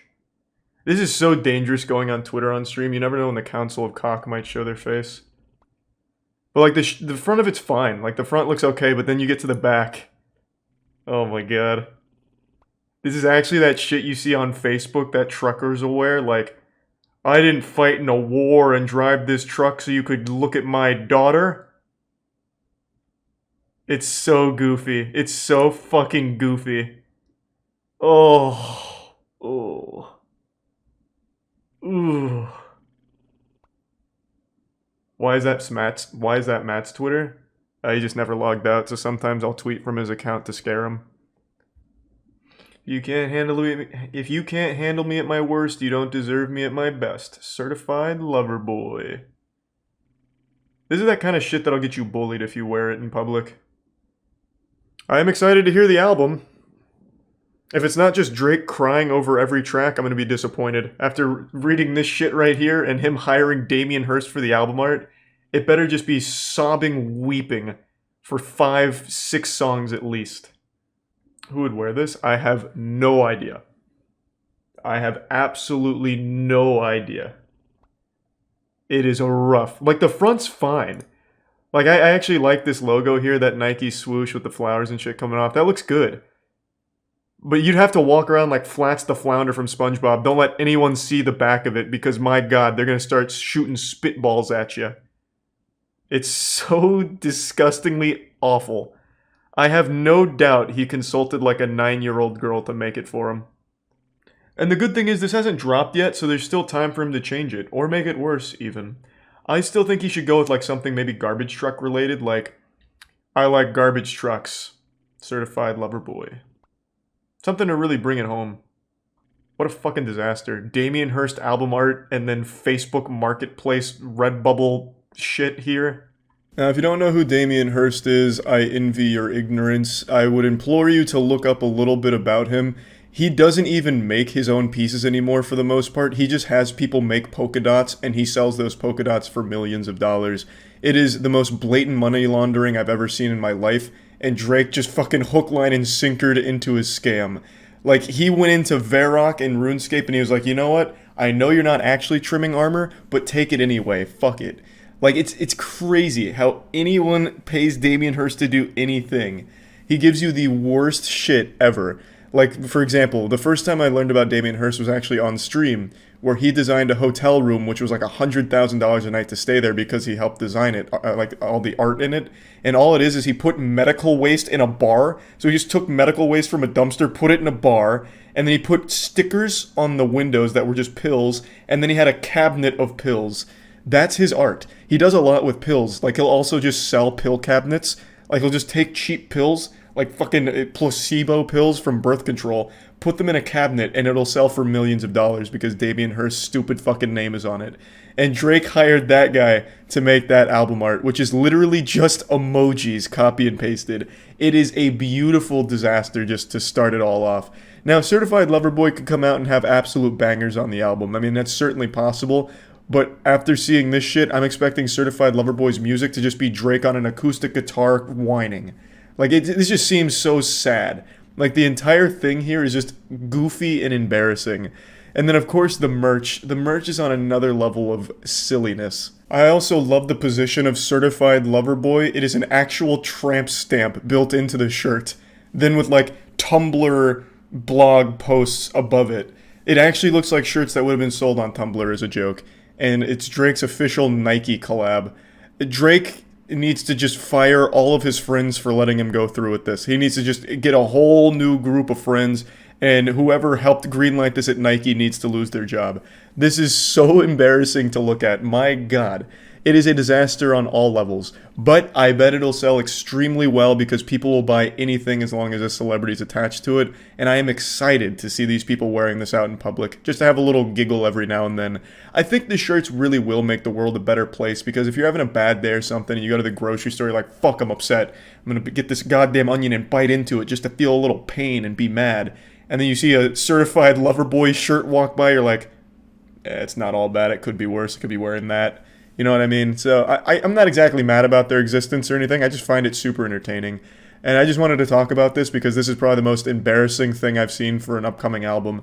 Like, it couldn't be going worse for Drake right now from the reception I'm seeing and these designs, and he just publicly admitted to being scared. I've made a ton of videos making fun of those alpha male boot camps that charge desperate, gullible men tens of thousands of dollars to attend a course where they just get sprayed with a hose for 3 days and spit on and yelled at, and get absolutely nothing of value out of it. And today I was made aware that there's a similar course for women. It's not exactly the same, but it's somewhat adjacent. It's not an alpha female course per se. You pay $2,000 to $4,000 to swing a stick in a forest while screaming. And it's supposed to be like this emotional release for things that are enraging you. Would you pay $4,000 to swing big sticks and scream in the woods with the aim of releasing your anger? Obviously, there's only one right answer to that question. Any sensible person on the planet would say, absolutely yes. It's more than worth it to go pay $2,000 to $4,000 to swing a fucking stick. Sign me up. I'm ready. That's something I can't do for free. Where am I gonna find a stick? It is imperative that we allow ourselves safe spaces to release this fiery, hot emotion from within us. So it's called the Rage Ritual Retreat. If you want a healthy way of releasing all of your anger just to scream, shout, let it all out, solo queue and Rainbow Six Siege. I guarantee after your second game you won't have a voice left because you'd be too busy yelling at your fucking teammates who are lobotomites. Now, dropping the sarcasm, this is just a blatant scam. Charging people up to $4,000 to swing a stick while yelling? I couldn't imagine a worse use of your money. You would get more value out of using $4,000 as toilet paper. I would actually say that is a better use of those dollar bills as opposed to spending them on this con artist. Like, there's not even an overhead cost here. It's like genius from the scammer's perspective. All you do is just go into a forest and give them sticks and tell them to yell. One of their big selling points, at least from what I can tell, is that this is a safe space to do it in, a controlled environment where there's going to be no judgment and no one's going to hear you. Bah humbug, what a load of fucking horseradish. It's not like the lead lady here, who you're about to meet, surveyed the entire area within 3 miles to ensure that it's a closed set that no one's going to infiltrate. There's definitely going to be some hikers that might hear you, or some wildlife that's going to be startled and maybe you get charged by a bear who's confused or something. Like, it's not like this is some kind of environment she controls. All she did is get a class together and charge them thousands of dollars to swing sticks together. Something that you can do for free right now. And in fact, I will. I'm going to release my rage at seeing this blatant scam and people's willingness to just spend tons of money on absolute fucking nothing. But I don't have a stick, so instead I'm using this bold and brash picture.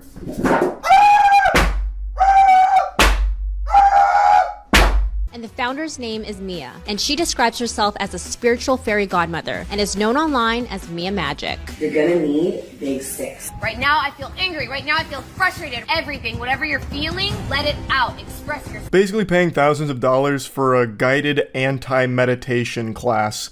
So you visualize something you don't like. So for me, I've got a big mental image of James Corden. Grr, I'm gritting my teeth. I gotta let all this anger out. Where's my stick? And then spiritual fairy godmother gives you permission to start yelling while hitting the ground with a stick till your arms give out. It's an actual caveman course. The lady behind it is a self-proclaimed mystic whose supernatural ability is getting middle-aged women to empty their piggy banks for her.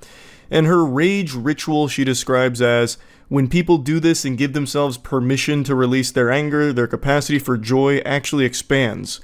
Which is a bunch of fucking mumbo-jumbo. Like, this gobbledygook is something you see in every angle of these scams. Like, alpha male boot camps do the same thing. Right now, you're a broken man and only we can fix you because we're gonna give you the capacity for success. So give us $18,000 so we can stick this hose up your ass.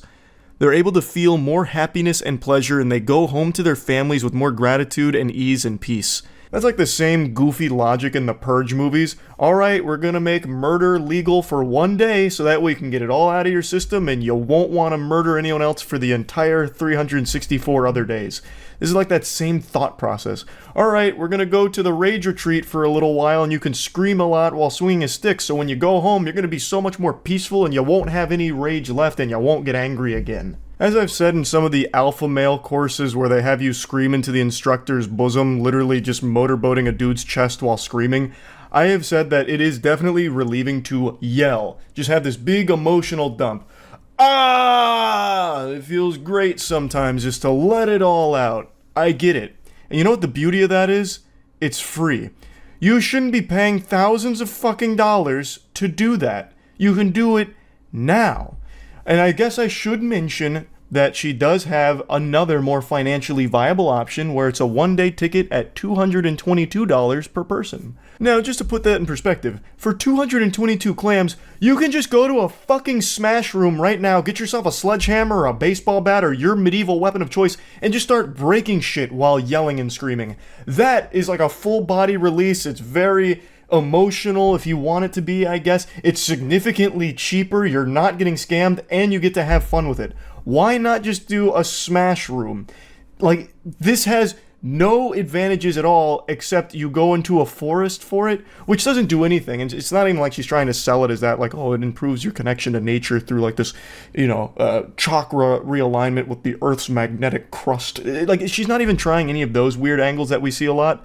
She is literally just saying, hey, come swing a stick and yell. Well, then let me cosplay as your financial advisor real quick. Save yourself the doubloons and go to a smash room right now if you think this is something that's going to help you feel better and like let off some steam. Go to a smash room, save yourselves a lot of money, and bust up a car, destroy a toaster, fucking, I don't know, blast an old kitchen sink, whatever they have there, and start yelling and screaming, get real primal and guttural with it.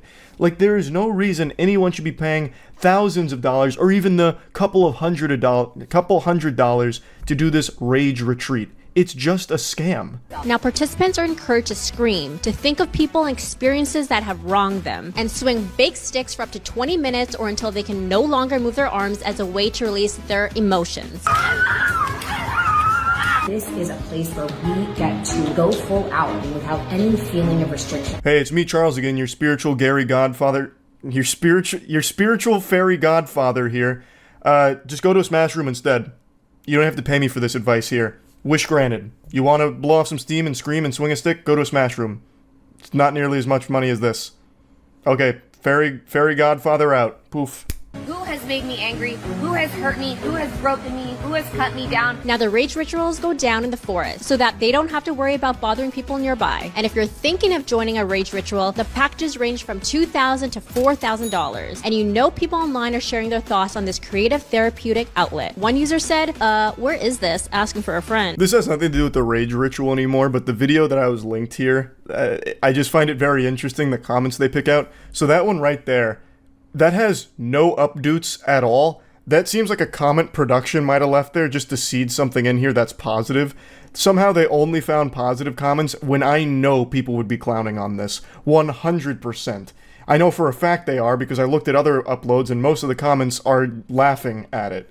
Yet somehow they found the only 3 positive comments buried deep within there. I just thought that was kind of interesting to point out. And this user said, I want in. While this user said, I wish women would just take their rage out on the people that are enraging them. These rituals are like a bandage for a bleeding wound. Now, Mia Magic said the next retreat will be in August and the location will be in France. So BG Squad, how do you feel about this rage ritual? And are you thinking of going to one too? Share your thoughts in the comments. I hope you don't mind if I share my thoughts in this video. I will not be attending. And I encourage everybody else to do the same. Please stop paying thousands of dollars for things you can do yourself for free. You are getting absolutely nothing of value out of this, except I guess if you wanted to go to France. I mean, I guess if you want to take a vacation to France, but it seems like all you do there is go to France and swing a stick in the forests. Basically what you're doing is you're paying for this lady's vacation spots. That's more what it seems like to me. She's like, oh yeah, this one's gonna be in France because you're able to scream louder there, and like the forests are super isolated and serene. So yeah, this next one's gonna be in France. It's $4,000, by the way. Like, it seems like all you're doing is financing her traveling. Like, that's what the impression I get. There's no reason that it needs to go overseas. You can do this in any fucking forest ever. It's just so obviously a scam, taking advantage of gullible people. It's so fucking ridiculous. But that's just kind of the day and age. People are more than willing to just part with tons and tons of money for... Why do I look like a Tony Hawk American Wasteland character? Well, it's because when we were doing our Twilight movie marathon like a year ago, a buddy of mine named Ridley had this shirt and he gave it to me and I thought it was cool. And then today, a friend of mine let me have this Shadow the Hedgehog chain. And I thought the two of these together was one of the most diabolical fits I could put together, so that's why I'm in this ensemble. But it's also like perfectly matching today's video because the vibe is right on the money for crypto bro degeneracy. So the big story today is about the 13-year-old that rugged people with his quant shitcoin. CoffeeZilla posted a video going in depth on it into the nitty gritty. I'm here just to point and laugh at the whole thing. So if you want like actual smart discussion on it, definitely check out Voidzilla for his coverage. Meme coins, Gen Z in particular has gotten interested with one called Gen Z Quant rug pulling a token recently, and well, it kind of went viral for all the wrong reasons. Wow, oh, it's nuked. Why is it nuked? No way. Oh. Holy holy You full clip. Holy thanks for the 20 bandos. Imagine being a grown-ass adult and putting your hard-earned cash into a meme coin called Gen Z Quant that is made by an actual toddler, a milk-drinking, pudding-eating, fidget-spinning baby, and then being surprised that you lost money on it. Even if he didn't blatantly rug you and spit in your face laughing at you for being a deplorable idiot, you still should have never treated that as some kind of Galaxy Brain investment. That was always going to just be a donation to Chuck E. Cheese Troop. That is the stupidest shit ever. Now, I know crypto's blowing up huge again. Trust me, I'm well aware of that. But this is not how you get ahead of the curve. Like, I know FOMO is huge, you know, fear of missing out, so everyone's just putting as much money as they can, throwing all their clams into every shitcoin imaginable, hoping for these moonshots. But this is just a new level. This is turbo moron shit that not even Patrick Star would recommend.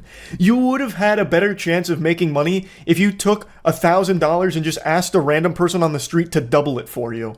It's so incomprehensibly stupid, and it only gets worse, by the way. So look, I don't know. There's so much here, from pretending you aren't selling. Wait, what? You said, wait, Wait, what? I'm so confused. To like, what's going on? To the double middle fingers, to the thanks for the 20 bands. Thanks for the 20 bandos. Now, in total, he made about $30,000 on this coin. He then launched another coin called I'm Sorry, where he rug pulled that for about $10,000, and then launched another coin about his dog, which he also rug pulled for another $10,000. The kid said, you know what's better than scamming dummies once? Twice. And you know what's better than 2 times? 3. This man went for the back-to-back-to-back triple heat scammerooski. And every time people kept putting money into it, and he kept rugging them. He made 50 grand off people putting money into his shitcoins. So he rugged them the first time with Quant. Then you've got all of the investors hitting their whippets and feeling really sorry for themselves. So the kid comes back with the I'm Sorry coin. They're like, okay, maybe this is the redemption arc. I'll put money into this one. Surely it won't happen again. Bang. It happens again. And then fool me once, shame on me. Fool me twice, shame on me. Fool me 3 times. I need to check myself into the Arkham Asylum, a mental institution. I need to be fucking locked up because somehow they went back again. Not just for seconds, for thirds. They bought into another shitcoin from the kid, which he rugged immediately too. He rugged the same people 3 times for a profit of $50,000. Holy shit. This wasn't taking candy from a baby. This was a baby taking candy from you. You can see that all here. Here's his $30,000 rug pull. Then he does the sorry rug pull for $13,000, I guess.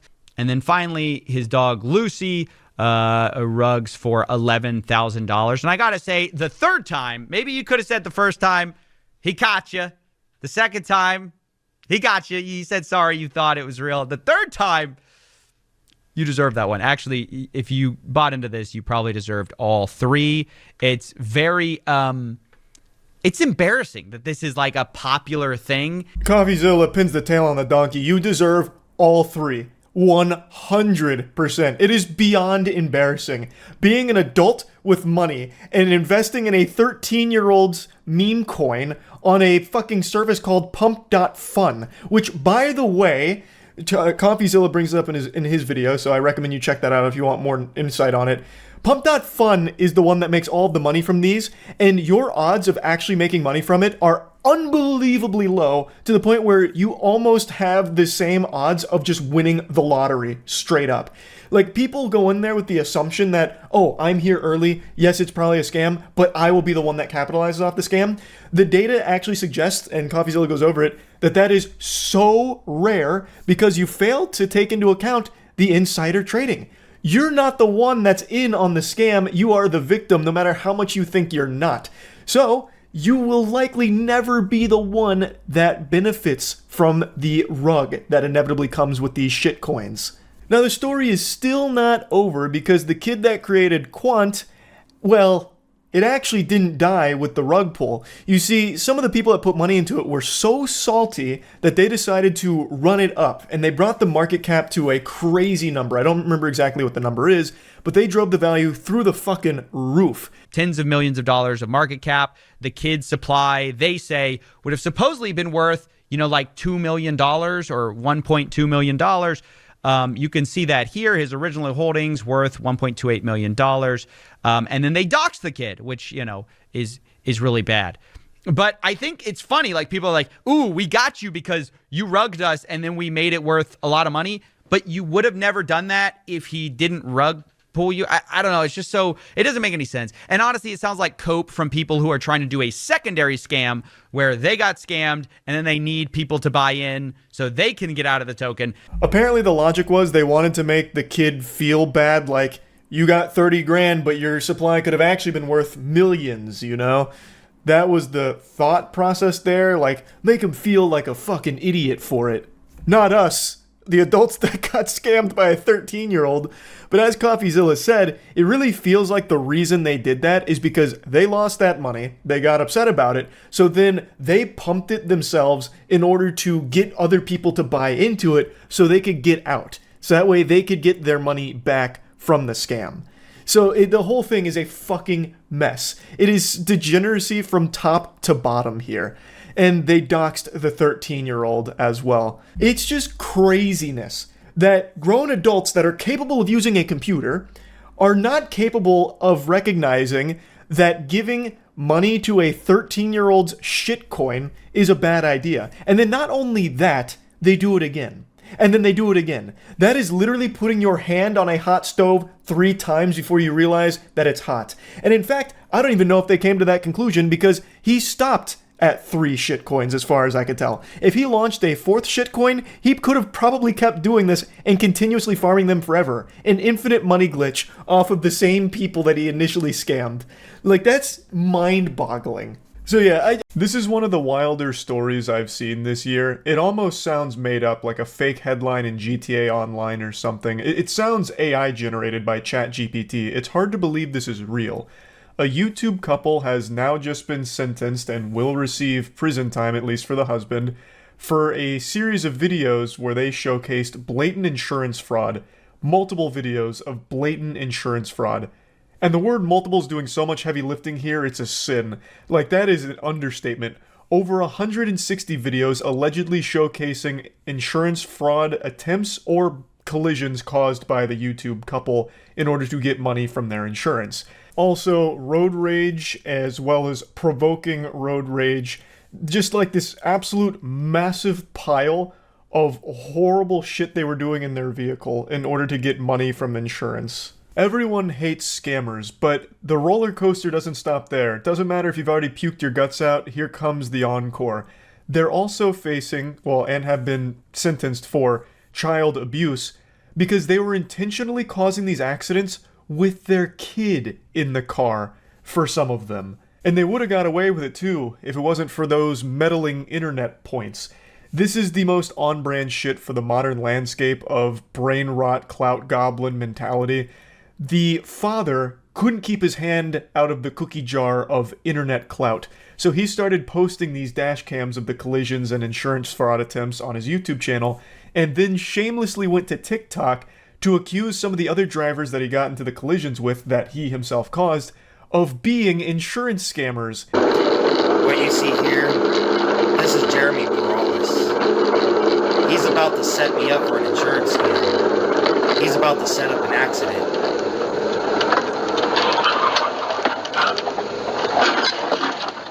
He recognized me from Facebook. Unhinged lunatic behavior right here, and then proudly posted on his own TikTok page. So what happened is, he had suddenly started to brake, and the driver behind him had to cross the double yellow line to get around him to avoid a rear-end collision, and then Christopher turns into him in order to force the accident. And the driver was initially found to be, I believe, like 90% at fault because he crossed the double yellow line. Christopher was actually quite gifted, an idiot savant when it came to insurance fraud. He's doing and he knows how to not be at fault for him. It was last April. Jeremy Perales says his insurance premium shot up after this accident in Yucaipa. But was it really an accident? It's a bank. To be able to do this to a person, set them up for an accident. I was stopped and then he hit me. Jeremy says his insurance deemed it 90% his fault because he crossed into the other lane. But it isn't the first so-called accident Phelps had been in. Just the way Christopher Phelps speaks is off-putting. He sounds straight out of Dr. Evil's lair. He just sounds menacing and, like, genuinely unhinged.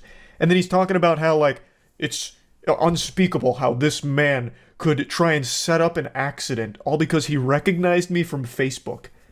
Holy shit, that is deranged. You think he recognized you from Facebook and then tried to set up this accident? That doesn't even make sense. Obviously, Christopher doesn't believe that. His whole MO was insurance fraud in order to collect on the insurance paycheck. But Jesus, it's just so weird to listen to him speak. He just gathered mountains upon mountains of evidence against himself and posted it online. And somehow investigators stumbled upon this cornucopia of evidence that the husband, Christopher Phelps, was gathering of their insurance fraud and child endangerment. Like, Christopher ended up being his own worst enemy. He was like, the Zodiac killer, leaving all these clues, all these breadcrumbs for investigators to somehow find. And I have no idea how they found his channels, because he was getting like 50 or 60 views per video. I don't know how the fuck they ended up there. You would have been more likely to end up in Narnia than on his channel. But Jesus Christ, they must have had L from Death Note on the case because they found all of it, and they really cannonballed into the rabbit hole. Investigators found at least 23 collisions, allegedly documented by Phelps, which were linked to at least 17 insurance claims. Christopher is receiving 3 years in the slammer, and his wife is getting only a little bit of time in jail and then 3 years of supervised probation. Now, I'd like to show you a couple more videos here from the archive of Christopher Phelps and his insurance fraud journey. I have to mute the first part of the video here because this goober was playing DMCA copyright music. I'll just explain what he's saying. He's saying that the driver that he's pointing to is mad because Christopher passed him. Christopher's got some steam coming out of his ears for this video because he was actually found at fault by the officers on the scene for abruptly stopping, which causes this rear-end collision. But Christopher's arguing that the guy flipped him off, which the guy does admit to, and that because he was mad, when he stopped for a utility vehicle, the guy intentionally rear-ended him. And just to show you that utility truck, here's the guy that hit me right there. That is the utility truck that was turning left onto my street. I was trying to stop for him and give him way to go down this way, and unfortunately this guy was mad because I passed him. What a bunch of mumbo jumbo, a load of hooey here. He's claiming that, oh, this is his fault, he was so mad, real mad goofball, and he rear-ended innocent old me who was just stopping for this utility vehicle over here. When the video immediately betrays that, what are you talking about? You stopped abruptly, you brake-checked this man way back where those 2 trucks were parked, and then your evidence that you were actually stopping for a utility vehicle turning left is like significantly further along than where you actually stopped. Unless you were giving this man like 700 feet worth of turning radius room, that doesn't make any sense at all. That's not what happened. That's a blatant fucking lie. And here's 2 rapid-fire insurance fraud attempts from old Christopher and his wife. I don't know if their kid's in the car for these, but probably is, considering they did that quite a few times. And we're gonna do this. Find out if they're gonna conspire with the sheriff, or if they're gonna cooperate. We'll see. This is the last TikTok video that Christopher posted, him as a warrior about to go to battle for his case, fighting for justice, and signs off with, we're gonna find out if they're gonna conspire with the sheriff or cooperate. That is so fucking weird. Such a weirdo, and such a bad fucking person. Him and his wife. To not only be insurance fraud scammers, but to put your life, the life of the drivers on the road, and the life of your child all on the line for a couple doubloons from insurance is ridiculous. That is so fucked up and disgusting.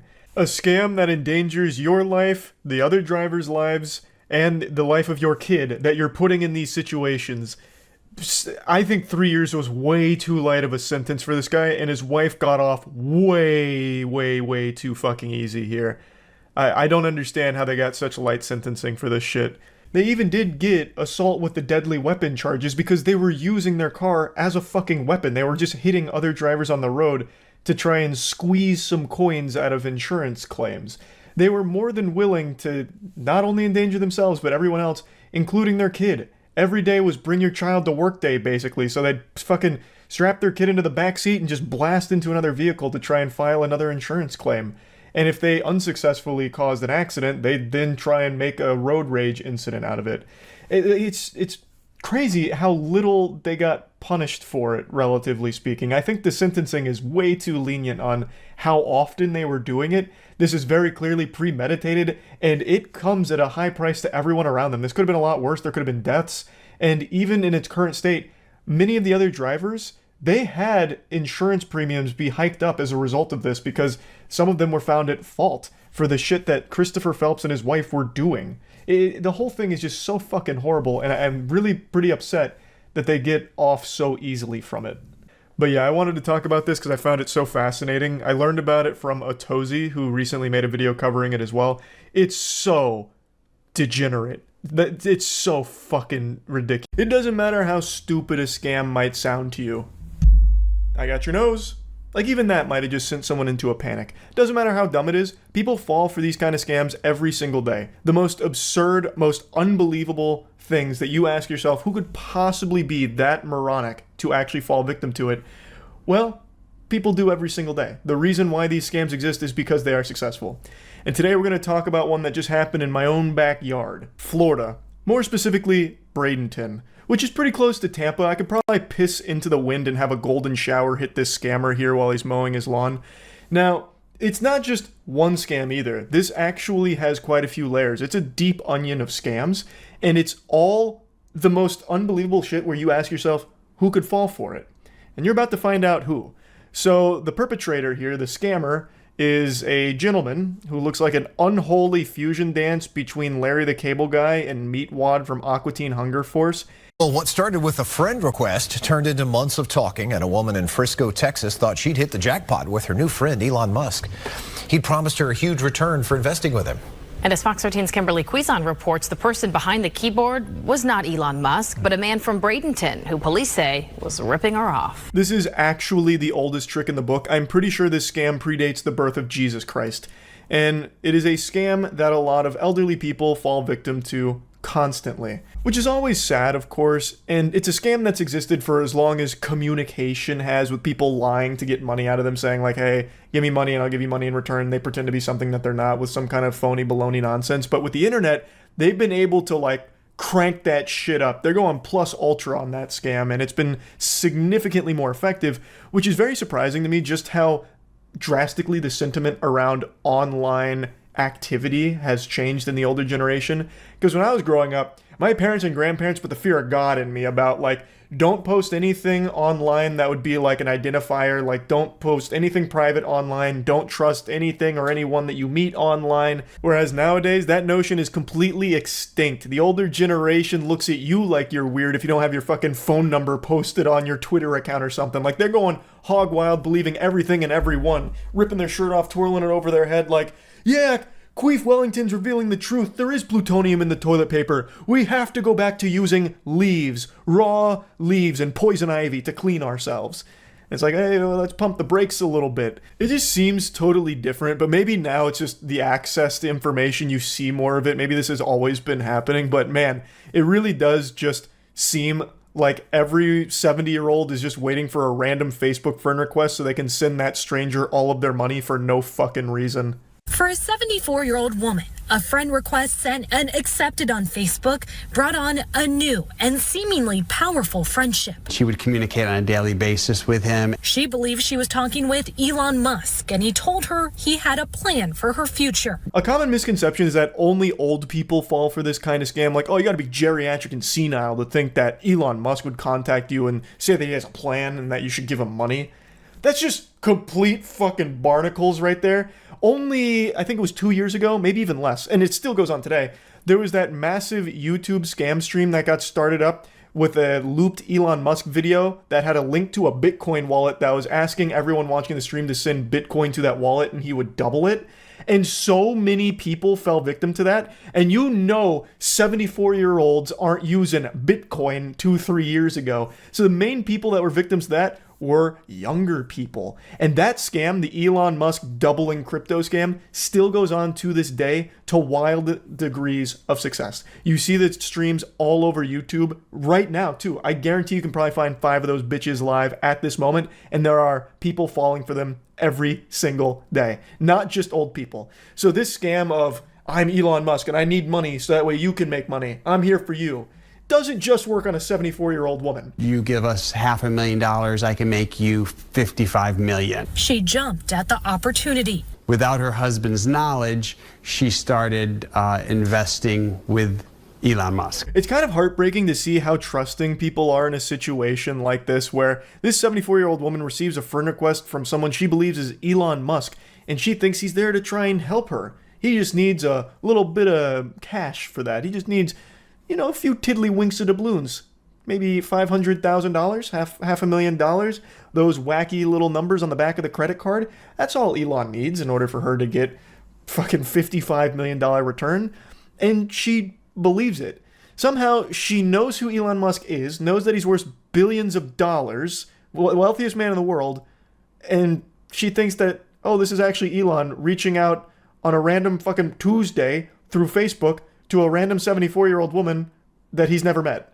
Like, I bet she was so excited, she probably went and put some cookies in the oven for him, baked them a fucking pie or something to thank him. But Detective Jim Carula with the Bradenton Police Department's Elder Fraud Unit says the woman transferred $250,000 to bank accounts not belonging to Elon Musk, but to this man. Grant that to me. An imposter, according to police, 56-year-old Jeffrey Moynihan Jr. of Bradenton. This guy looks like the bad guy in every 90s Christmas film. Like, he looks like that business guy that's like, bah humbug, there is no Santa Claus.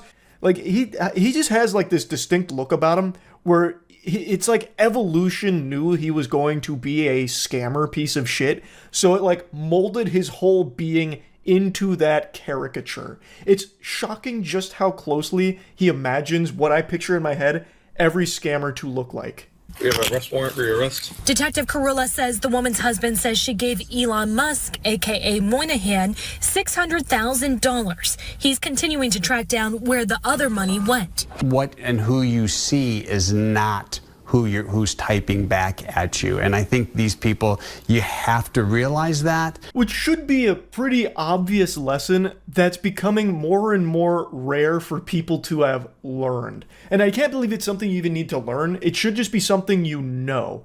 Anybody can make a Facebook account with a profile pic of Elon Musk. There's probably 1 billion of those fucking things floating around right now. You can see them all over Twitter too. But just because it reaches out to you and it has the name Elon Musk, it doesn't mean that it is. There are 1,000 things you can do to avoid getting scammed like this, yet so many people just don't do it because they are either in a desperate situation or they hear something that just sounds like this is life-changing. I need to at least try.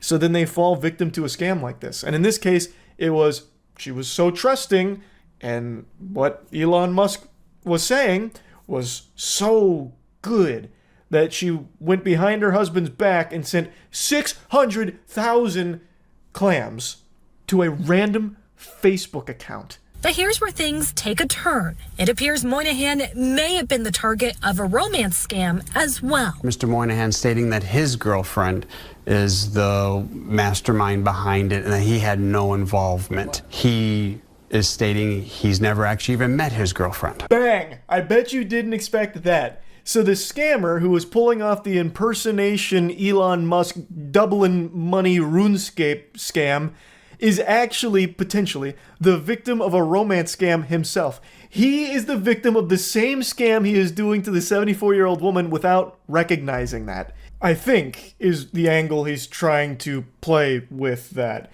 I'm a little confused with the way that it's stated here because I think what's also possible is that Jeffrey is claiming that his girlfriend is the one that did this to the 74-year-old woman and he was totally hands-off. It must have been her, yet it was his bank account that got all of the money. So that doesn't really make sense unless he was the victim of a romance scam here, gave her his bank account info, and then she used it on the 74-year-old woman and he didn't know anything about it, and now he's bringing it up here. Or the way that I initially interpreted it is that he has this mysterious girlfriend, this supermodel, superstar, 3-breast mega milkers that he hasn't met before, but she wanted him to talk to the 74-year-old woman as if he was Elon Musk to get money from her. So like that's the way I initially interpreted it, that he is right now talking to this imaginary girlfriend that is telling him to do this. So he's saying, like, I'm kind of blameless. It was my girlfriend who was making me do it. That's the way that it initially came across to me. Mind-boggling. Romance scams are becoming increasingly common as well, where somebody pretends to be, this hot, big-tittied goth chick that wants your meat, but she can't quite get out to you because she's in like a bad financial spot, so you got to be sending her money so that way she can eventually come be with you, be your wife, because she loves you. Like, it's love. And what, are you going to deny love? I don't think so. So this douchebag, this stupid asshole is like, okay, well, my girlfriend is telling me that if I don't have the money to pay her, maybe I should try getting it, by pretending to be someone I'm not to get money from this lady. And he doesn't connect the dots in his rotted noodle that he is also right now being scammed. It's a beautiful disaster. Now, I do think the most likely explanation is that this guy is desperately making this up, just pulling it out of his ass. Like, oh, no, that couldn't have been me. It must have been my girlfriend. Yeah, my girlfriend, super hot. You wouldn't know her. She goes to a different college. But yeah, she must have, logged on to my account and used all my bank account information in order to receive money from the 74-year-old woman that she was scamming, pretending to be Elon Musk on all of my accounts. That's likely what it was. So he could just be doing this to try and lessen his sentence by saying oh no, it wasn't me, it was this person, and I don't know who that person is, but it's definitely not me, it's my girlfriend. Don't know her, never met her, but it's her. You might as well just blame it on fucking Sasquatch at that point. As BPD continues their investigation, neighbors of Moynihan remain in disbelief. It's shocking. It's just surprising. In Bradenton, Kimberly Quizon, Fox 13 News. I decided to leave that little scene in there where they talk to the neighbors because I always find that to just be pretty useless most of the time, where the news will just knock on neighbors' doors and be like, hey, what do you think about your neighbor getting arrested? 9 times out of 10 they're like, oh wow, that's crazy. And in this case, the guy's just shocking. It's not like they're going to have a deep insight on that.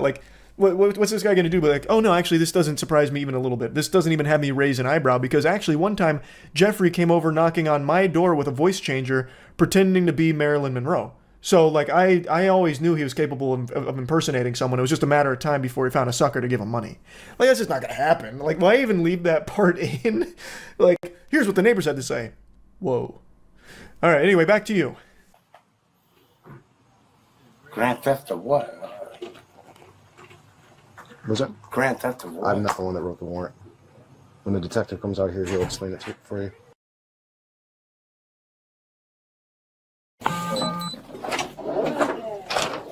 Just wanted to show you a wee bit more of the body cam footage here, where he plays dumb. I mean, he is dumb, but where he pretends he doesn't know why they'd be there.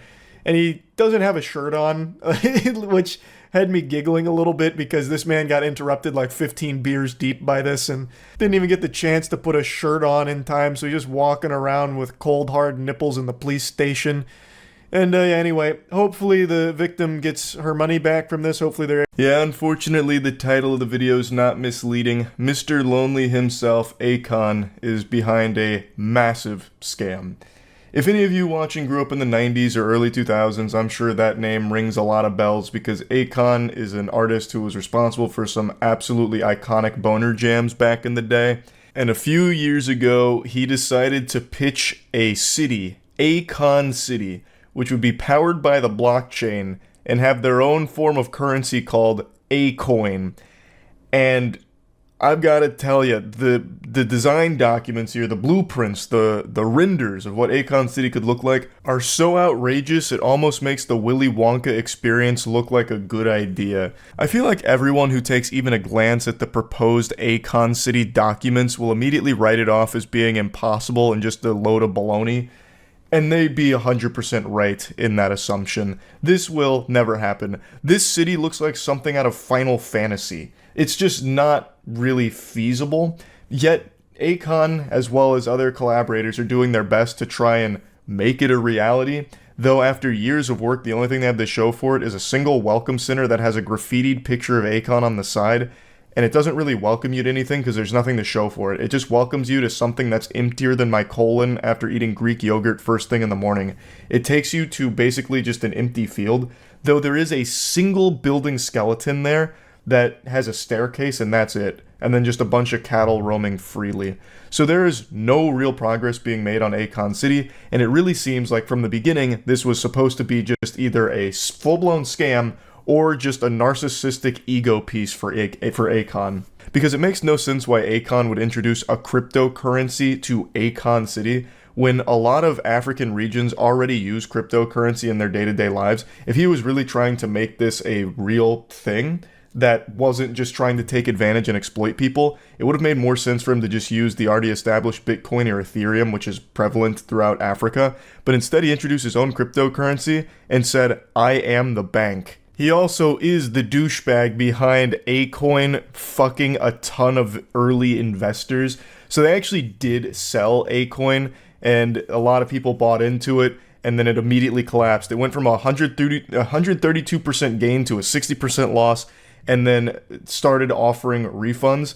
And all these investors, when trying to get their refund, basically just got cold-shouldered and never got their refunds for this. They basically just got rugged like everyone else with the crypto boom a few years ago. But anyway, I recommend checking out Patrick Cece's video for an in-depth look at a lot of what went on behind the scenes at Akon City and Akon himself here.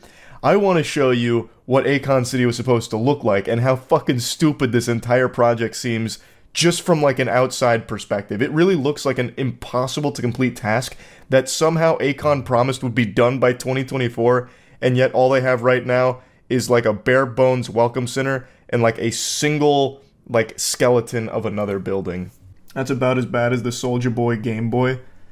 Okay, show a little respect for the Soulja console. Also, Akon City is so much worse than just releasing a fraudulent game console. It is disgusting to compare the two. Akon's City is like the most egregious, over-the-top scam. Like, it's so much worse. Akon actually has a video showcasing it. Look up, this is Akon City. I don't think I ever saw this. I only ever read about Akon City. So here's the entertainment district. What are these? These aren't even buildings. This looks like when you go into Roller Coaster Tycoon and fuck up the terrain. Who's your architect? This is what it looks like when you, like, actually trip acid for the first time. It's even bad CG. Yeah. It's melted. Yeah, I guess their chief architect is Salvador Dali. Brought him back with the Akon City in-house necromancer. The Tech District? What does this mean? Tech 003421? What tech what? What is the tech? What are they doing here? Lex Luthor live here or something? What does this mean? What does it mean? Butt Plug City. Yeah, I mean, not wrong. This all does look like something you'd find on Bad Dragon. Health and safety. Wait. Hold on. Hold on. Oh, wait, it's this building. I thought he just reused Tech 001 here for the health and safety building, but it's this building. They're just side by side. Yeah. This is the police station here. They inhabit this pack of hot dogs. Here's the fire department, which is conveniently placed in the worst possible position for them to get anywhere, because they're going to have to navigate this minefield, this fucking labyrinth. Good luck having a quick response time from the firefighters. Unspecified office building, I guess. Residential building. General hospital. Outpatient clinic. This is another residential building. Just this coral. Game name. Oh no, this is a city. This is a Akon City in real life. Apparently they actually did build a building though, so I'm gonna have to check that out. I never saw this video go up for it. Education District, this is Education 1, Education 2, Education 3, so I'm guessing this is pre-K, kindergarten, middle school, high school, and then everyone parks here. In this teardrop, and then another residential building. Osmosis Jones type landscape. Bro modeled the city from the mitochondria. Yeah, true. So here's the Scenewood district. Oh, here, Akon Tower. He's even got his own, like, Avengers building. So this is where Akon lives, and only Akon. Wait, wasn't this in the Tech District? Isn't this building already occupied by Tech? Am I misremembering the layout? It might be too sophisticated for my tiny little reptile brain, but I'm pretty sure that was one of the Tech buildings. Oh no, it's right here. It's right above Tech 4. Then a bunch of filming studios, more residential buildings, some more office buildings, and this random media tower, I guess. Looks like a cactus theme park. Yeah. Convenient location. All of this looks like Hitachi ones. It looks less like butt plugs, and it legitimately looks like the things you'd see in porn. Those, like, really, ribby wands. Looks like Cryptoland 2.0. Well, apparently it's powered by the blockchain, so it kind of is Cryptoland 2.0. I have to imagine whoever put this presentation together was actually laughing so hard as they charged Akon an exorbitant amount for it. Yeah, I'll throw this piece of shit together for like, I don't know, like $3 million bucks. Done. Shake my hand. Looks like a pretty cool place to live. I don't know what I'm looking at here. It's just random JPEGs that are floating through on this building, but how could you not smile if you lived in a place like Akon City? Alright, let's see the current Akon City. Do we really need an explanation for why Akon City will never happen? I think we all know just by looking at the design blueprints there. Like, come on. Building has like futuristic curvatures outside. It definitely looks like something out of Wakanda, but only one building so far. Whoa, what was this? Wait, what? This is there right now. Also, you should probably have someone else come in and do the artwork on the side of your building. Why? That looks like extremely low poly. It's like a PS1 render of Akon. You could definitely find a better artist for that. In March 2022, Stevens asked a judge to freeze Akon's New York assets, claiming that without the measure, Akon would have difficulty repaying an alleged debt. Stevens' lawyer, Jeffrey Movitt, alleged in his affidavit that Akon City and Akon exhibited many of the trademark characteristics of a fraudulent business venture, such as Ponzi schemes and pyramid schemes. Akon City was likely a scam. Akon denied the allegations about Akon City. The following month, he paid $850K to settle part of the ongoing lawsuit. He said the motion to freeze his accounts has been made out of spite. I mean, likely a scam is very generous. It is 100% a scam in every possible version of the word. It is official. That's the only thing they've built at Akon City. It's just a welcome center with his... There are so many scams out there, and some of them are downright ridiculous that you have to ask yourself, how could anyone ever fall for these? Such as the classic Nigerian prince. I have millions of dollars, but the US government won't let me transfer it to my bank account. Can I send it to your bank account to send back to me? That kind of thing, and we'll split the profits or whatever. And then it ends up with people losing all of their money, or those random cold call tech support messages. Hello, I work for Microsoft and your calculator has a virus. We're going to need 4 Bitcoin in order to solve this. This is an official Microsoft representative. And somehow those scams actually succeed. Usually the victims are geriatric, they're on the older side of things, so they're not tech savvy and end up getting caught hook, line, and sinker in these.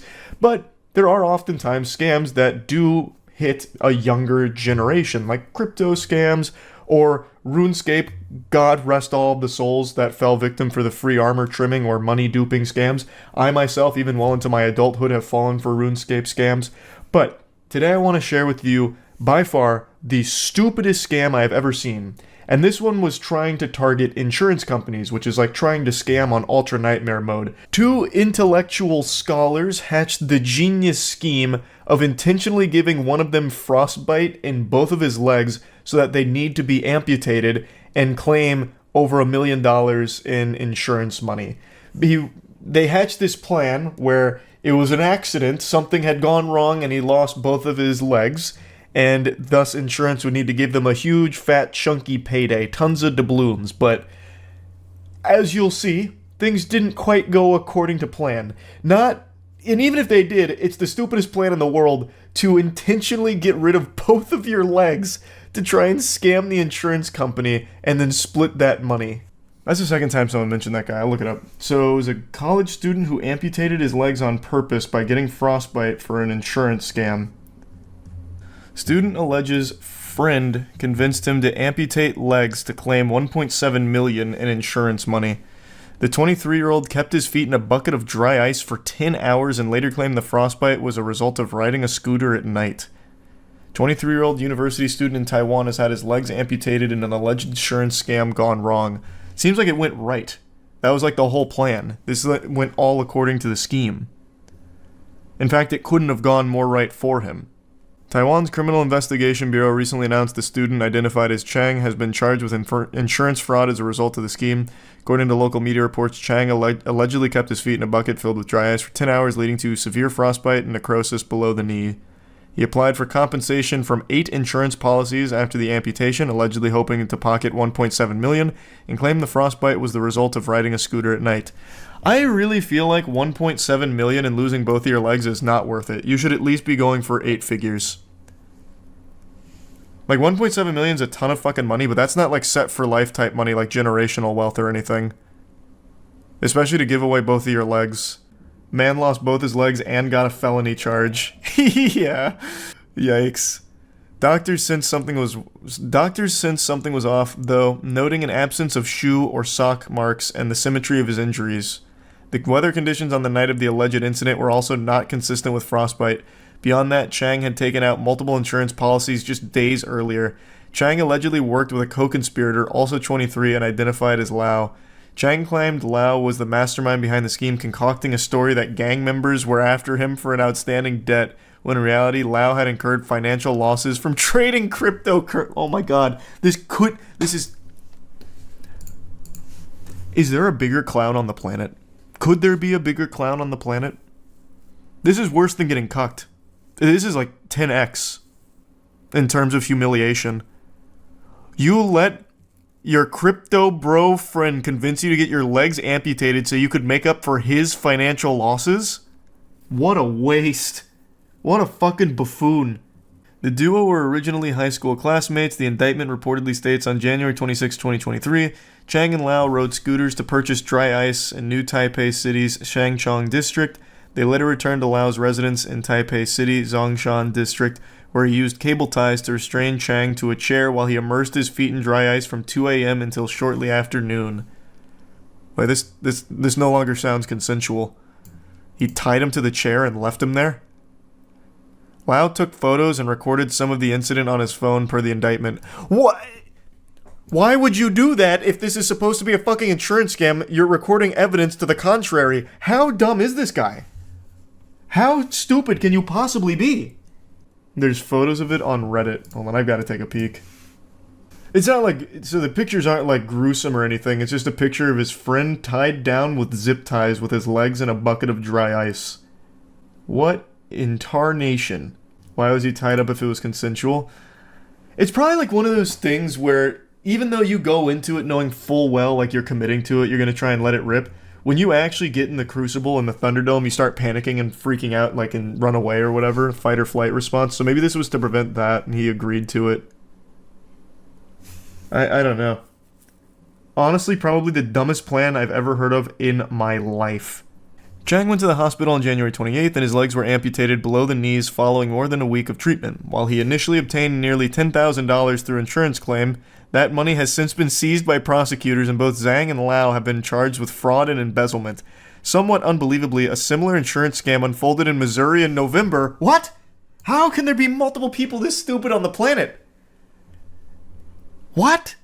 I swear, like, you don't need to look further than a couple of headlines to realize that we are actually just getting dumber as a species, for sure. In that case, a Missouri man staged farm equipment accident to appear as though he had lost his feet to a brush hog, a type of rotary mower, in hopes of making an insurance claim. But when responding medics and law enforcement officers arrived at the scene, the man's feet were nowhere to be found and his injuries appeared to be too clean to be the result of a brush hog. The man in his 60s was a known paraplegic in his lower extremities, and authorities were immediately curious about the tourniquets on his legs and who applied them. So this is a little different. This Chang had 2 fully functional legs that he parted with for $10,000. This guy was apparently a paraplegic and sacrificed his feet to try and get some insurance money. That's different. Chang is still significantly fucking dumber. According to police, the man had been aided in the attempted scam by a Florida man who had cut off the man's legs with a hatchet. That's like some Winnie the Pooh blood and honey type shit. Investigators later determined that the incident has been an attempt to make a faulty insurance claim, but because the man never formally filed the false claim, he was not charged or identified. According to police, days after they responded to the scene, a relative found the man's feet in a bucket on the property which had been obscured by tires. So he kept it as like a little souvenir, like a trophy. According to the Bureau, Lau and Zhang were both charged with fraud, aiding and abetting serious injury. After the detention on January 17th, the authorities said that Zhang received one insurance payout of $7,200. However, it will be seized, and the insurance providers canceled the other claims filed following the incident due to the short period between receiving the policies and filing them. Rest in peace to both of his legs, and also all of his financial future. He's getting a fucking felony slapped on top of this. All that for nothing. Less than nothing. All that for significantly less than nothing. And there's yet another case in Slovenia where a woman cut off her hand with a circular saw for $1.2 million insurance scam.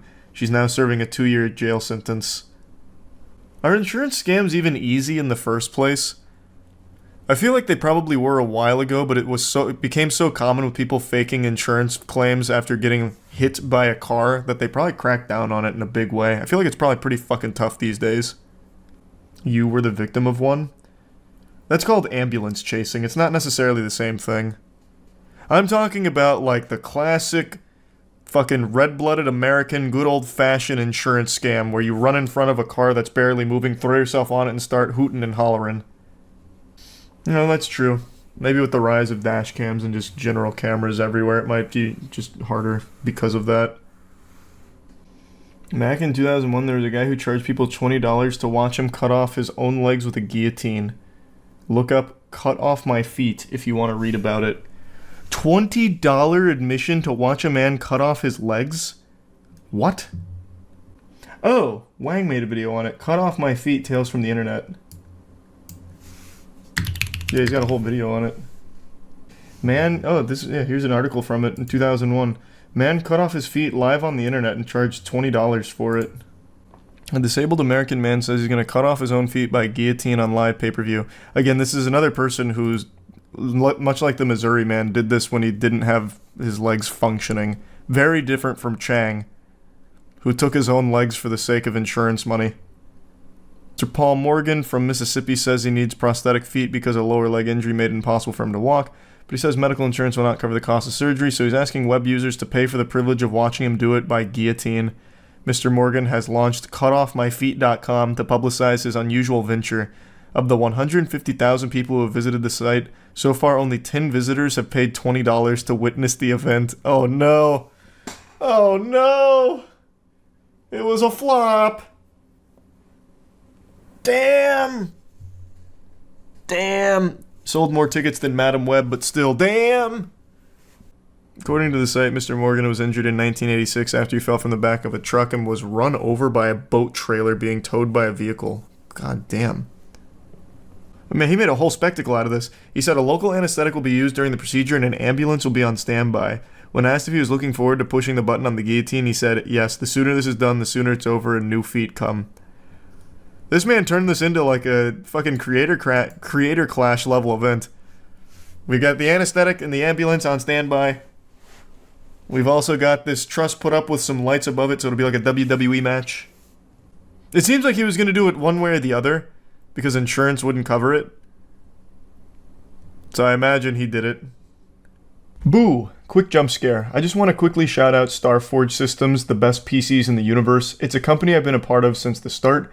And recently, I guess a lot of people are waking up and opening their third eye to the beauty of PC gaming because I've been getting asked a lot about where to start when it comes to PC gaming. So I just want to quickly talk about Starforge because we have the best PCs available. If you're someone who's just starting to dabble with PC gaming, we have a line called the Horizon series, which is just perfect for the everyday gamer. Or if you're someone looking for top-of-the-line equipment, top-notch, looking to upgrade to the best available, we have an entire line called the Voyager series. At Starforge, we have several different PCs at different price points, so you can always find the PC that's right for you and your needs. It's premium quality, impeccable attention to detail, white glove service at an accessible price point, and each computer comes with a full 2-year parts and labor warranty. Also, the logo is a hammer, not a penis. So yeah, if you're looking to upgrade your current PC, come on in class, Professor Charlie's got an important lesson he's got to teach you on internet safety, it seems. How can you stay safe in this wacky, wild cyberspace? You guys remember the early 2000s where there was the DARE program, which would be people coming to your school to tell you that drugs are bad, but it actually had the opposite effect and made people want to try drugs because the program really glorified it and made it seem cool to do drugs, and it reminded kids how easy it was to find them. Super inefficient program all around. Wouldn't be surprised to find out it was financed by the cartel. I think the DARE program is responsible for more overdoses than the actual opioid epidemic, but all that's besides the point. The reason I bring that up is because I need to do like a little DARE course here for internet safety, but mine's going to be a lot more efficient and just hit you with real fucking tough love. Stop clicking links in the comments section of my videos that look suspicious. Holy shit. Over the last 6 or 8 months, I've received so many emails and Twitter posts about my comments section having very suspicious links in them. Some people even accusing me of running a bot farm that's scamming people in my own comment section, as if I'm leaving fucking links to RuneScape phishing sites in the comments to steal your username and password, or whatever the fuck you're clicking on down there. Stop clicking links in the comment section, not just on my videos, but on any videos and Twitter posts. It's a very common thing right now. There are thousands of bots and scammers that are impersonating YouTubers and organizations, leaving comments like, click here and I'll double your Bitcoin. Click here and 5 big-tittied women will come suck your dick tonight. And then for some reason, people are actually clicking these things and then getting mad at me for it, as if I'm your fucking dad that's supposed to come over there and slap the mouse out of your hand before you make a bad decision, or put like a parental block on your computer. That's not my responsibility. I think it's common sense not to click that shit. There are systems in place to remove these things, which of course are all turned on, but these bots and scammers aren't stupid. There's easily ways to circumvent these measures, so of course some of them still float around. But it should be obvious not to click dumb shit like that. Like, I can't even believe it needs to be said, but I keep getting these emails. By far the worst ones are the people that are convinced that I'm the raid boss behind it all. It's actually raining out right now all of a sudden because the fucking heavens are sad that this even needs to be said. No lie, I've received emails that read like shitty fanfic from Tumblr before. People say things like, I'm so disappointed in you, Charlie. I saw the comment you left on the video, and I clicked that link, but I never got the gift card you promised me. I can't believe you'd lie to me like this. They'll say, like, you know, you asked for my credit card information, and I trusted you, so I gave it to the site in order to win the gift card. And now I just don't think I can support you anymore. It's been months. I still haven't received the gift card. It's crazy to me. Like, how could you possibly do that? You should not have a credit card in a situation like this if you're gonna make a decision like that. Like, it's unreal. Let's just break this down like a second grade math problem. Just really strip this down to its bare fucking butt cheeks here and analyze this in even the most simple way. Why the fuck would I be leaving comments in my own comment section on an alt account asking for your credit card information? Those wacky numbers on there. Why would I do that? And why would I be doing a gift card giveaway down there when it wasn't ever mentioned in a video or anything? Just ask yourself the simple question of why? And then you should draw the conclusion that maybe it's not real. There are tons and tons of fake accounts that spam dangerous links in order to get your information and scam you, and they impersonate YouTubers and organizations, and it should be pretty obvious when that's the case. There's a lot of ways to identify when the account is fake. Easiest being like a verified checkmark if that's applicable, but even if it's not, you can usually pick up on it based on what they say. Why would Mr. Beast say something like, look at the honkin' milkers on this woman, and she's waiting to fuck you, click here? You know, like, that doesn't sound like something Jimmy would say. I mean, you know, call me crazy, but I don't think I've ever heard him say anything like that. So why would he all of a sudden, out of nowhere, drop a link like that, you know? Just, it should be without explanation. Like, I shouldn't have to sit here and try and tell you to stop clicking links in the comment sections of videos. I really think it should be a given. But I keep getting these emails, so I wanted to make a whole video educating you on it. Don't be a dumb fucking loser that's desperately clicking on links in the comment section of videos in the hopes that they're gonna get laid or somehow double their Bitcoin. It's not gonna happen. So all in all, stop fucking clicking dumb links in YouTube comments. Did you know Earth has a sequel, and it's a big stinky scam? A few months ago I learned about a project called Earth 2, Basically, you're paying a lot of money for nothing in return. This thing must have been created by Eugene Krabs himself because this shit is just so greedy and offers nothing for its service, if you can call it that. I'm not going to get too deep into what Earth 2 is. You can watch the video I posted about it where I was learning more about it. Basically, though, you're buying plots of land in an imaginary world. You're buying literal thoughts. Like, you're buying the idea of land. So you could go on Earth 2 and buy your church in the Earth 2 game board. And that's it. And then you can sell it.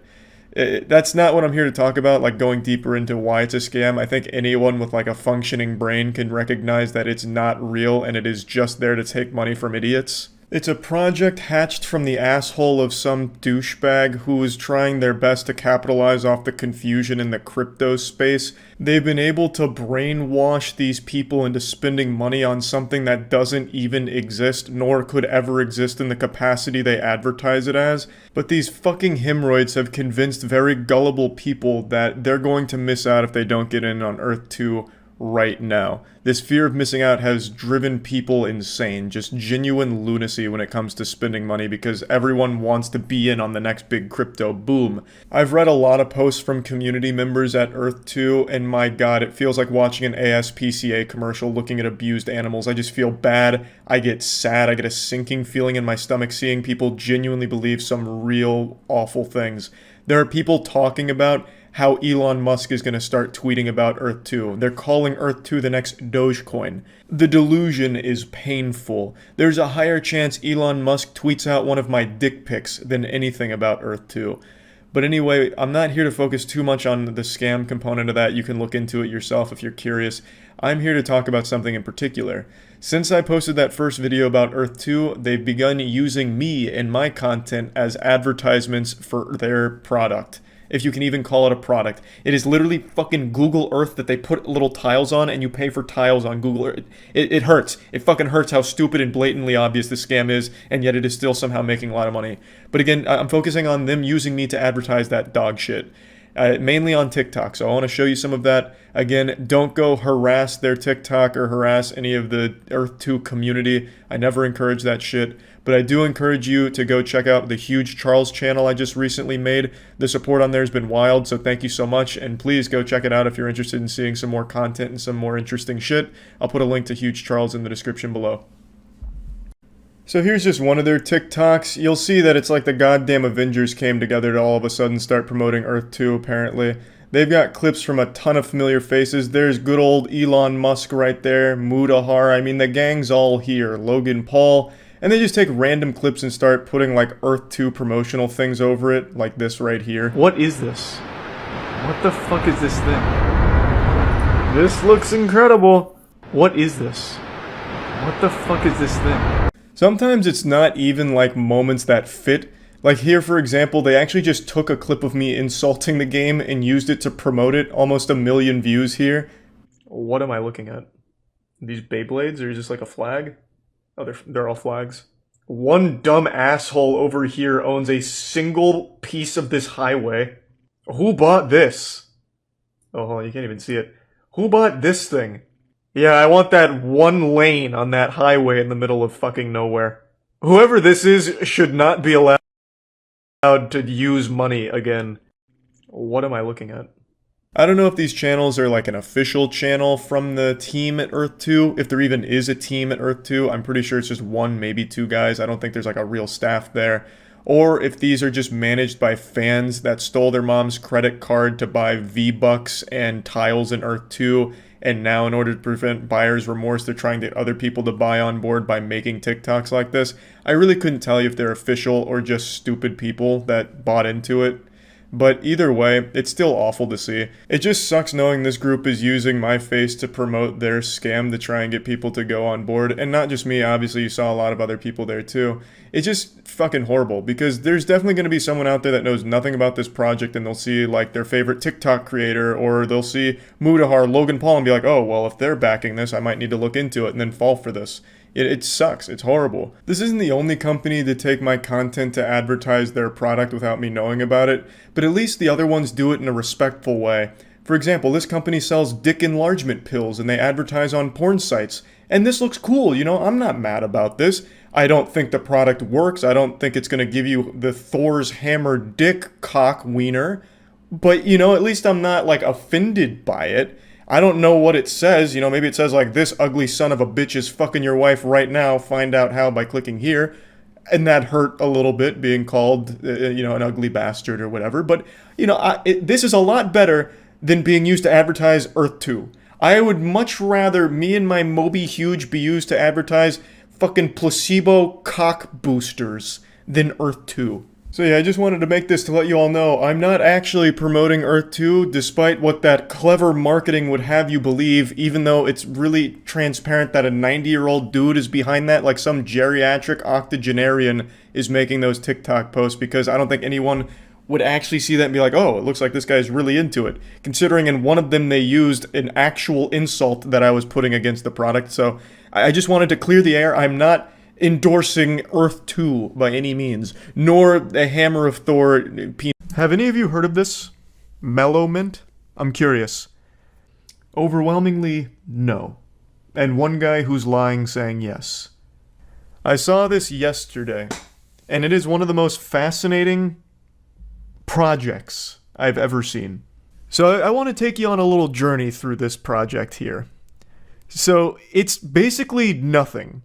But it's nothing that they're selling for $107,000 for access to a music playlist. We'll go through all of the mumbo jumbo at the top in a moment, but just take a peek at this. $107,000 for the quintessential playlist, the creme de la creme of music. 71% is dominated by the soul-penetrating melodies of the Balkans. By purchasing this, you're not only securing 2,645 songs carefully curated to move your soul, but you're also casting a vote and joining Mellow Mint in a global musical revolution by supporting our audacious vision. Immerse yourself in this unforgettable audio journey and join us on the path to reshaping the world for the better. So this isn't even music they make. This is just 2,645 tracks they pulled into Spotify, basically, and they're charging you $107,000 for access to it. Which is fascinating. And apparently their mission is to change the world by giving you access to music they deem to be high quality, which of course means nothing. It's just whatever this guy liked. So if we go back to the top here of what Mellow Mint is, I need to give you guys a look into pure lunacy. Because it's just a bunch of buzzwords that they had ChatGPT spit out for them. Once upon a time in the kaleidoscopic landscape of the music universe, an innovative entity was born, Mellow Mint. It wasn't just a brand, but a vision. A new dawn that promised to reduce human suffering worldwide using the power of music. The mastermind behind Mellow Mint had a grand design, a plan so ambitious and beautiful that it was destined to unite people across the world. The guy speaks like he's in a fucking anime. Like, this is just the most egregious scam ever. Like, this actually seems like one of those Reddit posts from back during the, like, I am euphoric, not in this moment because of some phony god, but I'm enlightened by my own intelligence or whatever. It has that energy, but in 2023. Let's say that an influential icon, a trendsetter with a powerful voice, made an unexpected purchase. They invest into the most exclusive music playlist ever to be curated. An audacious act, sure to pique curiosity among fans. It wouldn't, though. If anyone bought this, you'd just be ridiculed, rightfully, and bullied, rightfully, for doing so. I don't know, that sounds like a good deal. Well, it is the most exclusive music playlist ever to be curated, so maybe I'll hear the 2,645 tracks and I'll get taller, I'll be happier, my beard will be fuller. It's all possible. The way he speaks about this makes it sound like it's a goddamn panacea to all the world's ailments. A story unravels as the world tunes into the influencer's content, mesmerized by the unique symphony of sounds found in the Mellow Mint playlist. Excitement builds. The rhythm of Mellow Mint hypnotizes the masses, launching a viral movement of unity, a symphony of shared experience. Like, I can already just hear their pinky out as they're typing this. As the echoes of Mellow Mint reverberate, our vision broadens. Unexpected but very much needed musical collaborations start to happen on the global plane. We turn the volume up on our philanthropic efforts, launching our charity initiative, Music is Our Tool, and with it, we will orchestrate change. And it's not even their music. Like, if this was a band doing this, I wouldn't even care as much. I'd be like, you know what? This is a fun way of marketing your music. This is just one fucking goofball goober with stained undies that just took 2,600 songs he liked on Spotify and put them into a playlist. That's it. That's it. It's crazy. Why is this not illegal? Because well, good question, actually. I was going to say because you're getting exactly what you pay for, but he's promising that this music is somehow going to change the world, basically. So, I mean, that is very fraudulent. I don't know. It's criminally delusional. He should be locked up because this man belongs in Arkham Asylum with this shit. Our melody doesn't stop there. The world becomes our dance floor as we host immersive Mellowment branded parties worldwide. These events are symphonies of togetherness and celebration, amplified by the unique rhythm of our music. The world unites under the Mellowment banner celebrating life. The one world government becomes Mellowment. Everything rolls under Mellowment's umbrella thanks to this carefully curated musical playlist. If someone's dumb enough to pay for it and fall for it, that's on them. Oh, true. That is 100% on them. Meanwhile, Mellowment evolves into a stage for undiscovered talent. We cast the spotlight on the fresh, raw voices of budding artists and producers, giving their creativity a platform. Mellowment becomes not just a brand, but a cultural phenomenon. It brings a revolution, a shift in the very way we consume, create, and celebrate music. What shift? Other than having a $100,000 entry fee. That's the only change. You have a music playlist. Those have existed for 30 years. This isn't just an ambitious plan, it's a call to action for anyone who loves music, unity, and making a difference. With Mellowment, every beat is a step closer to a world where music is the true universal language of unity. By investing in this vision, you become a part of the symphony, an architect of this global phenomenon. They're using unity more often than the fucking game engine itself uses it. That word has lost all meaning for me right now. Like, I'm already forgetting that it's a real word. I think there's a 0% chance the guy behind this actually believes this, though. It's just all designated to try and get one big whale on board. The Mellowment goals for 2023-2024, making the world a better place through music one song at a time. What an incredibly difficult goal. How are you going to accomplish that in the next couple of months for 2023, or even in 2024? And how are you going to measure whether or not the world's a better place and whether or not it's because of your music playlist? Charity fundraiser launch, never happening. This just goes right into his little piggy bank. Celebrating life with Mellowment branded parties worldwide, again, never happening. No one would go unless you paid them to go, which you're not going to do. Showcasing and helping careers of fresh producers, talent and artists, connecting artists and producers worldwide and inspiring collaborations. Lil Pump, 6ix9ine, Future, Travis Scott making a track on Jewel Marcille, Murad type beat. EU beats in the following text. I'm sure they'd love to collaborate for Mellowment. I bet they'd love to hop on that together. Lil Pump, 6ix9ine, Future, Travis Scott, vibing to Balkan music. They love Balkan music here. That was one of their big selling points for the $100,000 package. And who's to say they're not already vibing to Balkan music? US rappers collabing with EU artists on EU beats. Trap beats are boring. Well, I was just about to buy it too, and now you've insulted my tastes. I'll take my business to the other $100,000 playlists. Scoundrel. If I only knew I had 170 days left to live out my life, this is definitely where I would spend my money. If you're dying, you don't want to die without listening to this playlist, so put your money where your mouth is. The Quintessential Playlist is a handcrafted masterpiece carefully curated over decades and passionately fashioned from thousands of albums and tracks. It is an extravagant marvel in the world of music. This exclusive collection is nothing less than the culmination of a lifetime devoted to exploration and adoration of good music, an enduring testament to the transformative power of rhythm and lyrics. Who dictates whether or not it's good? Just this one weirdo's tastes? Probably not a single #1 hit on that playlist. Oh, absolutely not. You think he would besmirch the handcrafted beauty of this playlist with a Billboard topping song? Disgusting. No. This is for real music, such as the sound of 3 trash cans being banged together. Oh, yes. Just even thinking about that starting to change the world for me. Venturing far beyond the realm of the ordinary, the quintessential playlist is a result of countless hours, days, and years spent delving truly deep into the global music vault. Every song is handpicked meeting the toughest criteria, every track polished to perfection, every melody carrying its own unique story. This prodigious... No, that's not how you say that word. This prodigious compilation is a comprehensive reflection of the world's best musical landscape, the musical brilliance of countless artists, the raw emotion encapsulated in their creations, all harmoniously compiled into 250 hours of exquisite musical experience. Brother, what are you talking about? At the very bottom of this, it says that it's 143 hours. You're lying. This says right here, in plain, ordinary English, 2,645 tracks equate to 143 hours of listening time. Where's the 250 coming from here? Are you lying? Are you telling me a lie? Oh my god.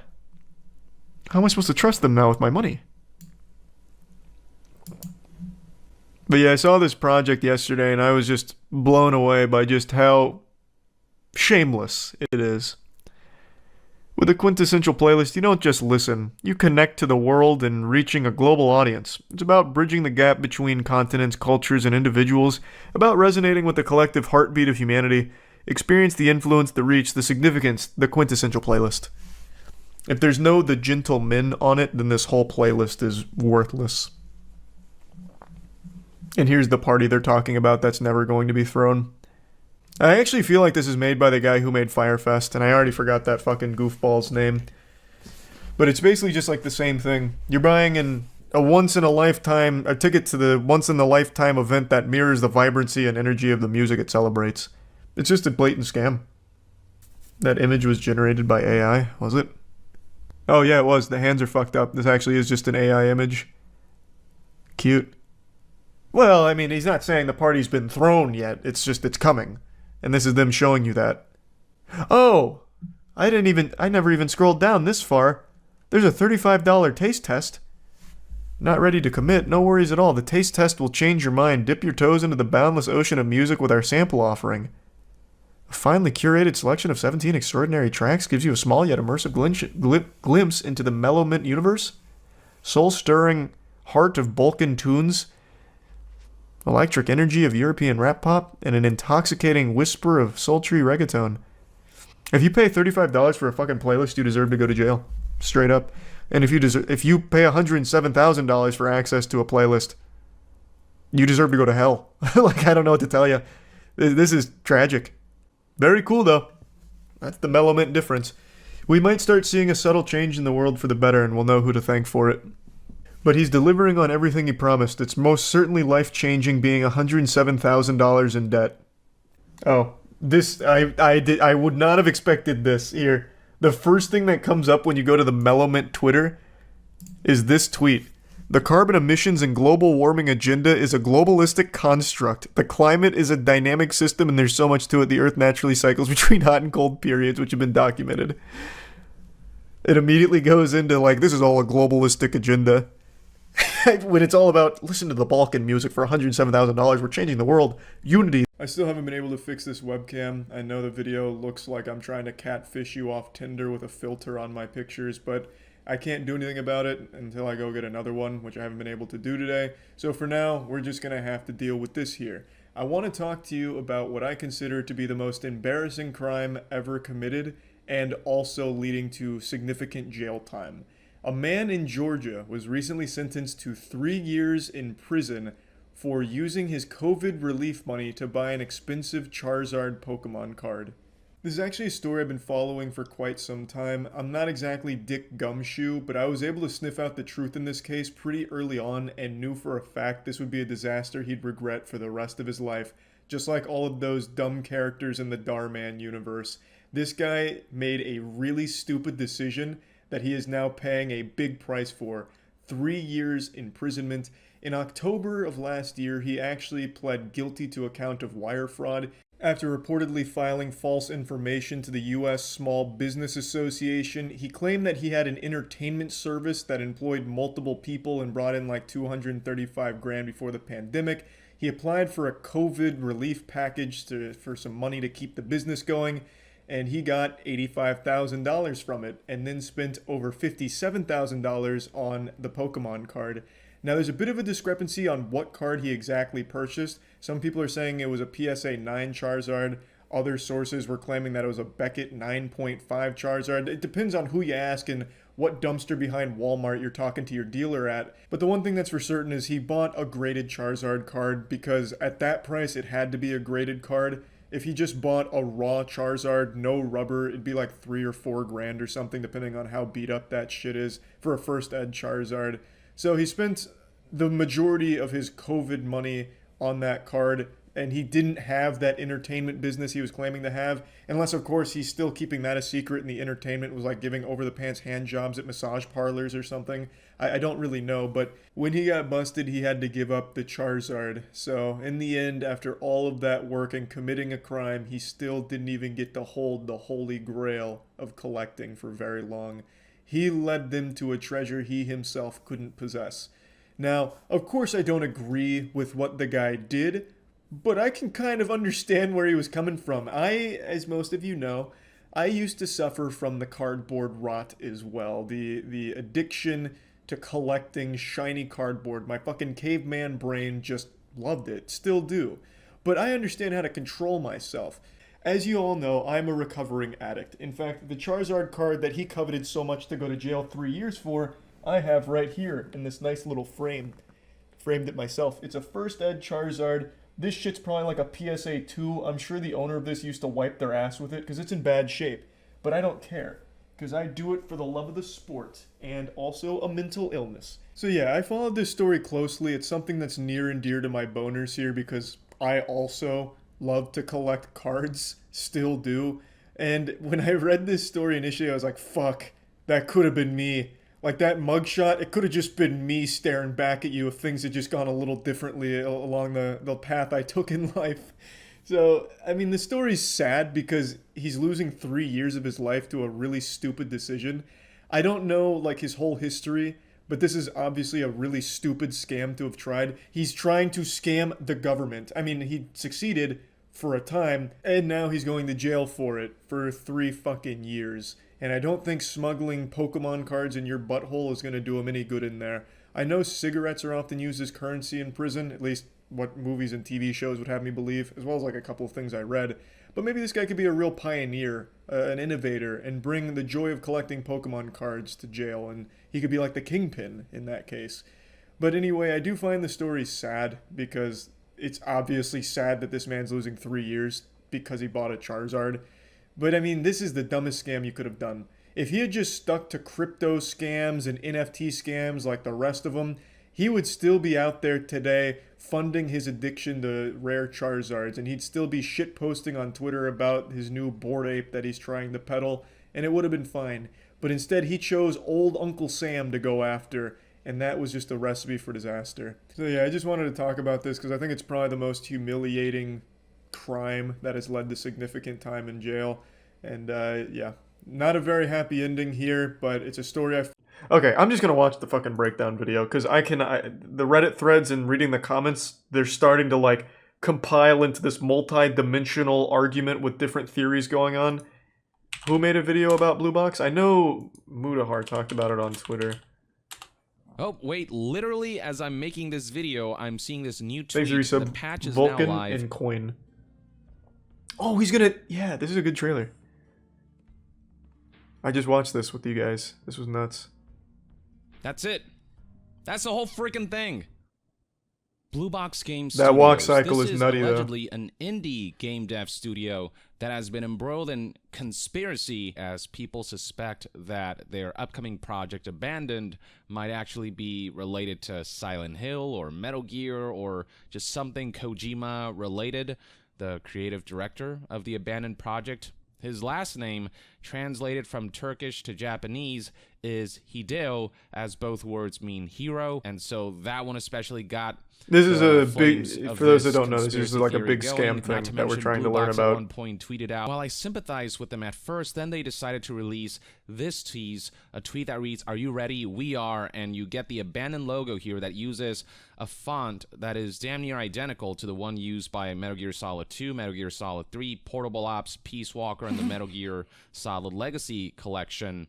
And in the back, seems like a pretty blurry normal image font. of a man wearing how the marketing. This of is this probably game just clearly one guy seems to fucking be with gamers. baiting that fan base. Though, didn't in Sony order tweet to them out? So spread maybe these not. theories back in June 20th, it was announced that this trailer app that would allow people to watch a real-time rendering of their trailer instead of a video version of it. Why? Who Originally, it was cares? supposed to That's release super on dumb. June 22nd, It's a dumb idea for an app. 2021 until August. Then on July 11th, an exact release date was provided with a tweet that reads, "We're excited to announce that the Abandoned Trailers app will be available to preload free of charge for all Let's PS5 users go! on July 29th. And Jimmy with Kimmel is production available live! on August 10th, and Let's those go! plans have been derailed, which it asks you to. It shows the Blue Box Game Studios logo. It asks you to pick a language, eventually. And once you pick it, you get a message that says this application does not contain any playable content, yada, yada, yada. All content is rendered 3D images and therefore not a high Whoever's quality behind video. this is a genius. But after Testing that, the it fades to a patience of message that gamers. says, check back. You'll get a glimpse to what you see is what you play, along with some announcements to look out for. See you on August 10th. From there, Amen. just hours, or I believe even just minutes before this introduction was set to launch on this trailer app, Blue Box tweeted this, a teaser, and it doesn't show a whole lot, but it gives you, I guess, a glimpse of the graphics We saw of that. this game. All it shows really is some wooden plank flooring alongside a man who's walking through it. Goddamn right he Looking is. At the camera, and the Thank you for content that. that was supposed to release for it was delayed literally on the hour when they realized that there was an issue with the patch that was supposed to show off whatever It's very advanced this app tech. was meant to show off. It Here are showed some a man additional walking. tweets Like, that's compiled by fucking nutty. IGN. Quick update. We are still working on it. We sincerely apologize for the inconvenience. Let me check. I want to see their Twitter real quick. We haven't looked at their Twitter. We've only seen Hassan's Twitter. I'm actually pretty curious what's going on over there in that wacky part of the world. It's so dangerous to click on these, but I want to read what people are saying, but I know I'm going to see Council of Cock. I'm smarter than that, but god damn it, the curiosity is getting the best of me. I'm going in, I'm taking the risk. Oh. Well, Twitter blocked it for me. There's probably a Council of Cock right here. And then on August 12th, Exit which Tier is 1 just Omega. yesterday, they tweeted out this. We ask everyone to calmly wait for the patch. Yeah, We they deleted understand your all of this. frustration. We are 100% real and are working on a passionate game we believe in. This is what happened. We dealt with multiple engine issues that occurred last minute after we spotted a graphical glitch. And it's a very vague explanation that has people scratching their heads and raising their eyebrows. For that, we wanted You to just do a don't quick update. We're understand. almost there as most of the testing is completed. This would brick We'd like to thank consoles, you it was again so for your patience powerful. and apologize. I'm all for giving developers the time that they need. When you're constantly announcing release dates and delaying and announcing and delaying, especially when it happens at the last minute multiple times, and in this case happens on the day off, on the hour of, I mean, that just shows That's a gaming, lack baby. of something, a lack of organization, a lack of A lack I don't of know, respect. competence, a lack of experience. Let's actually boot the app up and I might see what speedrun happens. this game. First, let me check and make sure Or this that app, this is rather. the latest version of the app. It's worth noting that this patch is 5 gigabytes, just a little over 5 gigabytes. So, I mean, there Yeah, it's better be mining crypto. something substantial here. Through the Actually, I PlayStation. found the clip. Be warned, you will be thoroughly disappointed. So Nuh-uh. here it is. You pick the language. You get the message here before taken to this menu. where we're Yes! shown that. Yeah, I Thanks for don't the know gift sub, what Blue Box haircut. is thinking anymore with this. It's marketing clearly campaign. a company that just exists to This is just so troll. frustrating It's to not me. a real company. It is absolutely not a Behold. real So company. here it is. Welcome to the real-time experience. Their track record proves that. They just make games, get investor money, and then close down. We just looked at the timeline. They are not a real fucking company. It's even better the fourth time around. Let's go! Big walking. That's it. That's the whole freaking thing. It just feels like they're dragging us along at this point. It feels like they're trolling, to be honest. So that clip, Yeah, is that's the what they're very one that I doing. showed you, the one that they tweeted on August 10th. And I thought it might be just like a little piece. But it looks better in the full thing that was gonna PlayStation show on 5 August 10th, engine but it's in their app. literally the whole thing. So what's the point of the real-time trailer app and getting everyone hyped to see something that's already been tweeted? I'm so confused by this. It doesn't. Please tell me this is just someone memeing. There was a guy that streamed for 3 days straight only to see that 5-second clip. There's no fucking way you're being serious right now. No one. Nobody would do that. I have a very hard time wrapping my head around the idea that someone is that invested in anything they're not directly involved in. Let alone a game from a fucking non-existent studio that just pumps out wet farts to get investor money. That is so upsetting to hear. I feel so bad for that guy. But I have to wonder, why would they do that? So, before I continue, does he even talk about the timeline of the garbage Blue Box Studio has done since 2015? Because it seems like this is more focusing on their most recent blunder. That one itty-bitty bit of footage justifies 5 gigabytes, but... That here's walk cycle one is to a user intense. and what adds an I can look that extra up later, layer Haley. of apprehension to all of this. Oh, that's is awful, that Andrew. The internet That's sad to is hear. starting to do their research on Blue Box, and they're discovering Here we the go. history of them abandoning projects and this whole cycle of delaying marketing over and over again and then nothing coming from it. Like, playable teaser for it was delayed because of technical issues, which is a very familiar story with what's been happening with Abandon and all of its The delays. tech's just Said not it'll there have yet. VR, Blue then Box announced is they too canceled smart. They're VR, too then far ahead of canceled us. Kickstarter. They said that they will stream gameplay soon. The game ultimately never came out and was deleted from the IndieDB website. That one's one of the better Then, ones. In 2017, Yeah. they announced a horror game called The Whisper coming out on June 2017. The game never came out. Oh, what in tarnation? I can't believe 2018, it. They announced a multiplayer horror game called Unseen Faces, also never came out. Oh, what the fuck? 2019, What are the odds? Released 2020 released a horrible horror game called The Haunting on Steam in early access. Game received 100% negative reviews. They Whoa, removed wait. the Is buy this... option. I actually didn't finish They reading said this that one. A big update was Hold on. Is that... So it said it removed the buy option. Is this still going to exist on torrent sites then? Hold on. I need to look this up. Give me 1 sec. I would love to see what they made. What the fuck? That's actually big. I didn't even read the rest of that. It's called The Haunting, right? Oh, here's the trailer. This looks exactly like the trailer they just released for Abandoned, right before a walk cycle. Holy shit!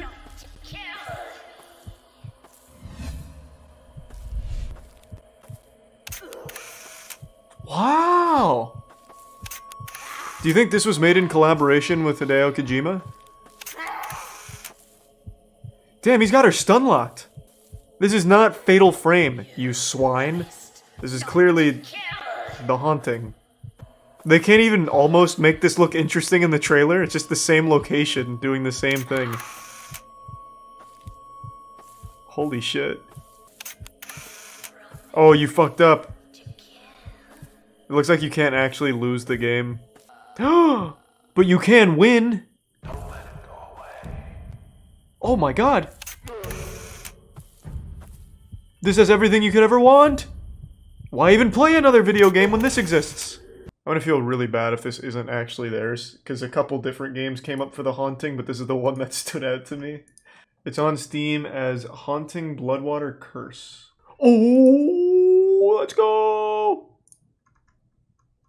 Damn, they really did remove the buy option. Man, scams on Google aren't even... I don't think I can pull this up on stream, but some of these fucking websites, I can't imagine who falls for this. Like the very first one, when I'm looking for one of these, maybe torrents, I won't say for sure, it says, download Haunting Bloodwater early, and the date that it was posted is October 4th, 2021. This man sent this shit from the future. Presently, Yeah, the short version assholes, is that this is a right? guy who has I a would history think. of making big promises and only half finishing the things he works on. That's He's a man with visions. That's so... It undersells it so hard. From if everything on the timeline is accurate, which it seems it is, considering it's been corroborated from multiple different sources, then he has not only completed half of his work, he's completed none of it. The only thing he's completed was with Curse of the Bloodwater, and it wasn't even a real game. We just watched the trailer. It's a single open area that you take pictures of 2 enemies of, and then they immediately took it off Steam because it didn't work. Like, it's not like he's got these big ambitions and he has this eye for quality, he just can't focus on it. It's like the guy from Jimmy Neutron that can never finish his sandwiches. It's not that case. It's a guy who is clearly exploiting these things, like for this Hideo Kojima rumors. I don't know, it seems actually pretty fucked up to me. The more I read about, or the more I learn about the story. They have not released any product except The Haunting, and it was taken down shortly after because it didn't work, it wasn't complete, and it wasn't even really a game. So I just think that's a little misleading to say that. It paints him in a more positive light than I think he deserves. A track record of abandoned failure. projects They have a track record of also absolute made failure promises, and misinformation. It's hard not to get. I hope all of my suspicions I've looked into and it, Jake, but I haven't played it. surrounding Blue Box and Abandoned right now all turn out to be false, and that hopefully there's all just a hitch on the road of this project's journey. But this guy's so positive. The vague and unclear teasing, and have he's to be very very optimistic. clear I like that. What they're Nice to give subhuman. But that's just one man's As a take. Let me know in subhuman. the comments below what your disposition is towards. Yeah, I would not give them that courtesy. Yeah, no, I think they fucked up. I think they have a history of misleading people. All of these are allegations, of course, but to me it seems like it's a company that exploits investors and capitalizes off fake generated hype. So, to me, it seems like a scam, allegedly. Luckily, no one's paid any money for any of their shit, so they're just being scammed out of time right now. Imagine this was like a 6-year plan. Hideo Kojima approached Hassan in 2015. He's like, look, I need you to make the shittiest game studio you can think of. We are gonna fuck things up for 6 years for a grand reveal. When people... Today I wanted to finally clear the air about exactly what accounts I have across what platforms, because I keep getting emails about me doing like YouTube giveaways or some shit that are scams, or asking for money on Instagram, or asking for nudes on Twitter and shit like that. So I want to make sure everyone knows those accounts aren't me, and you probably shouldn't be giving away your titty pictures and micro dick pictures to random accounts that pretend to be my account on those platforms, or giving your credit card information or your mom's credit card information away to accounts that pretend that they're mine. So let's go ahead and show you all of my accounts so we can, finally put that to bed. And before we get into that, I'd like to thank today's sponsor, Long Hair. I'm still not fucking cutting it. It's not a phase, though I do recognize that it's getting to that length where it looks like I jot down Pierce the Veil lyrics into a dark diary every night before bed. But I'm still letting it grow. It's gonna grow for a while. I'm gonna let it ride. See how it looks. So let's start with YouTube. The only YouTube account I have is this one right here, the one that you are on jerking off to right now. This is my only YouTube account. One thing I get in emails is that I'm doing fake giveaways, and they'll send me a screenshot, and it's a very blatant scam. It's like, hey, Stinkmeister, I've chosen your special smell to enter my $100 Amazon gift card giveaway. Click here for more information.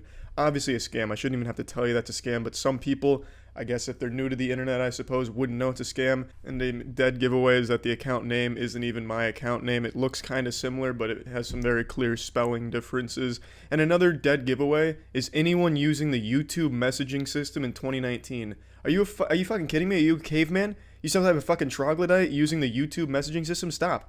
You asking to get scammed by using that primitive messaging system. It's horrible. So I would never use the fucking YouTube Messenger. That should just be an immediate red flag if you get a message from me on YouTube. It's not from me. I'll tell you that right now. On Twitter, this is my only Twitter account, Moist Critical. There's actually quite a few fake accounts on Twitter, I noticed. There's one that's like Penguinz0, there's Critical, and then different variations of those two. Those aren't mine. And it should be pretty clear that they're not mine because of the shit that they post on it. They post like excerpts or quotes from videos I've made. Why would I do that? Why would I post my own quotes or excerpts from my video on my shit? I'm not some type of loser narcissist posting my own memes from my own content. That's so fucking low. Those are not my accounts, so I'm not asking for nudes and credit cards on those Twitter accounts if you're getting those type of creepy DMs from them. Not me. On Twitch, my only Twitch account is twitch.tv/moistcritical, and every single one of you should go follow and hang out around there. I'd love to see your beautiful faces when I stream there, and I stream daily. Hope to see you there. Snapchat. Haven't gone on Snapchat in 2.5 years, so if you're talking or flirting with someone on Snapchat, it is not me. I don't use Snapchat. That update from 2 years ago fucking killed it. It's dead to me. It's a rancid pile of shit that I haven't touched and I don't want to touch. Let's move on to Instagram. Big Moist Critical, this right here is my only Instagram account. There's a really popular impersonating Instagram account that even a rap artist that I like follows called Zillakami, and it's this Instagram right here. This is not me. Again, this is just excerpts from my videos. Why the fuck would I post my own excerpts on an Instagram account? I'm not that shameless. I don't sink that low.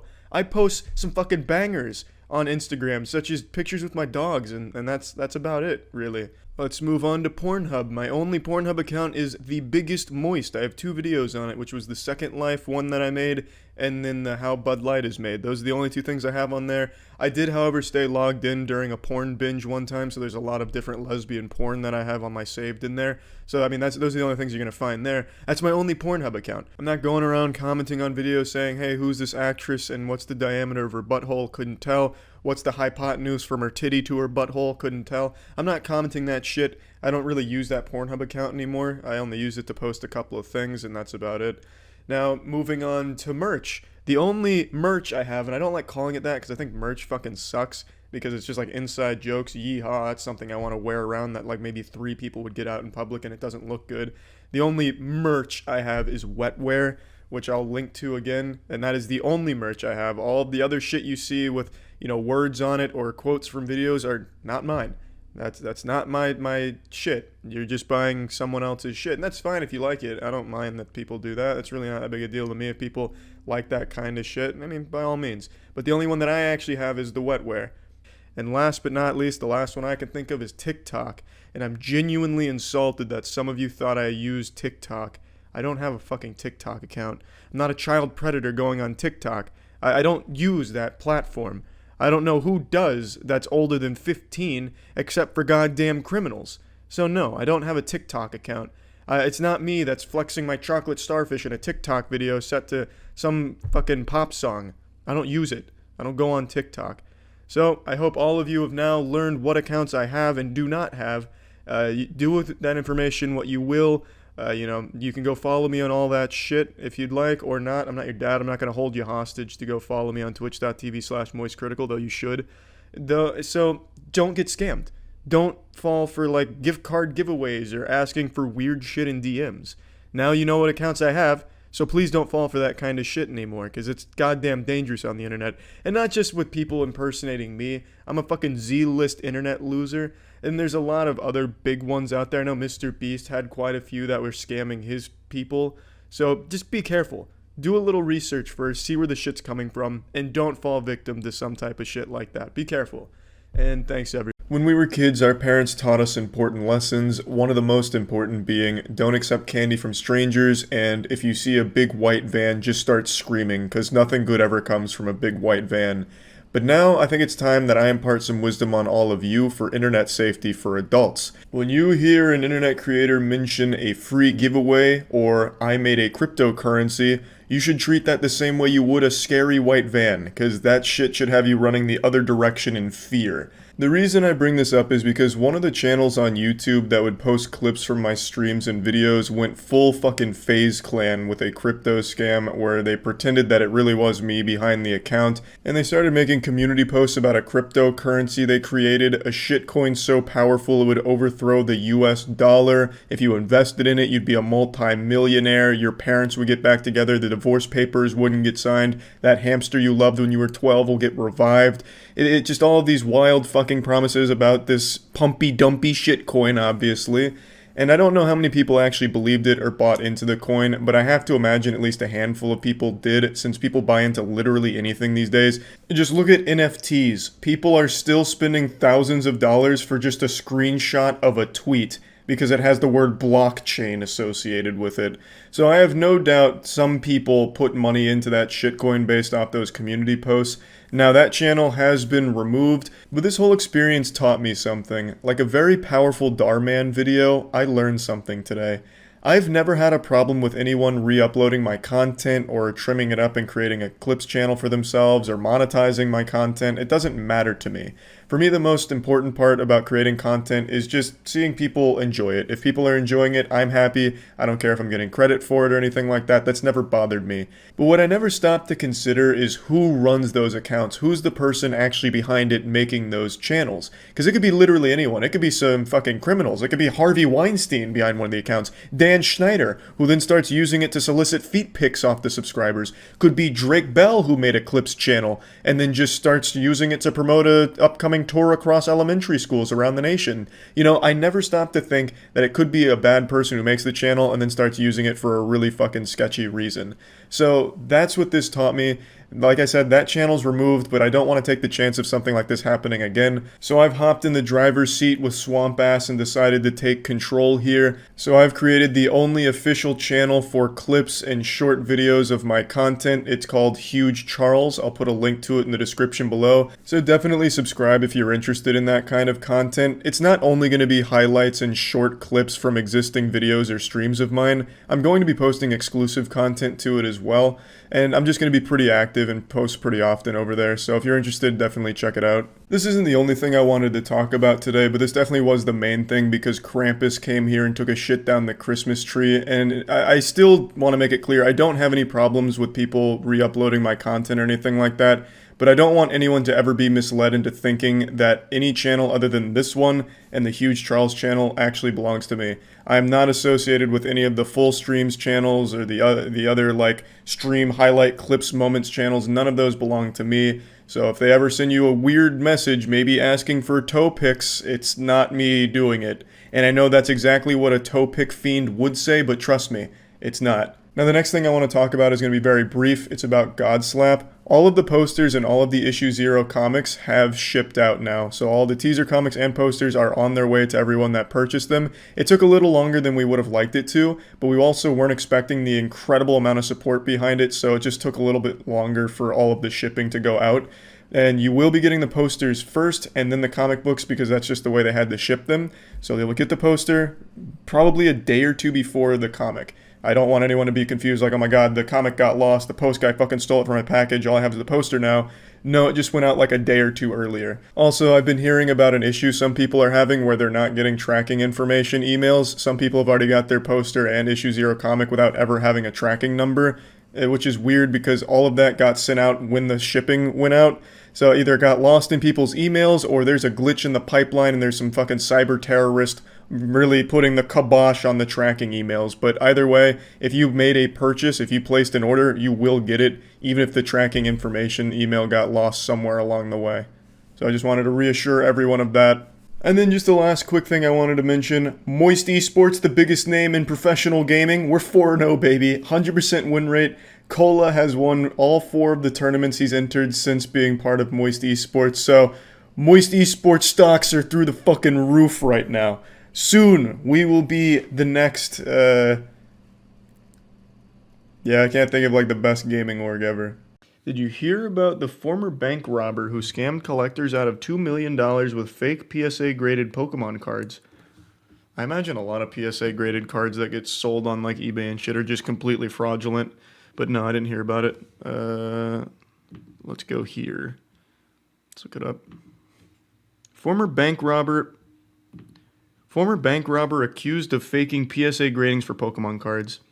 I just don't appreciate people slandering him just for being a former bank robber. That's just a mistake everyone makes growing up. We can't hold people to the person they were. It's the person that they become. I don't like this headline. Despicable. If you can't trust a bank robber, who can you trust? He's one of America's most infamous bank robbers. Back in 2014, David Rose interviewed 43-year-old Anthony Curcio, who promised he had learned his lesson and would never go back to prison. Tonight, though, we've learned he is now charged in a new That didn't age well. crime. Now, That's tough. Who could have seen that coming? $400,000 from a Monroe bank in 2008, getting away in an inner tube down on a local creek. Now, flash forward and... Whoa. This man made a getaway in an inner tube. What the fuck? Is he playing Grand Theft Auto? Say that again? In 2008, getting away in an inner tube down on a local creek. I gotta see how that played out.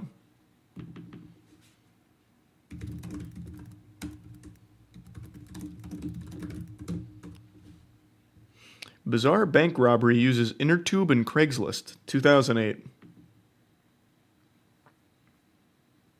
Washington police are searching for a brazen bank robbery suspect after a bizarre heist and getaway. The suspect maced the guard of the armored truck before making his escape in an inner tube on the Skykomish River. Even more startlingly, he placed a Craigslist ad recruiting unsuspecting decoys to serve as diversion. Kind of big brain. The inner tube, though, surely there was a more efficient way. It's very cartoonish. People used to pull off the crime, didn't even know they were part of it till it was too late. He was wearing a dust mask, a particle mask. At first, I thought it might be a surgical mask. I still didn't think anything was wrong, just unusual. Then I noticed he had a pump sprayer. This reminds me of how Kim Jong-un killed his brother. You guys remember that story? Kim Jong-un hired, I don't remember who.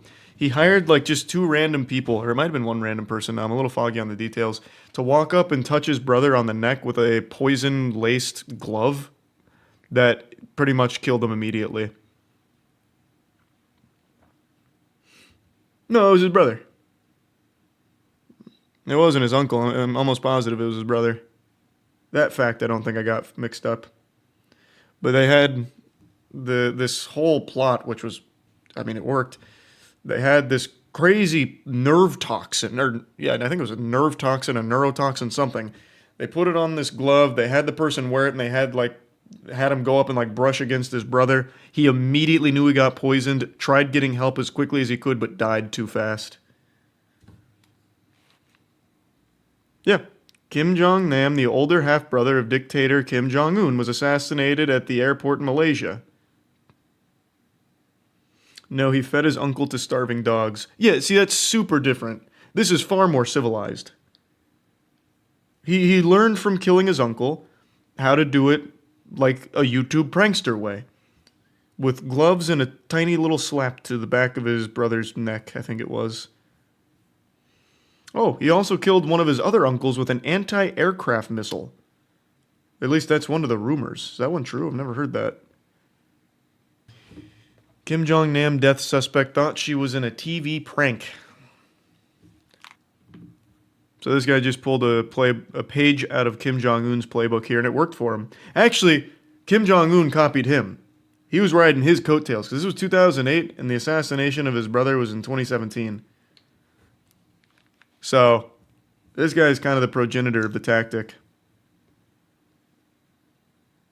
I'd really like to see that CCTV footage of him just fucking floating away on an inner tube with a big bag of money, giggling to himself as he does this.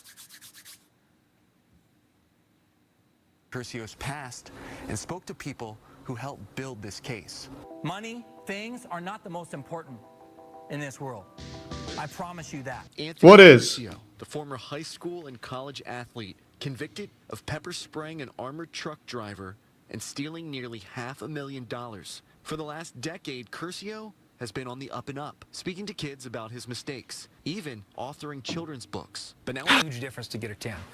In fact, according to the indictment, Bondarchuk and Curcio listed one of their cards, this '86 Michael Jordan, for more than $170,000. But the issue, investigators say, is Curcio and Bondarchuk were scamming buyers by creating counterfeit PSA grades. It was about 10 grand. Yeah. This guy's actually kind of famous on YouTube. He stars in a lot of videos like ex-bank robber attempts heist in GTA 5 and kids meet a bank robber. What? Kids meet a bank robber? Why? That's so weird. What's the point? Why is that someone you want kids to meet? That's dumb. That's stupid. Like, you as a parent, like, all right, come on, back it up. We're gonna go introduce you to a bank robber. People like DJ and many others. So hold on. Wait, let me see that one more time.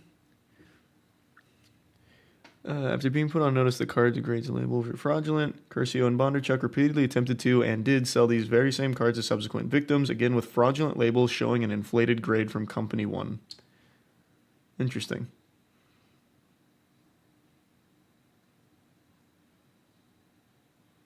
Man, they got this one place. Manhattan marketplace through approximately $225K in fraudulent sales to 8 buyers. Holy. People like DJ and many others across the country out of $2 million. Now, the 2 accused fraudsters face decades behind bars. Then I lost 5 years in prison. Well, what does he have to say about it? Curcio said he would never return to. I spoke to federal officials today who tell me that Curcio is out of custody. So I went to the home that is listed as his address to try to get a statement or a comment, but nobody answered. Reporting. Come on, that could have been another YouTube video for you, Anthony. Bank robber meets a reporter. That could have been another banger up there with the kids meet a bank robber video. It's a great sequel. What the fuck, man? You're not even thinking. You're not even thinking.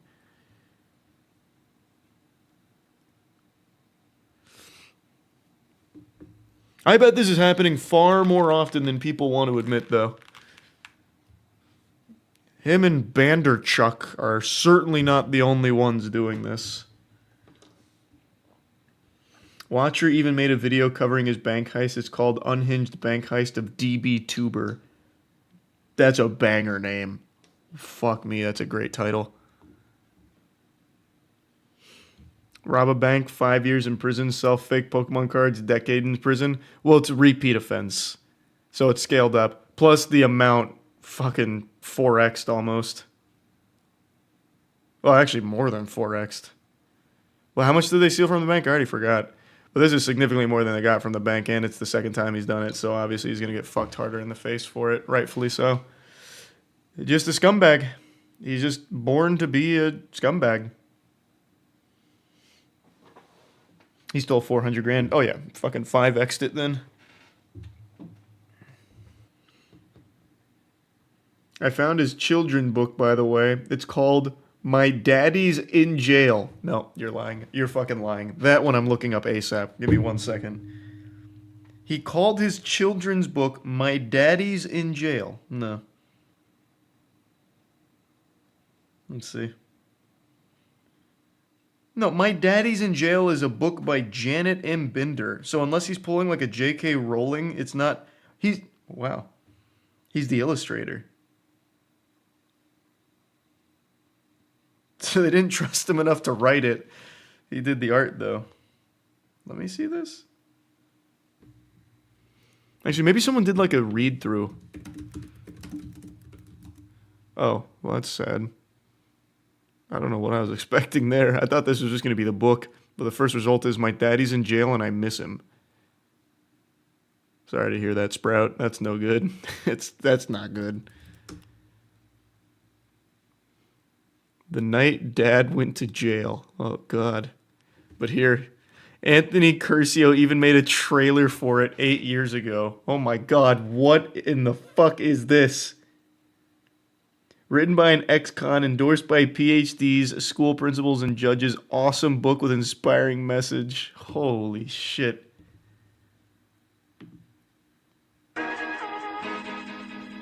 Okay, that's going to get this shit DMCA'd real quick.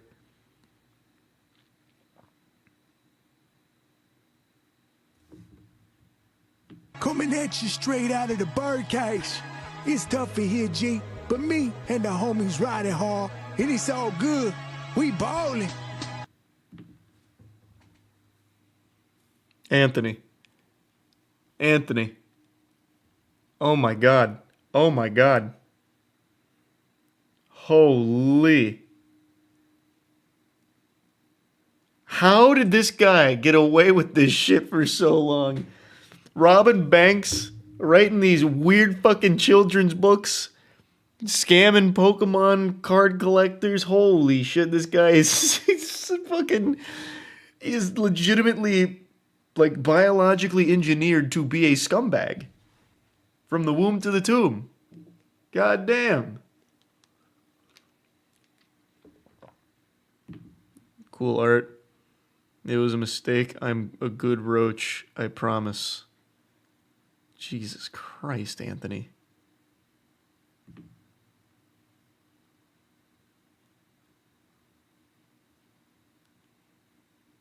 Imagine he puts a quote from Chanderbuck on the back, or whatever his name was. something Chabernacle or whatever. I forgot his accomplice's name. Super fast book cover making tips plus tour of secret office of author Anthony Curcio. First off, I just want to say thank you so much for inviting me to be a part of such an awesome event. Hey, no problem, Anthony. Hey, no, thank you for coming. When I got the, it was Can you please, hey, Anthony, wait, hey, put down all the trading cards. Anthony, no, those belong to the children. Anthony, put down their school. Stop stealing everything, Anthony. 2 months ago that the staff there reached out to me, and you know, I can't remember exactly what it was, but it said something like, you know, a lot of our students really like your books, and we were wondering if you could make a short video for us and explain some of the processes that go into it, and specifically the covers. So for those of you that do not know me, my name is Anthony Curcio, and I am a children's book author and The Boy Who Became King. LeBron James. The children's book. Did he get the rights to make that book on LeBron James? The Boy Who Never Gave Up. Stephen Curry. The children's book. That's so shameless, trying to just capitalize off their names for children books. Wow. Very cool, Anthony. You stole that too, huh? What an interesting guy. What an interesting guy. illustrator. So, does anyone know what I have in common with the greatest children's book illustrators of all time? Absolutely nothing. Legitimately nothing, Anthony. Nothing at all. I already know what he's going to say, though. He's going to say, I didn't quit. I never gave up. Anybody? Well, really not that much. But our stuff starts. Good one, Anthony. Actually, I didn't expect that. He's just like, yeah, literally nothing. I scam and steal from people. That's about it. That's all I got. All right, I'm going home now, kids. Hope you learned something. Bye-bye. Goodbye. No, I took everything out of your backpacks. Whine to your parents about it. What do you want from me? Started the same way. The goggles on top and holding a book. He's not a bad children's artist, to be honest with you. Like, legitimately, that's a decent style. I've been saying legitimately a lot when it comes to Anthony, when he's like the least legit person on the fucking planet. But that is actually not a bad style for a children's cartoon. Like, the style fits super well. It's a shame that he super sucks as a human being. That's a real bummer. Airplane wings right in there as well. The book is, I think, to me, because you love my books. You know, you guys are on the other side of the country, and you're reading my books. I mean, that means the absolute world to me. Thanks, Anthony. Hey, it's no problem at all, man. I can't wait for his new books to drop from his 30-year stay coming up in prison for his most recent scam and stealing. Those are going to be bangers. How painkillers can lead to heroin addiction? Why is Anthony talking on that too? Does he talk on everything? Does this guy, he's just a jack of all trades? Well, as a former heroin addict, I can tell you how I got there. And it all started with painkillers. I actually wrote 5 children's books on it. What's up, everybody? It's Critical, and you're getting fucked. Some of you may know it, some of you may not. You might be watching this video and think you're a virgin, but I promise you, you're not. You have been, and are still currently, getting fucked by college textbook prices. Some of you may not be in college yet, or decided not to go to college. Doesn't matter, you are still getting the cock and cooter or keister treatment by college textbook prices. Now, I'd really like to go in depth on this college textbook pricing scam. Now, I'm a recent graduate. I graduated less than a month ago, actually. And the whole time, I wanted to talk about this, but I just couldn't find the right words, and now that I've graduated and matured a bit, I have found them. College textbooks can gobble my fucking scrotum. They can take all of my nuts right in their mouth.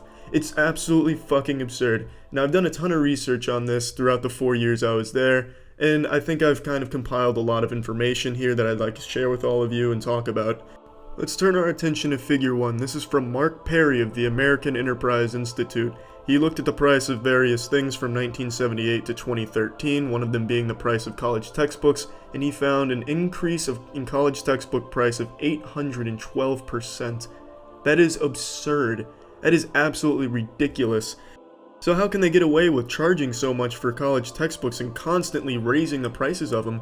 They do it in a multitude of different ways, one of them being that they'll bundle the textbook with a lot of shit you don't need, like a CD that no one uses, a strategy guide no one uses, a study guide that you can only wipe your ass with. Sometimes they'll give you a condom so that way you can put it on the textbook when it's fucking you in the asshole. And you can't just get the textbook without getting all these extra accessories, it just doesn't work like that.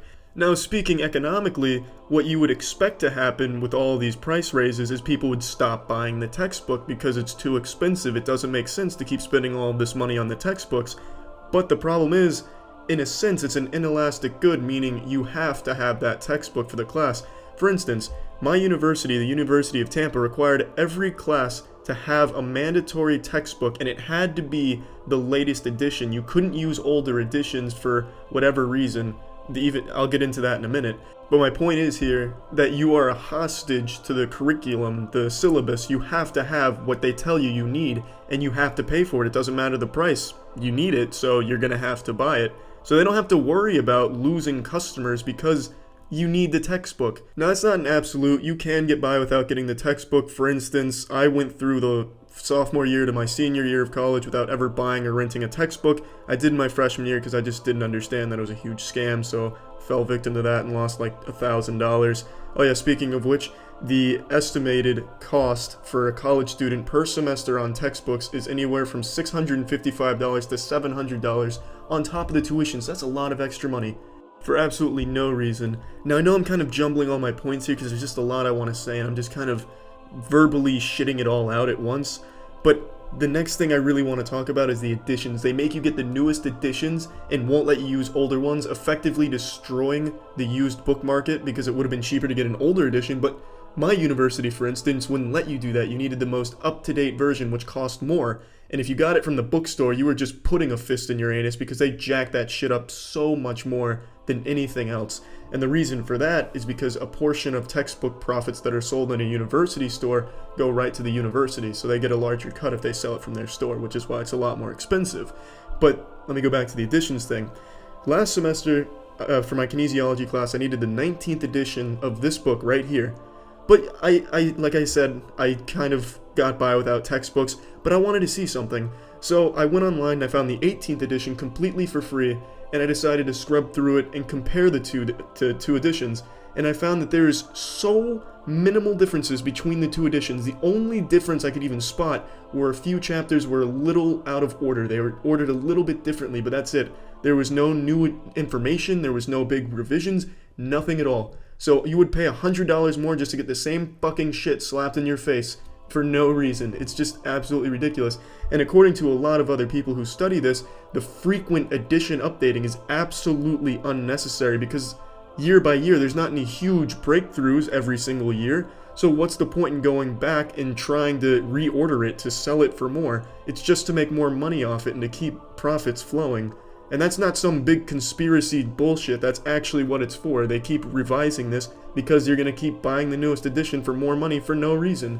And they know that, so they can do that. They can get away with that. Now, another thing you'd expect from an economical standpoint is that competition would make it impossible for them to keep succeeding and thriving in this industry, especially since it rakes in $14 billion annually. So you would think some other people would try and get in on that profit, but the problem is, there's only 5 corporations that control the majority of college textbooks. Reed Elsevier, Taylor & Francis, Wiley Blackwell, Springer, and Sage. Those are the only 5 real players in this industry. So these nippleless troglodytes can do whatever the fuck they want and not have to worry about profits. They could start selling you sandpaper fleshlights and put it as part of the university's curriculum, and you would still be buying that for $300 a pop. Now let's look at how they get so rich off of these textbooks. So, of every dollar spent on textbooks, 77 cents goes right to the publishers, the rest goes to the university that sold it. Now, of the 77 cents, 18 cents is pure profit for the publishers, whereas the author of the textbook gets 12 cents. Now, and then the rest of that is just on the marketing and the cost to actually put it all together, such as paper and shit. So that's a lot of profit. That's on every dollar. Those textbooks are hundreds of dollars. That is a lot of pure profit right there. Now, I know a lot of you who are in college right now probably use things like Chegg or get it on Amazon because it's cheaper. Well, yeah, it is cheaper, but it's still a lot more expensive than it should be, no matter where you get it from. And plus, not everyone's doing that.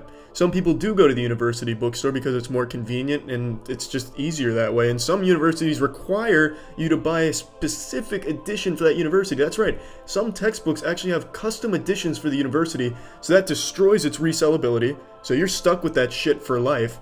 And it also just makes it so you can't get it anywhere else except from the university. Now let's think about this logically. How can there logically be a custom edition made for the University of Tampa, let's say? I don't think UT has any specific editions, but for the sake of this example, let's say they do. Let's say kinesiology has a specific UT edition. How is that okay?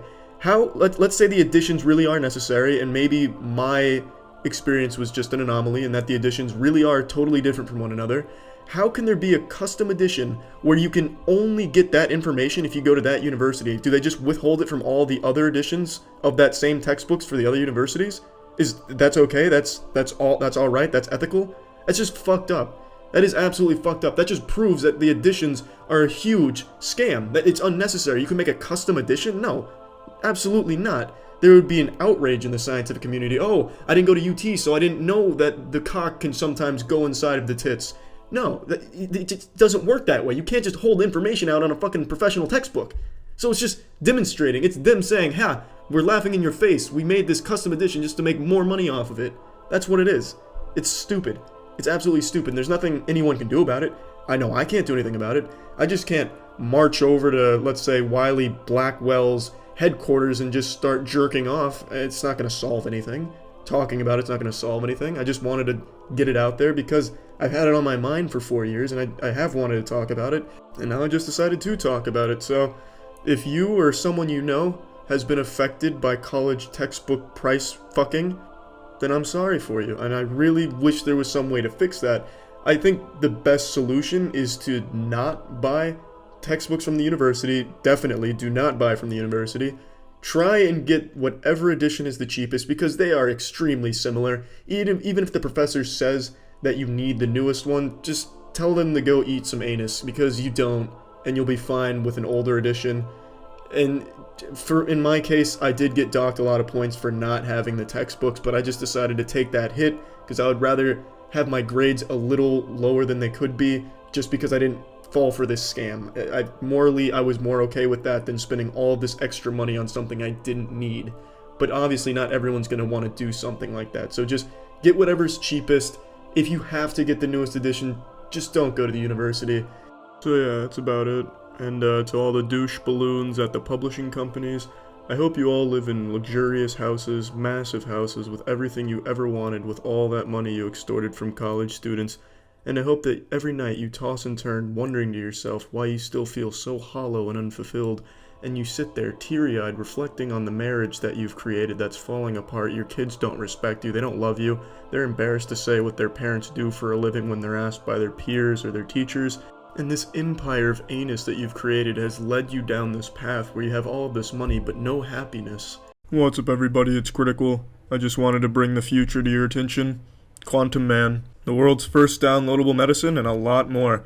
Now this is 100% real, there's no smoke and mirrors, no unicorn sperm, nothing like that. That's a real doctor holding a real computer, really vouching for the effectiveness of quantumly downloading your shit. Now they have the standard medicines like your meth blockers, and if you've already fallen off the wagon, they have the meth cure here easily downloaded, so you can go ahead and put those days behind you. But they also have some very interesting things here too, such as the quantum massage. In case you got a real bad kink in your neck, you can just go ahead and download your own little masseuse. They got some quantum food if you ever get hungry, quantum laxatives in case your bowels are fighting against you, and there's just a whole lot here. Their mascot is flawless. It's fucking Dr. Manhattan poking his fucking finger in your eye, so you know you're getting quality when you're coming to Quantum Man. But let's check out their intro video. Work. ZAG, a private humanitarian medical research group, develops biodata programs using its quantum computer. The programs are accessible via a portal, a means of quantum teleportation. This portal can then be unlocked by a user through the use of a Portal Access Key, or PAK. a number string developed to open the portal for a desired product. PAKs can be accessed via personal computer, mobile device, or tablet. Once opened, the biodata programs can be transferred to your brain's neural network, also a quantum computer. These programs rapidly and repeatedly deliver physiologic directives to the user's body to impart their health benefits. Pretty straightforward, right? Easy to understand, makes sense. Now don't let that scary voice dissuade you. I know it sounds like a fucking demon possessing your grandmother in a horror film, but it's real information. Now let's go ahead and peruse the website here. You've got the money downloader. In case you're ever short on cash, you can give them $50. You get 4 PAKs, which we just learned stands for poking anus kangaroos. And then what this does, it will unlock their quantum computer and quantumly teleport the ability for you to make more money, thus recouping your investment of $50. So it's a really good deal. I don't know why you wouldn't want to download money, especially when it's guaranteed to work. Just look who sponsors them. The Southern California Pet Expo, the Las Vegas Pet Expo, the Black Mountain Horse Expo. I mean, animals love this website. And you know what they say, a bird in the hand is worth 2 in the quantum bush. Let's check out what else I have here. Quantum Sex is by far their best catalog here. I haven't checked out Tiger Trail yet. What do we got here?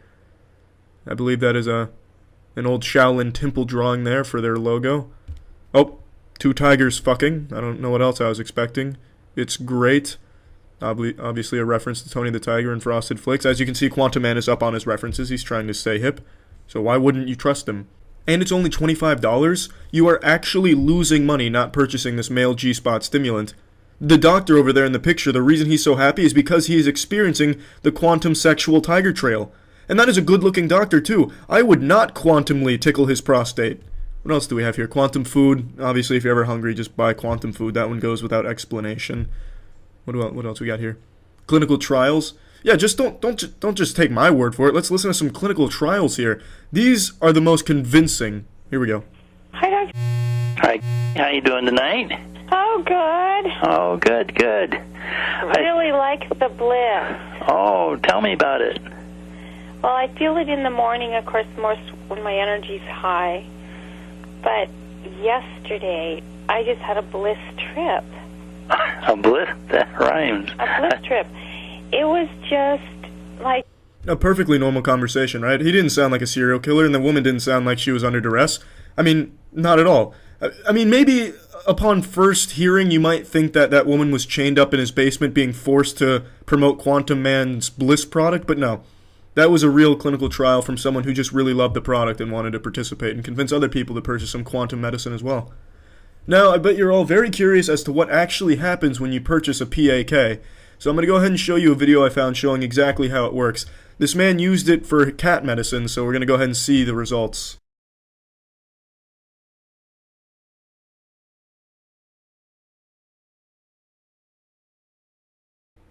And then his cat's gangrene was cured. Thanks, Quantum Man.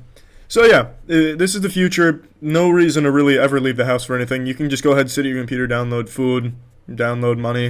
Really, it's all right at your fingertips. Now I'm going to go ahead and quantumly fuck myself, because this is a real thing that people actually do buy from sometimes, which is kind of sad to hear. But, yeah, as the old saying goes, when you mess with the quantum bull, you get the real wiener.